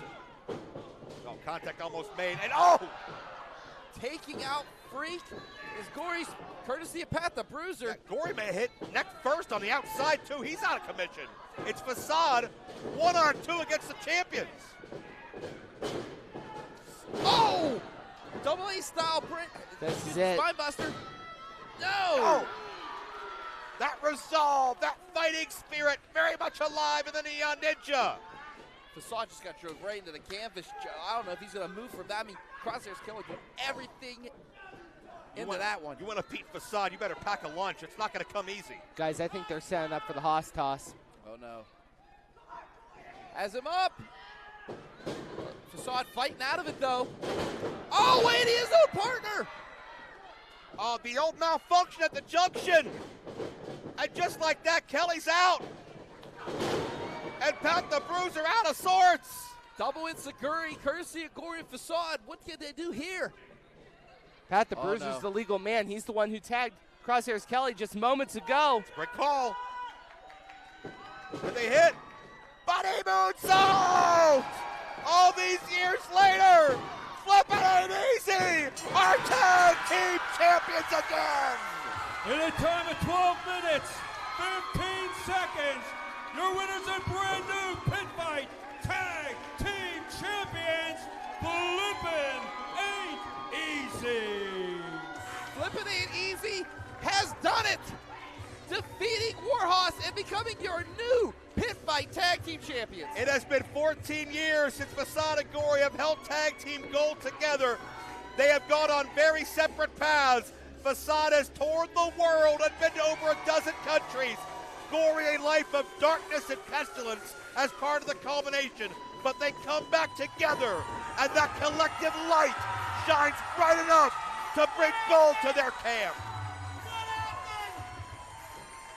I missed it, Cross. I didn't actually miss it. He's not looking at me. I can say that Pat the Bruiser just got. Oh, now the referee is. Yeah, there's issues outside, but I understand Warhorse being upset. No doubt about that. They fought with pride these past couple of years to hold those championships, but what's old is new again. Facade and Gory, who have known each other 20 years, now perhaps their shining moment as a collective unit. As Pit Fight Tag Team Champions, I'll be honest, I'm a big fan of these guys. I never thought I would see this coming. But, Doc, when you're champion, you know, there's always going to be a next coming up, right? That's right, and as we saw earlier, the Runway defeating the Wise Guys, and now for the #1 contendership. So now Flippin' Ain't Easy, next time we are in this building, we'll be taking on the Runway. And that's a long time to have to think about your opponents. You know, Runway was watching this, had the game plan, but now they know who they're targeting, who they plan on making last season. It is going to be one heck of a matchup when we do get it. I can't wait for that one. Big excitement right now for seeing Flippin' Ain't Easy. This is back to my in the crowd days type deal. I'm a little bit emotional. This reminds me of why I got into it, and I look in Doc's face and then I realize it was a mistake. But alas, congratulations to Flippin' Ain't Easy. Absolutely. Many of these fans are in tears. They're overcome with emotion. Many have supported. I've known Gory since he's 16 years old. I've known both these guys since before their first match. So what a hell of a full circle moment for Gory and Facade here tonight. Pittsburgh staples, world travelers, and Pit Fight Tag Team champions. Congratulations one more time to the reunited Flippin' Ain't Easy. And what a wish to come true tonight for these guys. But remind you All right, guys there's one to important visit wish.org or before our follow the next link match. in the I've been description told we got of a this red- YouTube video on IndyWrestling.us. And you can donate to Make-A-Wish Foundation, the official charity of Pit Fight. Victory through violence here tonight. And gentlemen, we're a moment away from really emphasizing the violence part of victory through violence, Yeah, aren't we? if we're going to talk about wishes, this is one of them monkey paw wishes over here. These guys are 6 of the most violent men in Pittsburgh pro wrestling. Of course, the Gambinos. Paul Atlas, Stevie LaBelle, and Marshall Gambino All right, representing the wrestling original fans. Gambinos. Pit Going up Fight against 5 once again. an absolute It's more juggernaut in the Country explosive. Hammer, Jamie This Jameson, event, one fall, SCD's chest no flexor, and holds Jason Tyler, barred. bigger Jason Tyler. Tony, I'm going to just save your life right now and tell you that Jamie Jameson is no longer the Country Hammer. He is now known as the Hammer Lord. He is just, I stand it's a whole corrected. different Jamie than what we knew. I stand corrected. But I will say this. Jamie Jameson and Jason Tyler making the Highway Outlaws, and here they come right now. And a combined weight of 725 pounds. First introducing, representing the sexy, talented dudes, chest flexor. And his partners, the team of the Highway Outlaws. From North Irwin, Pennsylvania, Big Rig Jason Tyler. His partner from Wampum, Pennsylvania, the Country Hammer, Jamie Jamison. I mean, even Hank Hudson made the country hammer accident, so maybe I'm right and you're wrong. You ever think about that? Shove it up yours. Look at the back of his vest, Tony. Well, let's look at these three dangerous men who were opposing the Gambino family a year ago at Pitt Fight 4. The Gambino family were able to come out on top. Of course, Jamie and Tyler, part of the Highway Outlaws. Chest Flexor, for the second year in a row, has that Turnpike Outlaw t-shirt. Kind of the same, but he doesn't really catch the vibe. But I am going to say is if you look at Chest Flexor's weapons, those are definitely weapons me and Tony have seen. Those are weapons from the pasta death matches. Flexor is a dangerously conniving, creative man. To the ring. Wait a minute. Manager, MED. They are members of the Gambino family at a combined weight of 715 pounds. They are the Ronin, Stevie LaBelle, Uncle Paul Atlas, and finally Marshall the Bull Gambino. Well, first of all, holds barred. I have to ask if Paul Atlas has aged 30 years in the past 4 hours since I've seen him last. But regardless, the Gambino family a year ago was Marshall, it was Mickey, and it was Stevie LaBelle on the victorious end of this street fight. And now in this return match, Paul Atlas by their side, one of the most decorated athletes in the history of Pittsburgh pro wrestling. And you know, Marshall, one of the most unpredictable. You know, the kind of the point that Paul Atlas was making was Jamie Jamison made some insulting comments talking about Paul Atlas's age. I see. Paul Atlas taking those comments to heart. Marshall also very ticked off. I talked to him earlier today. I asked, what's your thoughts going into this match? First of all, he told me to go away. And when I said no, he said, you know what my thoughts are? Jamie keeps thinking about tomorrow. He should be thinking about tonight because I'm going to make sure he doesn't make it to tomorrow. Well, first of all, the last time I saw Marshall not ticked off was like 2005. Fair so I point. get that. But secondly, I don't care how old Paul Atlas is. I'm not going to mess with him. I'm not going to talk back to him. I'm not going to pick a fight with him because this man's very dangerous. Hey, speaking for Tony and myself, when you said you haven't seen Marshall not ticked off since, what, 2005, you said? Something like that, yeah. Yeah, work for him. And then talk to us. Okay. We yeah, know there what you that's go. like. Yes, dear. I'll be holding that. MED at ringside. Of course, MED was the wild card last year in this street fight when she suffocated. Yeah, a plastic bag. And this action before the bell, there are weapons strewn around this ringside area. These athletes brought weapons, and we are live on IndyWrestling.us. We will try our best to follow this, but it is going to be wild. If you expect a technical masterclass, go somewhere else. If you want violence, as he just broke that wet sign, and now we got Legos everywhere. We got baking sheets just beating the hell out of Jamie Jamison. And like I said, this is personal for Marshall. And keep in mind, at one point in time in history, each of these three opponents, Jamie Jamison, Jason Tyler, Chest Flexor, have been proteges of Marshall Gambino with the Gambino family. So they know all the tricks, and they can use it against him. Oh, no. I mean, did you see that? I mean, Paul Atlas got his, you know what, rattled? My goodness. I mean, he had to use the clamp on it. Flexor used the clamp on it. And, that is a... Thank you for the play-by-play of that, by the way. You did that better than me. Oh, my gosh. That's the nicest compliment you've ever said to him. Don't lie to him. Guys, there's already carnage. We're 2 minutes in, and people are seriously hurt, and there's a door, for God's sakes. Jamie Jamison was hitting Marshall Gambino. Is that a machine gun? That's a staple gun on a dollar bill. Right into the skull. Oh, my goodness. He just stapled. And that is sick. Yeah, they're up on the bleachers here. And there's families, guys. There are families here. Come on. Well, the big family to keep an eye on is the Gambino family, though. That's right. And on the inside the ring now. With that Right in the nose. On the outside, Flexor getting from Paul. That was a wood cabinet door that got broken across Flexor's head. Wait, they're getting dollars here. Jamie stapled, hoisted by his own petard, courtesy of Marshall Gambino. Flexor's in the tech area. He's pushing buttons. He's trying to throw us off the air. You don't want anybody to see this. And in the ring right now is LaBelle and Big Rig. No love lost there between these two. These two are carrying it over from their feud Jamie Jameson's turned into the proverbial human pin cushion. He might be worth. He's worth $5 now. From my count, he's worth $5. You know what? We're gonna take all those dollars and donate. No. We're gonna give them clean money. We're not sickos. Oh, got a point there. Well, count. Speaking of Atlas sickos, is wearing out on flexor still. Jason Tyler's the only one in the ring. yeah, again, speaking of sickos, big rig. Jason Tyler now. And wait. Oh! The Ronin Stevie LaBelle just met Tyler with that chair. Doc alluded to it briefly, but for Stevie and Jason, it's personal. Going back to 2PW and the Hosman, you alluded to it earlier. It's personal for Stevie LaBelle because it's his adopted family versus his adopted family, as Jamie Jameson is just eating those rights. Jamie's an absolute mess. Yeah, Marshall just delivering the goods. You know, Marshall feels cheated. I mean, Jamie walked out on it. Jamie just completely said, you know, I want to make an example of you, old man. If you don't serve the interests of the family anymore, you are expendable. I don't think Marshall's going to have a family anymore after that low blow. Good Lord.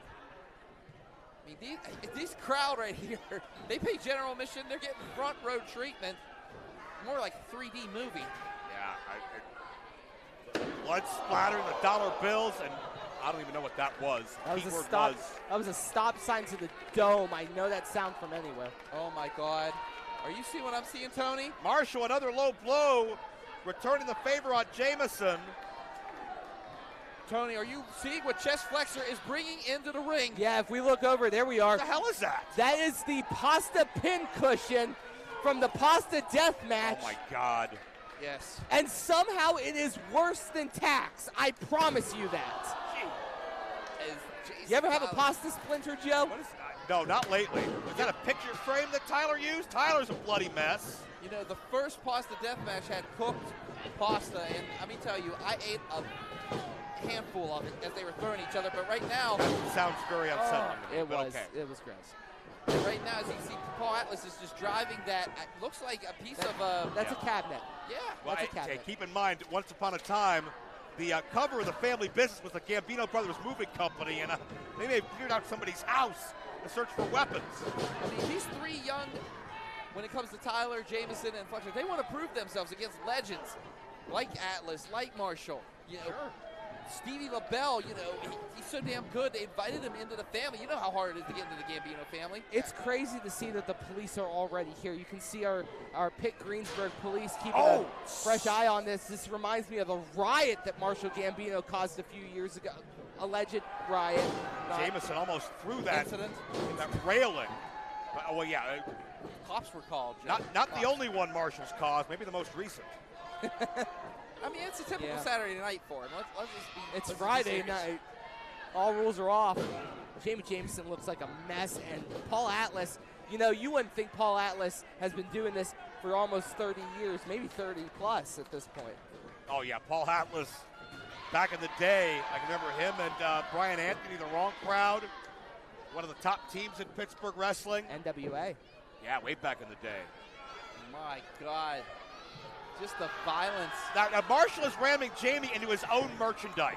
This is insult and injury. That is a framed signed photo of Jamie Jameson from one of his recent matches. And Marshall destroys it over Jamie's skull. God. Damn. Pardon my language, but look, that's barbed wire and pasta. What? That's barbed wire and pasta Paul has right now. Oh, no. Oh! He had head first. Yeah. Yeah, that's pasta for you. Just got impaled. And that's a kendo. What the hell's on the kendo stick? Macaroni. Oh, I'm sorry I asked. Either way, that's stiff bamboo. Wearing the hell out of flexor. It's worse with the pasta. I don't deny that. What is Jamie's a mess. Jamie's a mess. I mean, Crimson Mask doesn't do it justice. I don't know if we have a shot, if we want to get a shot of it or not, but.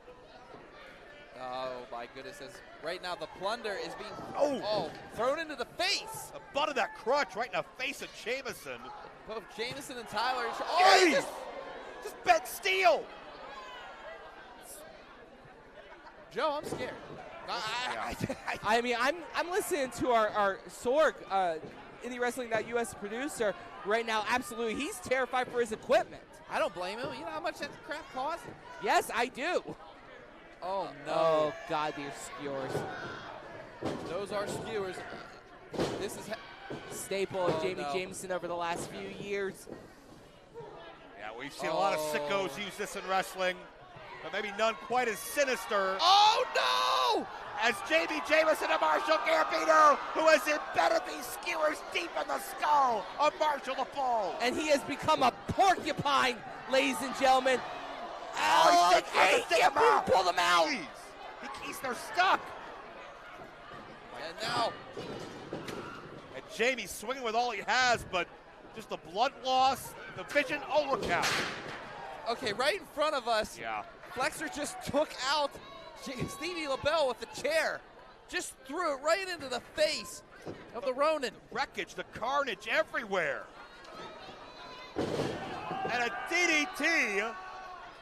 Wait a minute, Emmy. Oh, that no. Plastic bag. That's that BOBCAT logo with barbed wire laced on it that Atlas got DDT'd into, and it nearly beat him.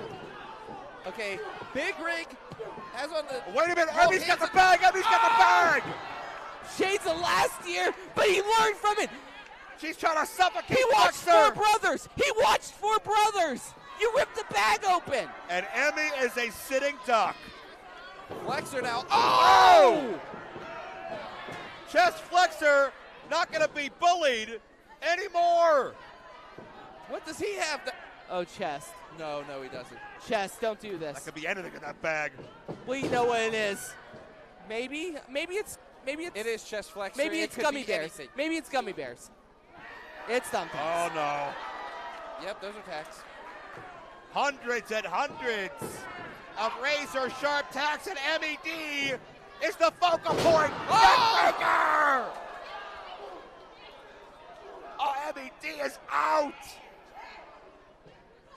But that's what you get when you put yourself in a Gambino family massacre. The silence that has gone across it. There's more tacks. This is insane. It's one of the wildest things I have ever seen. I don't know how any of these men are standing. I'm surprised. Padre, you got to get her out of there, Padre. And Paul Atlas has a table. A lot of people are yelling at Flexor right now because MED is loved. She's loved, but oh my goodness. Well, hey, you try to smother somebody and not take their wind capacity out. Oh, look how Flexor threw that table. All bets are off in this kind of fight. Paul Atlas has Flexor pinned, and Jamie Jameson saves it. You realize Jamie Jameson still has those dollar bills stapled to his head. I know he realizes it too. He'll use that for the fair back to Wampum tonight. Oh! But, oh no. Atlas to the outside. It's Tyler and LaBelle. Precariously, the tax underneath! The tax underneath! Big Rig sacrificing his own body and putting the Ronin Stevie LaBelle right into those thumbtacks. My God! Trying to take a quick inventory of who's still around. Paul Atlas is out cold in front of us. MED is out cold in front of us. Chest is barely moving. Stevie's barely moving. I don't know how anyone's moving. Yeah, and it's going to keep going all night long if it has to, till we have a decision. That's right. Marshall Gambino checking. And oh, no! Spear! Through the door! Marshall, a crumpled heap. That's got to be it. No! Gambino kicked out! Are you serious? Jason Tyler cannot believe it. What is pulling left? every sicko move he can? It's just not enough. You gotta wonder what else the Highway Outlaws can do, because it's just Marshall in there. Everyone else has been laid to Sunday. And Marshall, the crux of this issue, though. Marshall's the one who's boot camp mentality, let's say, alienated all of his former friends and protege. I gotta take umbrage to that, and normally I wouldn't argue this point, but 2PW was not a boot camp. We tried our hardest to make these guys into their own men. And they're becoming that, Tony, but oh my God. Marshall's not moving. This is...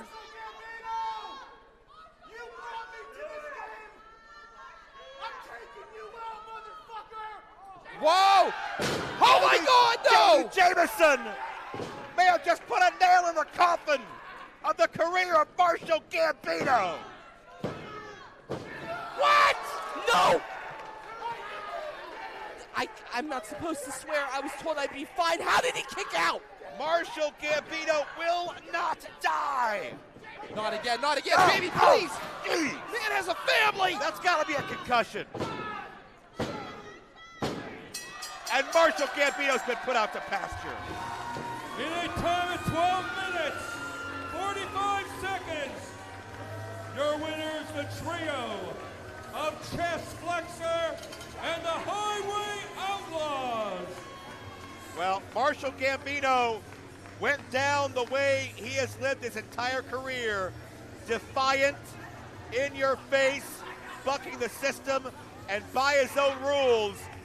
But the proteges of Marshall Gambino have risen to the moment and become stronger than the sick, remorseless SOB that taught them how to be this way. The Highway Outlaws stand tall.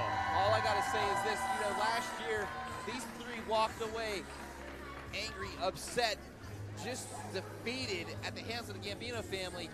I hate to say it, they wanted revenge, and tonight they got it. I can't believe I'm about to say this, but I'm disgusted. Marshall Gambino did so much for all three of those guys, and to assassinate point blank to the head. Look, I'm a Jamie Jameson fan, and I want to vomit. Well, these men walk through hell, bottom line. No matter what side you take in this extended family war, these are 6 of the toughest men you will ever see in your life. And Jamie Jameson, you got to go through hell to get to heaven. He and Marshall have had a very love-hate relationship. But the lasting moment, with all that damage done, all that bloodshed, is Jamie Jameson putting down his mentor, his teacher, someone who gave him so much. But Jamie now overpowers all of that the Gambino family built. Maybe it's the Highway Outlaws for the taking and so much more. We really need to get medical attention down here for everybody. I mean, my God, MED. All 4 of them. My God, Paul Atlas has not moved. And you have to wonder, after what we've seen, to the entire Gambino family, will they ever be the same? Will we ever see Marshall the Bull compete inside a ring again? After 2 concertos back-to-back, Marshall's got to have head trauma. He's got to have a concussion. He's lost an incredible amount of blood. I don't think he knows where he is. Yeah. I'm looking at Marshall's eyes, and I've known Marshall for a long time. Not as long as you, obviously, Joe. Not as long as you, obviously, Doc. But he's... Wait a minute. He's stirring. He's stirring. The fact he's moving at all is just an incredible testament to how tough as hell Marshall Gambino is. Ladies and gentlemen, you're listening to 3 guys who know Marshall and know Paul and know Stevie so well. The family. Yeah, to a degree, it's dark. This is a dark feeling in my soul right now. Well, I mean, all right, fans, we had to go to those depths to settle this rivalry, whether we wanted to or not. But will the Gambino family be the same? Is it settled though, Joe? That's a great question. One to one, if you really think about it. Well, I mean, if you go through all the wars, it's about a dead heat no matter how many you go through. Fair enough. It's been more than 2. But I mean, nobody's walking away from that the same. And speaking of walking away the same, here we go. The Pitt Fight Women's Championship. That's right, the Queen of the Silver Screen, Katie Arquette with Derek Dillinger, her tag team men, and right now against ZOEY SKYE. It's interesting. First of all, this is the first time we're going to be able to call Katie since her injury a few months ago. Very excited to see that. Also, I haven't been able to call ZOEY SKYE in a while, in like a hot minute. And these 2 are 2 of the best women's wrestlers on the planet, bar none. Yeah, definitely, I would say top 5 for sure. 100%, yes, I agree with you. Oh, yeah, I mean, you talk about the standard of women's wrestling in this part of the country. On the independent scenes, for sure. Yeah, ZOEY SKYE was the measuring stick in a category by herself for many, many, many years. And in recent years, we've seen the likes of Katie Arquette come along and really challenge that standard in the eyes of some, exceed that standard. And that speaks to her being the women's champion of Pitt Fight today. But this is a rivalry I've seen many times, many states, many promotions. I never get tired of seeing it because ZOEY SKYE, underrated in a lot of places, but Pittsburgh, Cleveland, they give her the respect she deserves. Katie Arquette commands respect, and she's earned it as well. I mean, you look at it like Katie Arquette, ZOEY SKYE, they've both been on AEW. They've both made appearances on other major wrestling networks. I mean, they are in demand, both of them. I mean, the resumes speak for themselves. Katie Arquette right now in the production with Derek Dillinger. You also have to note that both of these women had to take out bitter rivals who are now at the top echelon of the world, so to speak. I remember the wars. Joe, you called them. Yeah. Katie versus Britt. No doubt. Britt Baker was the measuring stick, IWC first women's champion. She was #1 with a bullet.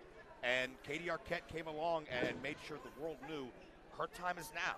And also still to come as we clean up here live and get rid of all these thumbtacks. What a dream match it is when you look at big-time Bill Collier, who has been the longest reigning IWC champion of all time, and M-Dog 20 Matt Cross, innovator of aerial insanity, somebody I've looked up to for so long, a true legend in the independent wrestling world.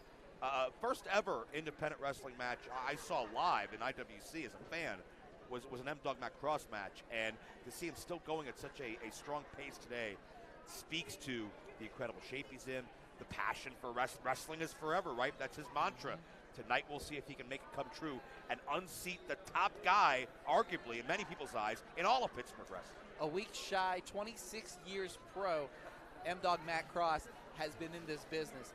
And tonight, we get to see him and Bill Collier for the first time ever right here tonight. It's going to be amazing. It's interesting when we talk about the history of independent wrestling, M-Dog's name comes up so much because he was one of the innovators, post WCW of putting independent wrestling on the map. He built the pavement that Bill Collier walks. Bill Collier built the next level of pavement for the next generation to walk. And this is now where we get into a situation of generation versus generation. And our classes, the pro wrestling class in the independent scene has rivalries, has feuds. We talk about it often at late nights. Who would have beat this person at their peak versus this person at their peak? This is literally that match. Who would win between the class that M-Dog was part of, the head of, and who would win in the class that Bill Collier was part of? We get to answer that question tonight. Two guys still in their prime. That's the cool thing about this. I want to keep in mind that tonight is all about Make-A-Wish Foundation. And if you're watching on the official YouTube of IndyWrestling.us right now, there is a special link in the description of this video. You can click on that and immediately make a donation to Make-A-Wish Foundation. Or if not, you're watching on Facebook or Twitch or MySpace, LiveJournal, wherever these people watch stuff these days, you can go to wish.org and be a part as well. Causes like this is what makes Pitt Fight so special, because you have talent from every top Pittsburgh company into Ohio, West Virginia, the whole surrounding area, and they're coming together not just because of the love of wrestling, but they're coming together to support a great charity. And every single year it's a different charity, and it's an incredible cause that Pitt Fight fights for, and we want you to get on the fight too, because without you guys supporting at home, Pitt Fight wouldn't be able to do the amazing things they do through pro wrestling to help out so many worthy causes. We talk about wrestling is forever. We're also talking, now we'll quote this man over here, believe it or not, wrestling is family. And that's what this is about tonight, folks. This is about, make a wish, these kids out, make that donation. Yeah, just to highlight how important this is to some of us, you have to understand that for these kids that we are helping with this fundraiser that Pitt Greensburg has put together, and we graciously thank them for all the work they've put in over the last 5 years. We're helping kids who are suffering and fighting so hard to overcome whatever ailments they have, and to give them some semblance of joy in a situation that could be so bitter. And to know that your donations could benefit. Take that kid away from any issues, any pain that they might be having, and give them that moment, that happiness. I mean, I donate every year. This is true, no hyperbole. I donate to 2 causes. One of them is Make-A-Wish every year. And the reason I do that is because I have a family member who took help from Make-A-Wish, was able to beat their illness, but they did, in a very brutal fight in the 90s, they were boosted by Make-A-Wish, and you can help them out. People like my cousin, you can help them out. So, PJ, I'm thinking of you.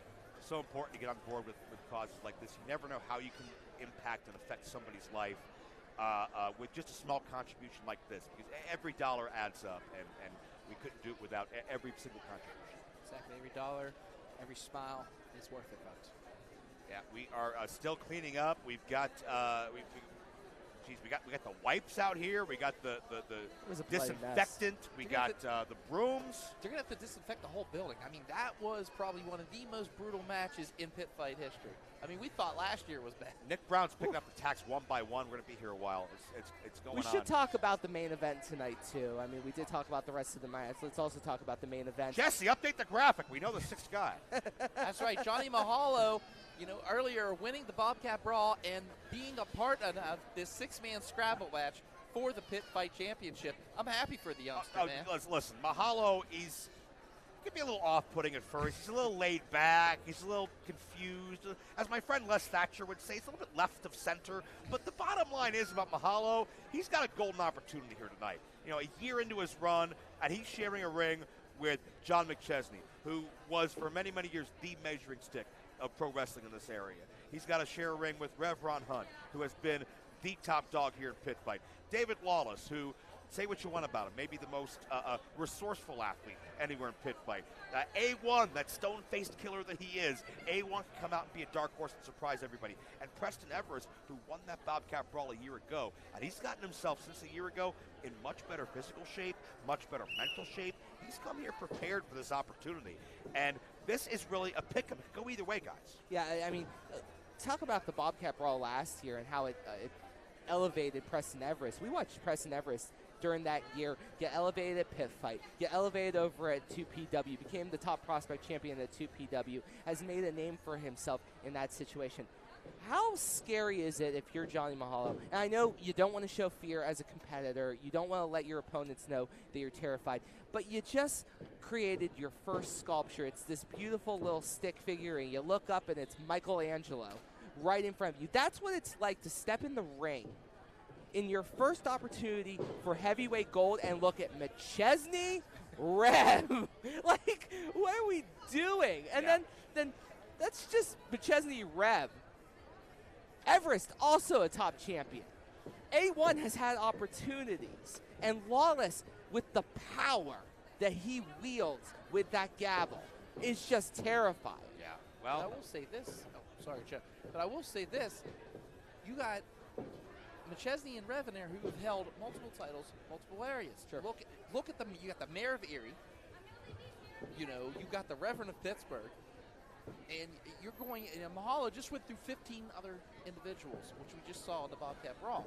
So, you know, like you were talking earlier about having to stare across the ring, the fact that Mahalo's going into this, you know, I hate to say it, you know, a lot's on his shoulders, lots on his back. I mean, the fact that he has to go into this already tired. You know, you got 5 fresh veterans in that ring. To that point, if Mahalo wins his title tonight, it's because he would have prepared for 19 different opponents in the same night. Mahalo, I know you're a surfer guy. You like to ride the waves. Tonight, brother, you get thrown in the deep end. Who's talking? You hear that voice too, right? I thought I was just losing my mind, personally. Well, that's also possible. We're doing some raffle updates. We're doing some raffle we are doing some raffle updates, so let's continue. I do have to stress this point. We are looking at an opportunity for one person in this scramble match later tonight to knock off the most dominant person in Pit Fight history in the Rev.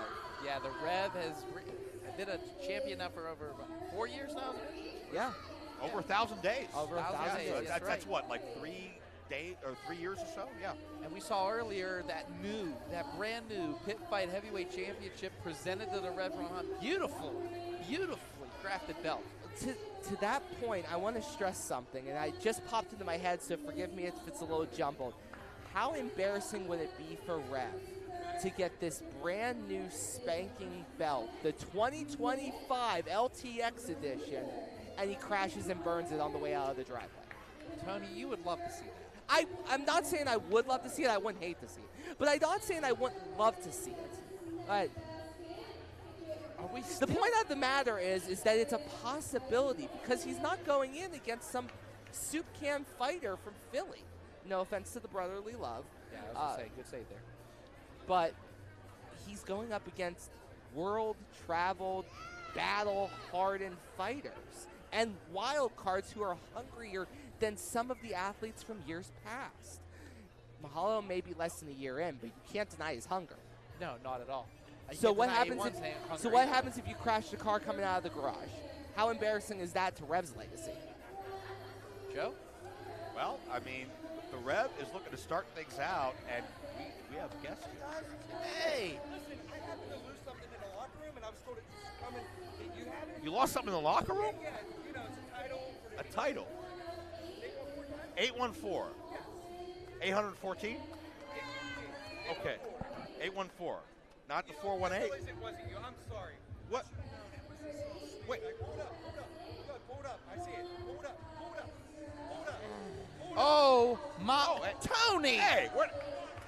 I thought this was recycling? Seriously? Actually. You better hope that I never make it to the RWA because I will whoop your ass. Hey, let me tell you something, buddy. Ever since Again, welcome you to my left life, Joe. RWA, life has been a lot better for me. Do you know who the champion is right now at RWA? Joe. It is This is AJ what I go Alexander through because we beat the every piss out of Crash Jackson. If you come back to RWA, we'll beat the piss out of you too. I ain't some junkie that from a couple years ago that doesn't know how to deal things. I got friends now, buddy. So get out of my area. He's management now. I don't know if you know this. He has a No, stable. they're my Damian business Chambers partners. and Meanwhile, AJ Alexander. where are your Jace business Cole, partners? Because I the think RWA heavyweight Jace championship. We won't get threw you into to that. the curb too. Who else is going to throw you to the curb? Tad, deep breaths. What we worked on. Just walk away. You got your belt back. You know, I'll let Edwards know. I'll let Drew know that you got it back. AC. Oh, okay. You're lucky. You're lucky. You're lucky. You're lucky. You're lucky. You're lucky. Can I ask you something? I need to change my. That went well. Joe, I got to ask you something. Hi. I mean, please give him some advice.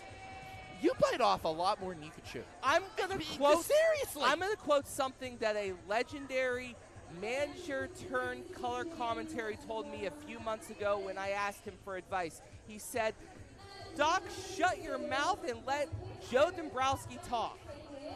I always let Joe talk. Yeah, BC didn't like how much you kept running your mouth. He also told me to say this: whatever anyone says, always be on the right side of history. I am always right. BC's getting more lines than when he's not booked. I don't understand how that works. I love BC. Legendary man. Guy gave me the proverbial baton. I'm sure he'll try to take it back. So someday in is his pro that belt why you were asking me for the number of that pawn shop earlier? Is that what's going on? Okay, I get that now. Joe, turns out 814 makes their belts out of copper, so it was worth a lot. Oh, would you stop? Seriously. That was a compliment. Joe, you know what the bad part is? It is our fault. We introduced both of them last year, if you remember correctly. Wow. I had to deal with both of them. I don't think we really had a choice. Their orbits kind of, their energies kind of gravitate. When two super gas giants, eventually they crash, my dude. Hey, let's talk more about IndyWrestling.us. Please. Because you're on there doing the top rope tabletop deal. You and Mikey Montgomery and Justin Idle and all sorts of people with your games and your dungeons and your role plays and such and things. Your games and your dungeons. dungeons. And your rock and roll music and your funny cigarettes. Tell me all about how that works. So, we actually have a game Friday for anyone watching on IndyWrestling.us, Friday, 7 o'clock, showtime. Join me as Dungeon Master with Tyler Klein, which you saw wrestle for the runway today. Yes. Bearcat Keith Hott, the Unwilton Tatiana, Mikey Montgomery, and the sadly retired Justin Idol, although I'm working on that. We play Dungeons and Dragons, and we try very hard to kill each other with dice. Okay, well, speaking of somebody who's got several kills under their belt, Hank Hudson is getting back into Hold the on, ring. we're going to circle back on that soon. What? We're going to circle back on We got to that. get back to the ring. Oh, we got to get back. Yeah.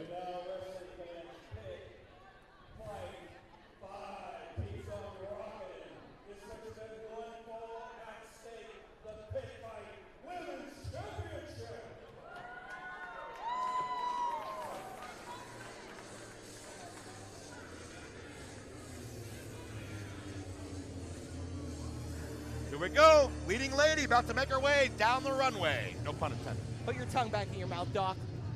Stop. I'm a married man.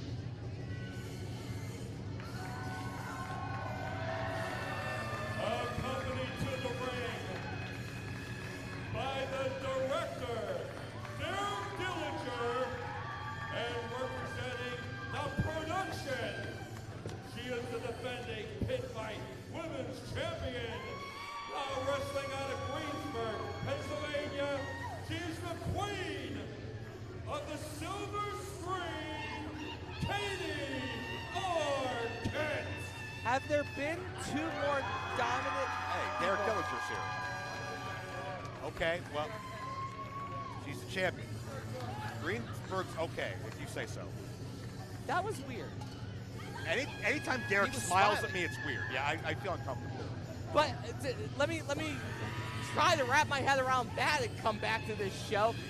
How many dominant mixed groups like the production are there with such a tour de force as Katie Arquette and Derek Dillinger, where they're both just at the top of their game? Very few in the history of pro wrestling, to my knowledge. Yeah, no doubt. It's a time and a place, truly. They've come into their own at the same time, from AIW up in Cleveland, down here to IWC in Pittsburgh.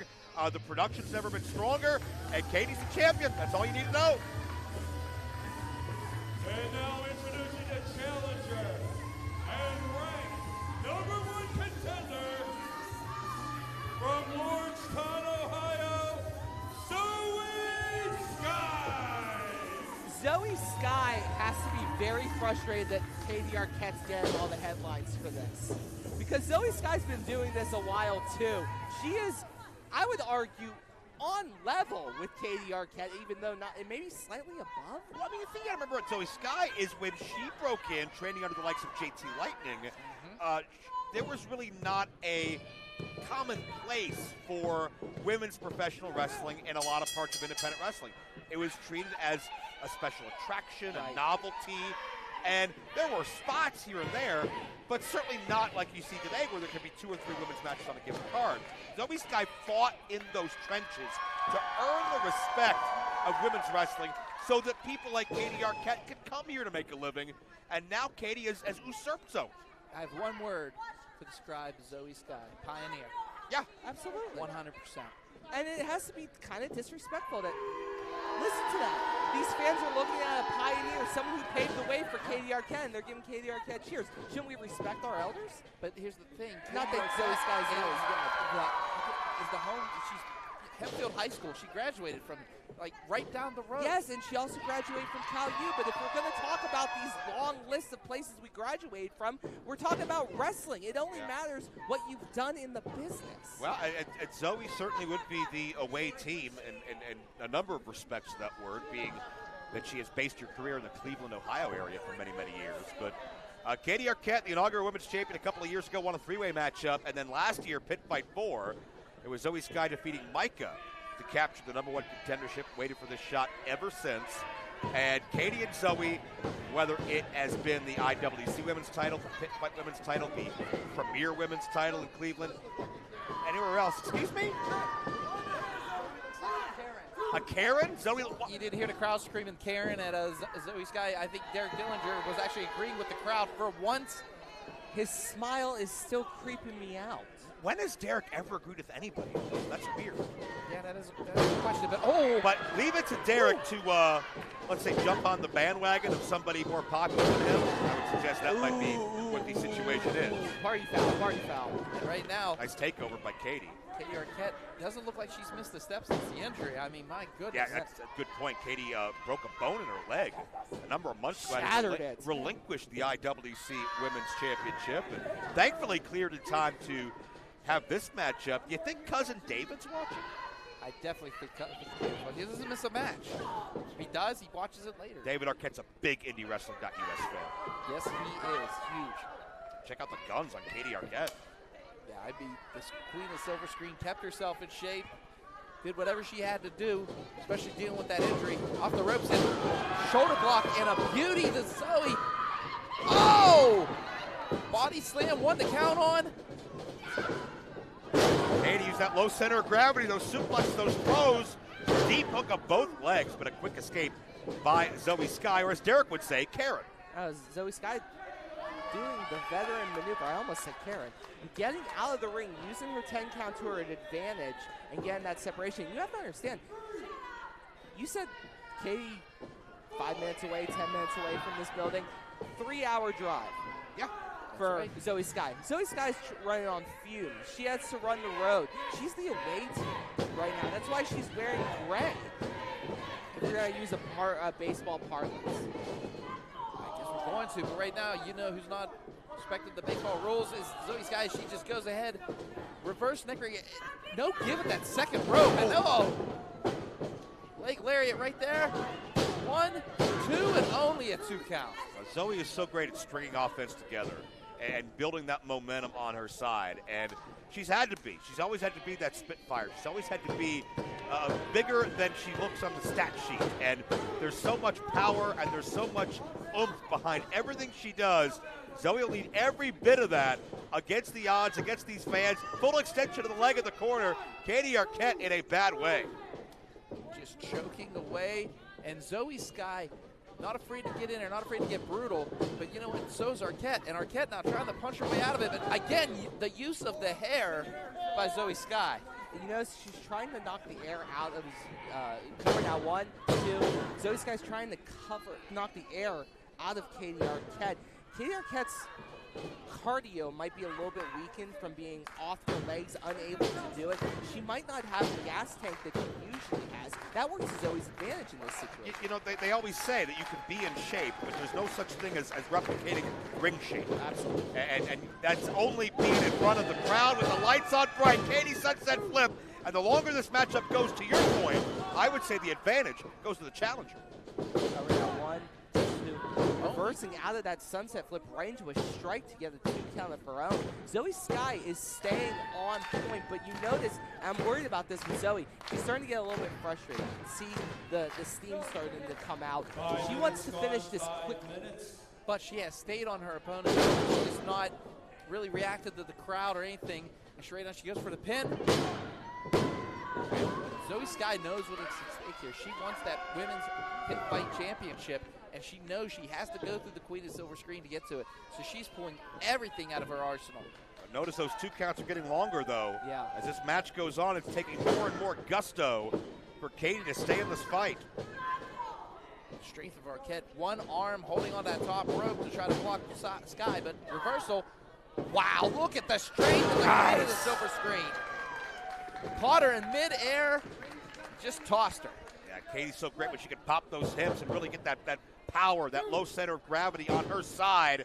And you can see the length, the distance Zoe Skye got flung. Katie is a great power wrestler, a great suplexer, but she's got to get back to her feet to get the most of that. She's struggling a little bit. Both girls getting to their feet now. Big clothesline. Now Arquette trying to fire up here. So he misses. Oh my God, now working on the shoulder. Yeah, right in the collarbone area. Chops galore right here. Oh, return to Woods Barrow. Leg drop.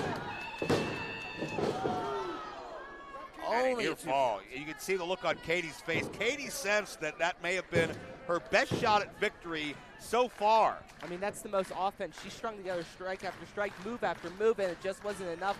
Zoe Sky has just not suffered enough damage for the Queen of the Silver Screen to put her down, but maybe I just spoke too loud as Zoe Sky rakes the eyes and the nose and reverses it into a code breaker. Katie on her feet. Oh, her caught right in the face. My goodness, what an enziguri. And it is taking out the Queen of the Silver Screen. But again, Zoe Sky spoke to us as she's going up top where she's most dangerous. Sky, known to go high here. Up and oh! Only a 2 count. Ricky Steamboat-esque flying body press from the top rope. So he's so good at using her weight as an offensive weapon, and the way she has to do that is to keep it in motion, rapid fire, to make up for the fact she is smaller than Katie and smaller than most of all of her opponents. But these fans willing Katie Arquette on, willing the champion. Katie's not used to being in favor of a lot of these fans, but maybe here at Greensburg she feels she's finally getting that red carpet treatment she deserves everywhere. This is Doc said, hometown, and a big elbow, followed by a headbutt. Arm trap DDT. One. Oh! Zoe kicked out of that. Unbelievable. Arquette can't believe it. Katie's the most shocked one in the room. I'm close second. That DDT was vicious. No way for Zoe to protect her head. Ate that full flush on the forehead. And now Arquette getting fired up. Comes in. Katie was looking spear. Zoe sidesteps and Katie hits that steel turnbuckle behind the pad. Oh no! Oh my God. That DDT, the edge of that ring frame, it's where metal meets wood. There's no give in there whatsoever. And Zoe Sky, she's gonna do this. Katie's not moving. Title on the line. But Katie gets the shoulder up. I can't believe Arquette kicked out of that. Unbelievable. To your point, that metal on wood, I mean, that's like running your head face first into a brick wall. Yeah, only it's metal. Katie's got a faraway look in her eye right now. She's not recovered from that. I think instincts are powering her on more than anything. Right now, Zoe Sky trying to take advantage. Champ here. Oh, wait a minute. A primal scream. We've seen this before. Jeez. That might have just reset her. And shut her down, kick right in the mush. And now again, Sky to the top rope. Oh, misses her though. Arquette speed. Oh, got her that time. Katie Arquette is still the champion.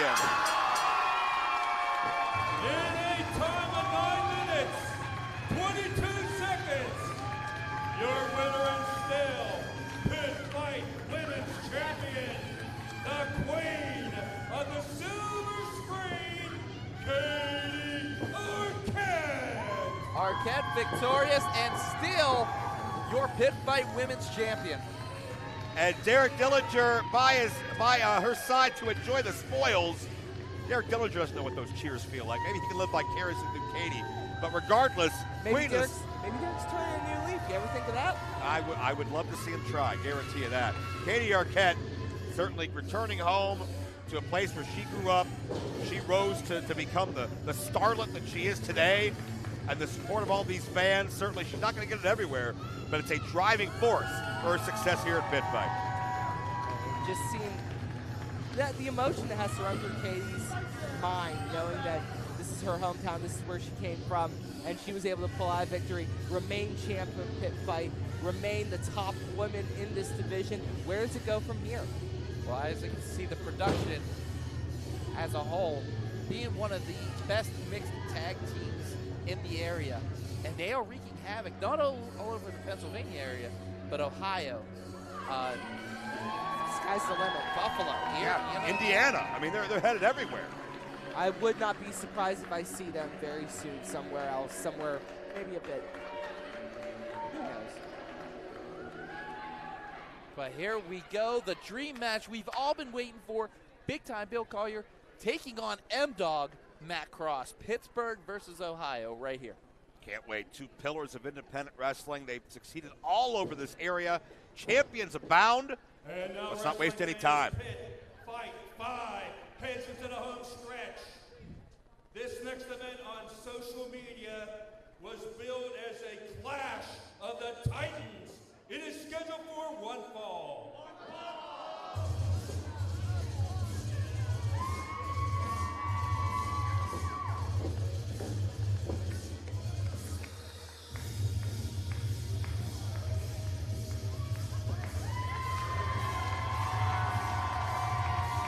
Approaching the ring from Johnstown, Pennsylvania, at 255 pounds, big time Bill Collier. A man that has been absolutely unstoppable as IWC champion. IWC champion. Thank you, Hank. For 27 months and counting.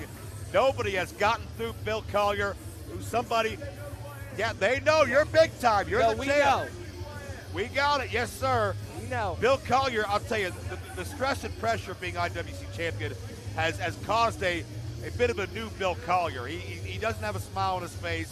It's the eyes of many taking some shortcuts, aligned with Justin Plummer in the corporate office to protect that championship. But it shows to me how much Bill Collier covets that title. It's become his identity. It's become his lifeblood. He'll do anything to keep a hold of it. I'll be honest, I was in the building for the Pittsburgh Classic when that occurred, and I was surprised it took him that long. Because up in Erie, we have seen this side of Bill Collier. He was the most dominant champion in Big League Pro history, then another company's name, and he ran that world for 3+ years. 3+ years of tyranny in Erie, Pennsylvania. Now he just brought the terror down here for you guys. Welcome. Yeah, but he and has no end in sight. But he has one hell of a competitor and someone that has been waiting years to take him on. I'm talking about the one, the only, the great one, M-Dog Matt Cross. Opponent from Cleveland, Ohio, at 180 pounds, he is M-Dog Matt Cross. When you talk about that independent rebel punk rock spirit, that's M-Dog 20 Matt Cross in a nutshell. A man that's competed in over 30 countries around the world, including Qatar, Sudan, Egypt, France, Italy, Germany, everywhere there's been professional wrestling practically, Matt Cross has been to, from the biggest of countries to the most obscure of islands. And along the way, whether it's tag team champion with Josh Prohibition, whether it's a heavyweight title like in Juggalo Championship Wrestling, Matt Cross has scored big, he's achieved big, and he's always done it his way.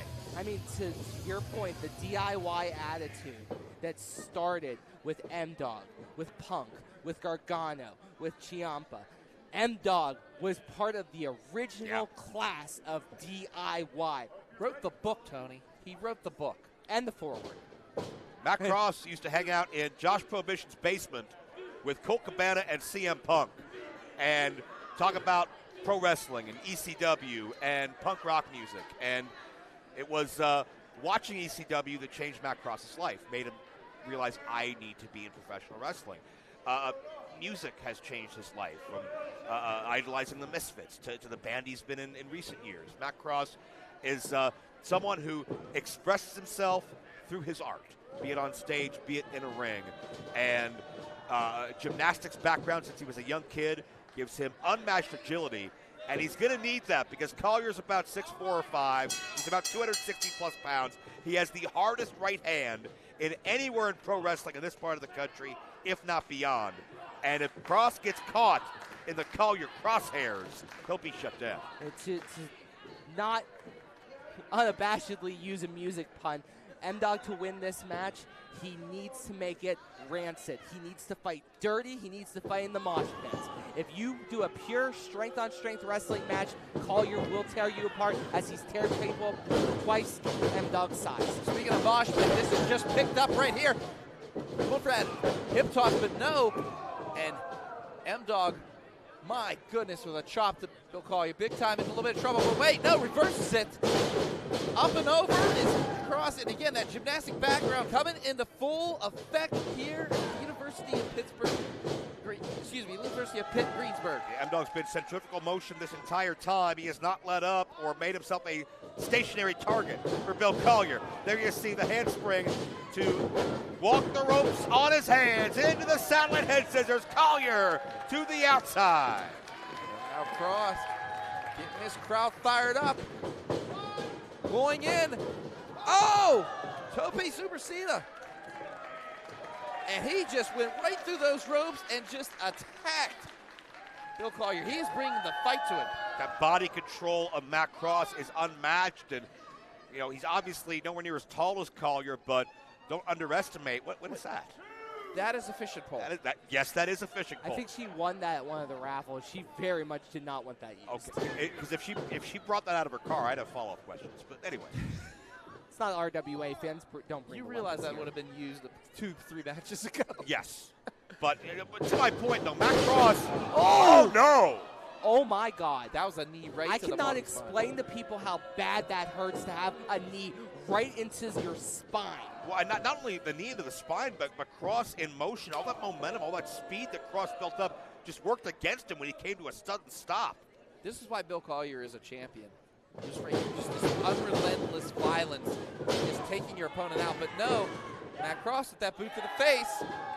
And now, no. Again, relentless. On the neck and the spine. When you were younger, did you ever jump on your bed and lose control and land on your bedpost back first? Explains a lot, Tony. That is what Bill Collier is putting M-Dog through. First the knee to the back, then the neck to the back. He is a walking pain deliverer right now. And right now, he is just taking it to Matt Cross as he's choking him on that second rope. And now, just delivering those punches, he is not letting up on Matt Cross at all. I mean, Bill Collier, what do you expect? I mean, we've seen the tyranny in ARQUETTE. We are seeing it right now through his reign at WC, and he is showing this crowd tonight why he is one of the top wrestlers in the Pittsburgh region. Yeah, I mean, as cliche as it sounds, I mean, they do call it high risk for a reason, and Matt Cross takes caution to the wind. He certainly will take a chance anytime he's got that opportunity to, and in this case, Collier's had it scouted, and he's been able to shut it down. But that's what made Matt Cross so successful for his entire career. That high-risk style. He is victorious when he does it more often than not. Yeah, shooting star press, death from above, flagpole press. Matt Cross, they call him the innovative aerial insanity for a reason, but the more he's on the ground, the more he's chopped down to size by Bill Collier. Notice Bill Collier's trying to compress his legs, compress his neck, compress anything to give him less explosiveness from the high top ropes. Effectively, he's trying to neuter Matt Cross's entire range of offense to strikes, which probably Bill Collier feels he can handle. I thought you were going to say neuter M-Dog. That would have been smart, but that's why I'm not you. You would have done that. I am not that smart. Hey, don't bully that kid. Come on. She did nothing to you. Bill Collier. No, bully the other kid. Oh, come on. The ugly one. Hey. Tony. My God. I didn't specify. I'm legally fine. Okay, as right now, who's not legally fine is Matt Cross. As Bill Collier now sets him up. Oh! Stepped into it and even released him with that suplex. That's the power of Bill Collier right there. Yeah, it's not just a drop, but it's getting launched in the process. Is this going to be it? Tight hook, and Matt Cross kicks out with authority. You talk about Matt Cross, the years he's put into this business. Like I said before, a week shy, 26 years in the professional wrestling business. Yeah. And he's, like you said before, 47 states, 29 countries. He's done it all. 5 minutes gone, And it has to take a little bit of bitterness in Bill Collier. Bill Collier, yes, is very well traveled. But, I mean, the extensiveness of what M-Dog has done for this business. I mean, first time I saw M-Dog, I was 15, 16, something around there. I'm 36 now, 20 years ago. And I've been watching his career progress, and I went from a fan to now a commentator calling M-Dog's matches. He has only gotten better with age. Fine wine. I think the big difference, though, is Matt Cross, early 20s, mid-20s. He's on the cover of video games. He's on nationally sold tapes and DVDs. But Bill Collier's been in the business a long time himself. Yeah. And he had to scratch and claw through obscurity for a number of years before he started making those headlines. And Collier on top gets two. To your point on that, you're right. The red carpet was kind of rolled out for M-Dog in that situation. Bill Collier didn't get a red carpet. He got dead grass, so to speak. Matt Cross was viral before viral was a thing. Oh, I remember seeing him on the USA Network, him talking on message boards about how angry I was at Steve Austin. Yeah, well, but Bill Collier, though, has earned that respect the hard way. From the ground up these past 5-10 years, everybody's been talking about Collier, and rightfully so. But man, did he have to sacrifice a lot to get there. Matt Cross has sacrificed as well, but Matt sacrificing to prove that he is, oh, look out, follow-away slam, that he is good enough to be the guy, and not what a Steve Austin said he would be, and not what any critic would say he would be. Matt Cross has fought for that mainstream acceptance, even though he's an underground legend. And that's the difference between Collier and Cross, two very different paths. You know, we say the name Matt Cross, people have heard about it, but oh, you know who didn't hear? Bill Collier, as Matt Cross moves out of the way, and Collier caught up on those ropes. Oh my goodness, this is what M-Dog needs right here. Ironically, the space by putting Bill Collier up in the ropes might give him space to get to the ropes of his own. Big bicycle kick. And now here comes Matt Cross. That offense we talked about, Tony, that explosive offense, he is showing that right here tonight. At the can he knock Bill Collier down is the question. $250 question, $1,000 question, they did it. Oh! Standing moonsault connects, hook up both legs, Cross. Oh, near fall. I almost just choked on my tongue. That was so close to a 3 count. It's just the damage that Bill Collier, you have to ask yourself, Bill Collier has been damaging Matt Cross for so long, and now Matt Cross finally has a front headlock in. Can he balance out the scale, so to speak? That's the question. If Cross wins this thing, I think he is a top contender for any title he wants in this area. But Collier just straight up overwhelmed him. Oh, the Cross counter to a DDT. This could be it. Matt Cross will do it. No. How close can you be? I've never seen that. Matt Cross could just contort and turn something into nothing. I mean, my goodness. I thought Collier had him, but no, right in midair, just changes it and just DDTs him. Lesser men get spun into the canvas, and they lay there staring at the lights for 3. Matt Cross reverses it, and then eats a super kick as I'm praising him. That gymnast balanced himself neck first. Cross cutter connects. Matt Cross beats him. No! Cross was milliseconds away at gaining a victory here tonight. Matt Cross knew it. That was arguably the strongest bit of offense in Matt Cross's arsenal. But now there may be one step left to elevate to. It could be shooting star time. It could be mushroom stomp time. Matt Cross gonna take a chance. To the top rope. This crowd going bananas. Oh, misses him though. Oh, Collier the right hand. He's out. Cross and moving. Collier measured him. He got all of it.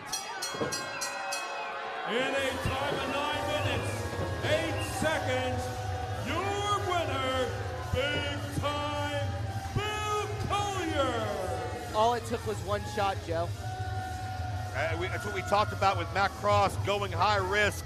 It's where he lives, it's where he thrives. But sometimes when you're as good as Bill Collier, you have the aim, the accuracy, and the power. One shot will do it. And Matt Cross, with everything he gave and everything he sacrificed, the lights went out in just a second. So the question lies, what is next for Bill Collier? Bill Collier, you know, it's a big night tomorrow. Yeah, tomorrow it's Duke Davis, one-on-one. Oh, boy. And that's going to be a wild power-on-power match that you can see on Triller TV. But right now, it's about Bill Collier continuing to build his momentum in Pitt Fight because, gentlemen, I wouldn't be surprised at all if Bill Collier had his eyes on our main event. Oh, I would bet money that he's going up to the penthouse and he's going to watch with bated breath as who wins our main event. Well, Bill Collier may indeed be, No, that kid deserves it, trust me. That kid? Yeah, that kid. Yeah, 100. I'll agree with Was it Tony because on he had that the brotherly love shirt? No, it's Is that because why? that kid's an ass. But I There's digress. no love about to happen because our main event is here tonight. Victory through violence. That's right, the 6-man scramble match. This is for the Pitt Fight Heavyweight Championship. And my God, the champion, the Reverend Hunt, he's going to have to defend that belt, not only against Preston Everest, Anthony Young, David Lawless, John McChesney. But again, the winner of the BOBCAT Brawl, Johnny Mahalo. Yeah, the question is, what does Mahalo have left? The question is McChesney's legendary resume bring him to one more? The question is Lawless a little more conniving? The question is, do Preston or A1 have what it takes to get a career win? Or will the Rev Ron Hunt, with his brand new championship in tow, continue past 1,092 days? We'll be on in just a moment. We just like one last time to thank each and every one of you from Pitt Fight and from 2PW Prospect Pro Wrestling. We thank you for supporting a wonderful cause, the Make-A-Wish Foundation. Wish.org, or follow the link in the description of this video on the YouTube. And now, wrestling fans from the Chambers Hall Gym, Pitt, Greensburg, Pennsylvania, this will be our final match and our Pitt Fight 5 main evented evening. It is scheduled for one fall, and it is a 6-man scramble match for the Pitt Fight Heavyweight Championship. As that music kicks on, it only means one thing, Tony. Peak performance. Sky high time.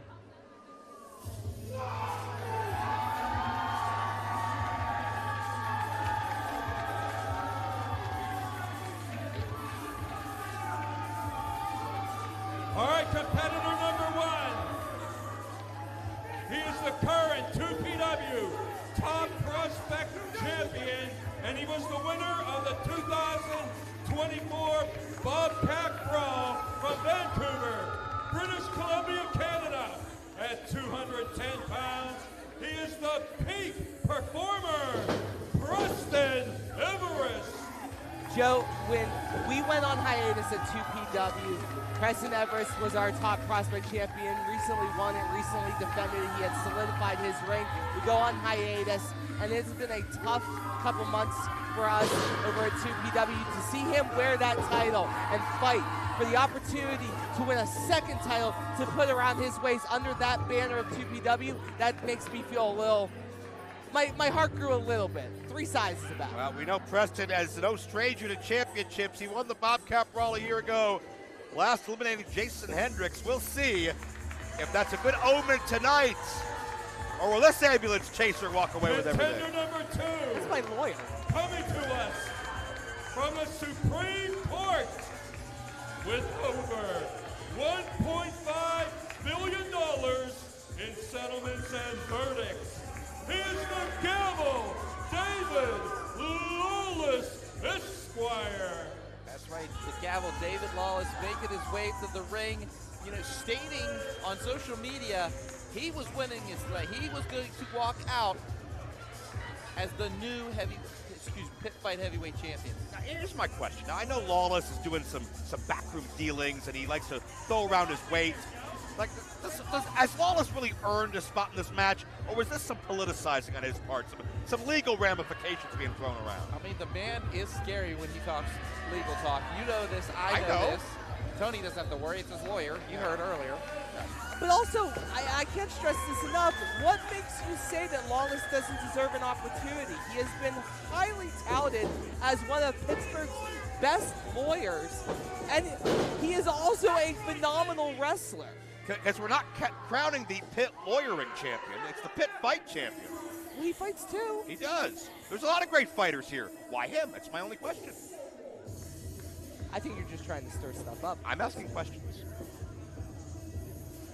I'm staying out of that one. But I will say this. Are you ready, folks? As the Sky Prince is in the house. Challenger number 3 from Pittsburgh, Pennsylvania, at 185 pounds. He is the Sky Prince, Anthony Young. Well, A1 defeated Cowpoke Paul a year ago to get into this championship scramble. He was essentially the first challenger to qualify, and A1 has been focused ever since, and Lawless mocking A1 on the outside a little bit, didn't he? Yeah, he had actually mocked his whole entrance. I mean, You know, for a lawyer, he's pretty disrespectful. Yeah, lawyers have never been disrespectful, of course. The good lawyers are completely disrespectful. Whoa. Here's a man that commands respect.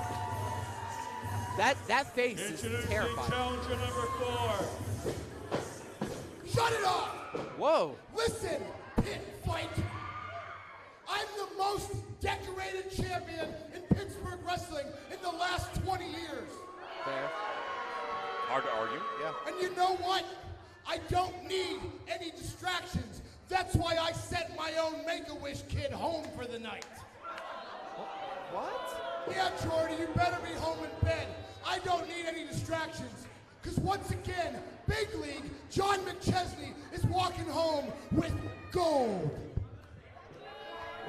Introducing Erie, Pennsylvania, 215 pounds, Big League, John McChesney. John McChesney, this is a whole different Big League. I love it. I decided John, I have not seen or heard from in years. And I'm taking about a decade. I'm taking it back. No, it would be about 2018, 2019. Been a long time, that's for sure. Introducing challenger number 5. He was the winner of tonight's earlier 2025 BOBCAT Brawl. He hails from the Isle of Oahu, Hawaii, 190 pounds, the title weight, Johnny Mahalo. Johnny Mahalo is here, the winner of the BOBCAT Brawl, and he is in this matchup tonight. People love this guy. I know. I think the crowd is going nuts for Mahalo. This kid is in his early 20s. This Hawaii beach bum can come to the mainland and live a dream and win the Pitt Fight title. It all happened so fast. He can do it all in one day. It's never been done. Has it, but now this crowd is about to erupt as the Pitt Fight heavyweight champion makes his way to the ring. Pitt Fight heavyweight champion. I heard you. From Pittsburgh, Pennsylvania, at 215 pounds. He's now known as the Revenue. Don't get hot. Ron Hunt.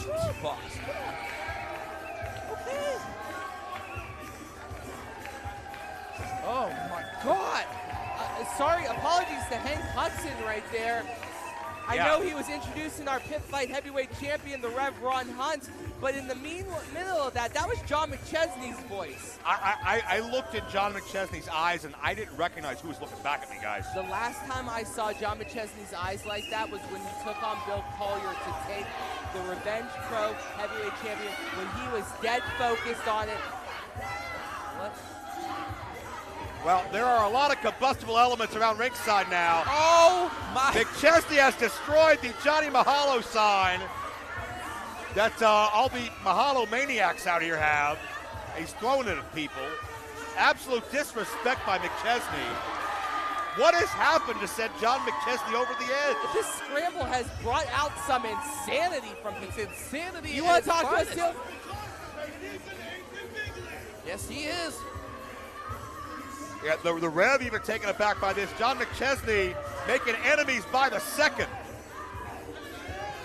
We haven't even started this match and I'm lost. This crowd is this crowd has become unhinged. Unhinged. Our wrestlers have become unhinged, Doc. They were already that was the first, but come on.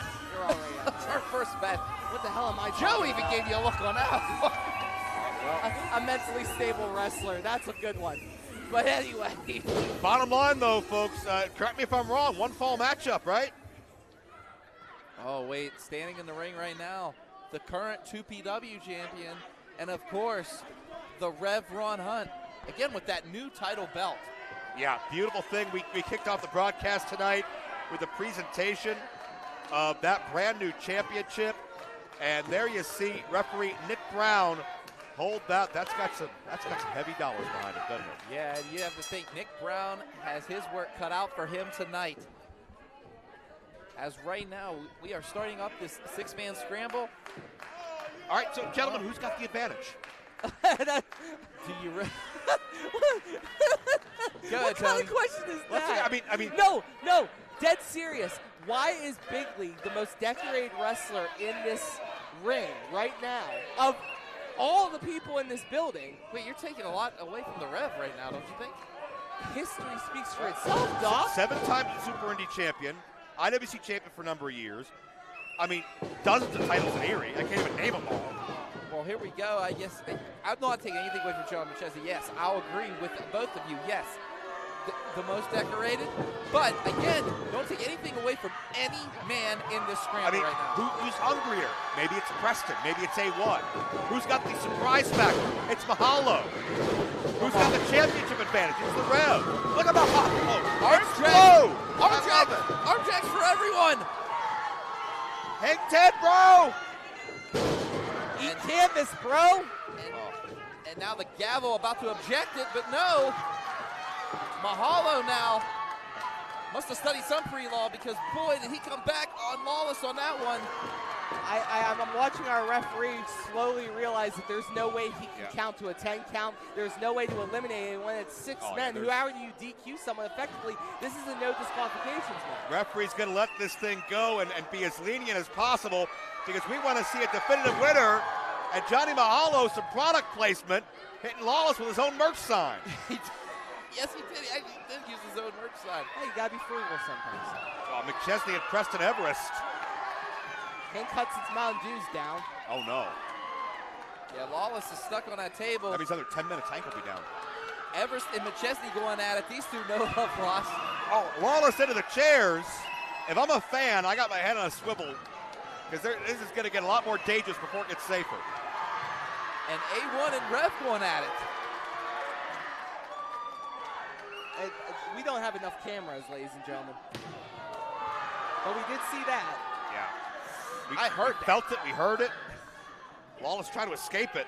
He's trying to escape the student section here at Pitt Greensburg. I tell you, I said, a new side of John McChesney. This is a new side of Johnny Mahalo, too, because, heck, what, surf's up? Yeah! Lawless getting humiliated. That's the guy you depend on, right? I mean, protect your money? Your legal misgivings gets you out of trouble? Allegedly. Okay. There's a lot of trouble he's gotten out of, but we're not going to get into that as right now he's in a bunch of trouble. Oh! Cooled him off with that drink. I think McChesney and Everest would be a great championship main event for any title in this area. It's great to see them going one-on-one. We've gotten to see a brief glimpse of that up for 2PW, and now seeing it in the big time. Johnny Mahalo and just driving his head. You can see it. I don't know. Ear first. Ear first. Yeah, they're right in front of us. That's going to mess up your equilibrium. In the ring, Mahalo the elbow to Lawless. And there you can see we keep a wide shot so you can see all the chaos going on around it. Nice leaping leg kick by Mahalo. Oh my God, he caught him right on the chin with that one, Joe. And Mahalo is going to town here on the gavel. Has it up. Oh! He might be a champion if he pins, but Lawless doing the smart thing, rolling to the ropes, and Mahalo does not see Big League behind him. Rookie mistake. Turn around, kid. Boom! What? Oh! Asking shall receive. Wow, that's like asking someone to turn the lights off in your living room. I think Mahalo is trying to channel old school John McChesney when he's still to low key, but easier said than done. Good Lord. McChesney on social media, to your point, has been showing a lot of clips from back in the day of some of his top competitors, and maybe that's what's fueling him here. Maybe the anger of being considered someone who was once great is pissing him off just enough to go back to that place that made him the great. I think it's a great assessment. McChesney has beaten the likes of Christopher Daniels and Low-Key and gone toe-to-toe with AJ Styles and CM Punk and all the best. And McChesney is just toying here with Mahalo right now. All those chops with the lightning quickness of Mahalo, but it's not enough. Big league drop kick and a beauty. A McChesney staple, as pretty as about any drop kick you could find. Wait a minute, he better turn around because Preston Evers, the peak performer. Oh! A little taste of his own medicine McChesney's getting right now. And here we go. Let's let the Pitt crowd handle it.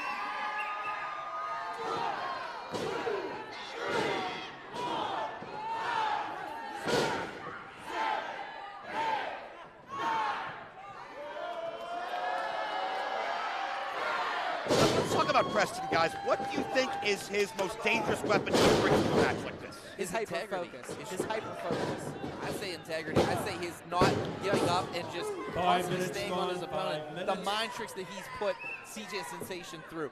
The mind tricks he put Jamie Jameson through. But also, his wrestling ability, I mean, one half of the Good Buds, you've seen what they could do as a tag team.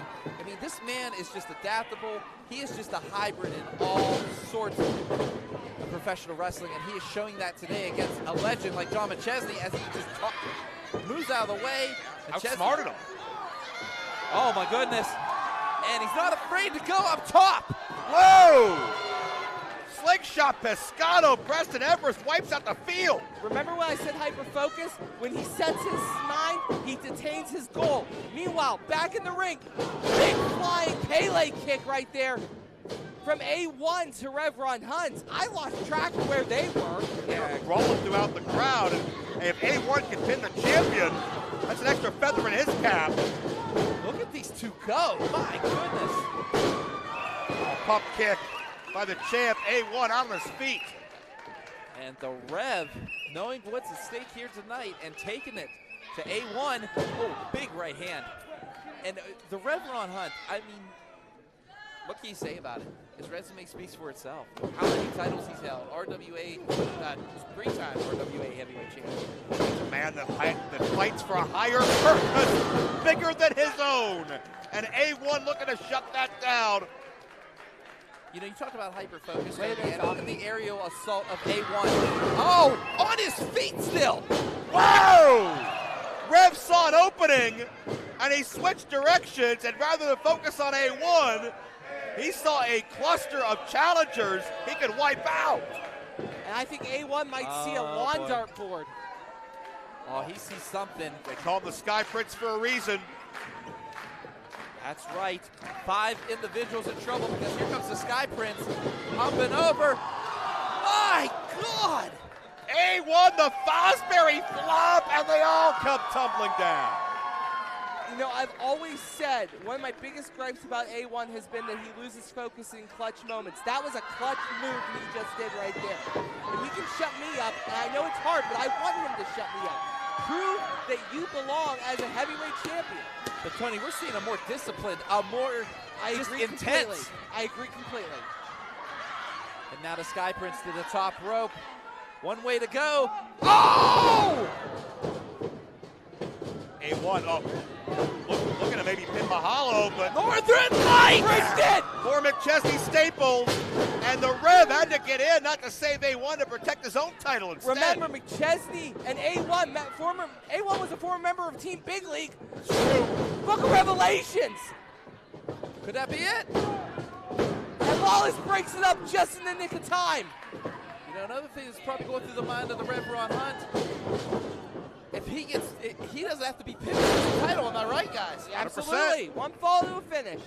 Rev's got to have, again, his head on a proverbial swivel, but it could be over right now. No, kick out. Imagine that bad taste in your mouth to lose your title and not be in the decision. Someone like the gavel, David Lawless, who has like, oh! Got that whirlpool. That's what led to the elimination and the winner of the BOBCAT Brawl earlier. But Preston sneaking. Oh, Mahalo sensed him coming. DVD!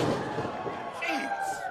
Preston put all of his weight behind it. Mahalo got sandwiched. Preston, get the pin! Preston, I mean, there are just bodies everywhere, folks. Again, this 6-man scramble is just been a one for the ages here tonight. And Preston can feel it. The bodies are down around him. The peak performer is ascending to the highest perch. Oh. A1 shuts that down in a nutshell. He does, and A1, Anthony Young knows what's at stake here. Oh, he's getting distracted by the crowd. That's the discipline, it's the focus I've never seen from A1. Oh, Mahalo wipes out A1 with a calculated counter by the youngster. TKO. Now, wait a minute. Again, Preston Everest stalled. And Lawless will steal it. Lawless is going to steal it. Now Mahalo kicks out. There is fight in Johnny Mahalo. My God, this youngster is turning heads here tonight. Wallace needs to stay on Mahalo, though. He has this wrapped up. Everyone else is DOA. Roll up! Mahalo the inside cradle. Oh, half a second from a new champion. 10 minutes gone, 10 minutes. Gavel has him up. Super kick. Another McChesney staple. Grace hits right now. Yeah, Big League's pulling out the heavy hitters. A match this important. Oh, he's lifting the kick pad up, guys. I don't think he sees him. Rear end kick. McChesney's reclaimed to fame. A heartbeat away. Now Preston. Elbow to the kidneys. Preston's on top. Preston Everest has won the Pitt Fight title. In a time of 11 minutes, 10 seconds, your winner and the brand new Pitt Fight Heavyweight Champion, the peak performer, Preston Everest. Preston Everest has done it. He has shocked Pitt Fight here tonight, and he is your new Pitt Fight Heavyweight Champion. The man that won the BOBCAT Brawl a year ago has waited for his shot, but the Rev, who wore that title so proudly, may not be ready to relinquish it.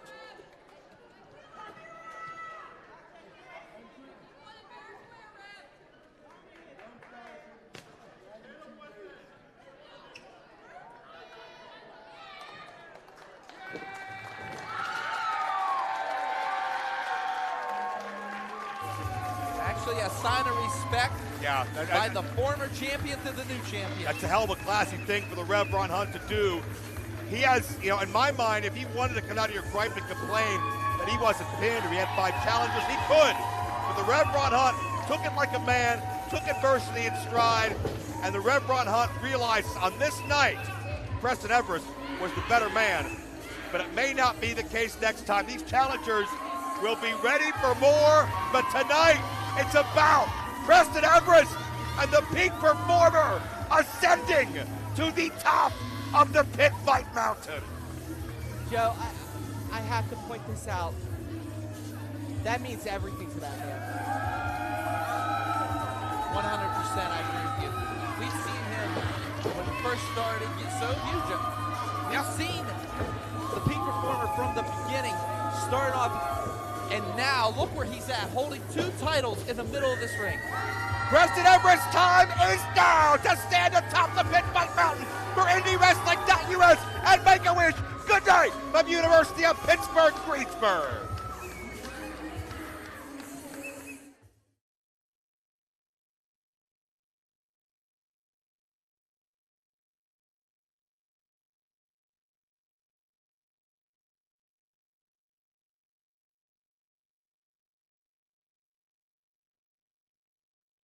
And more.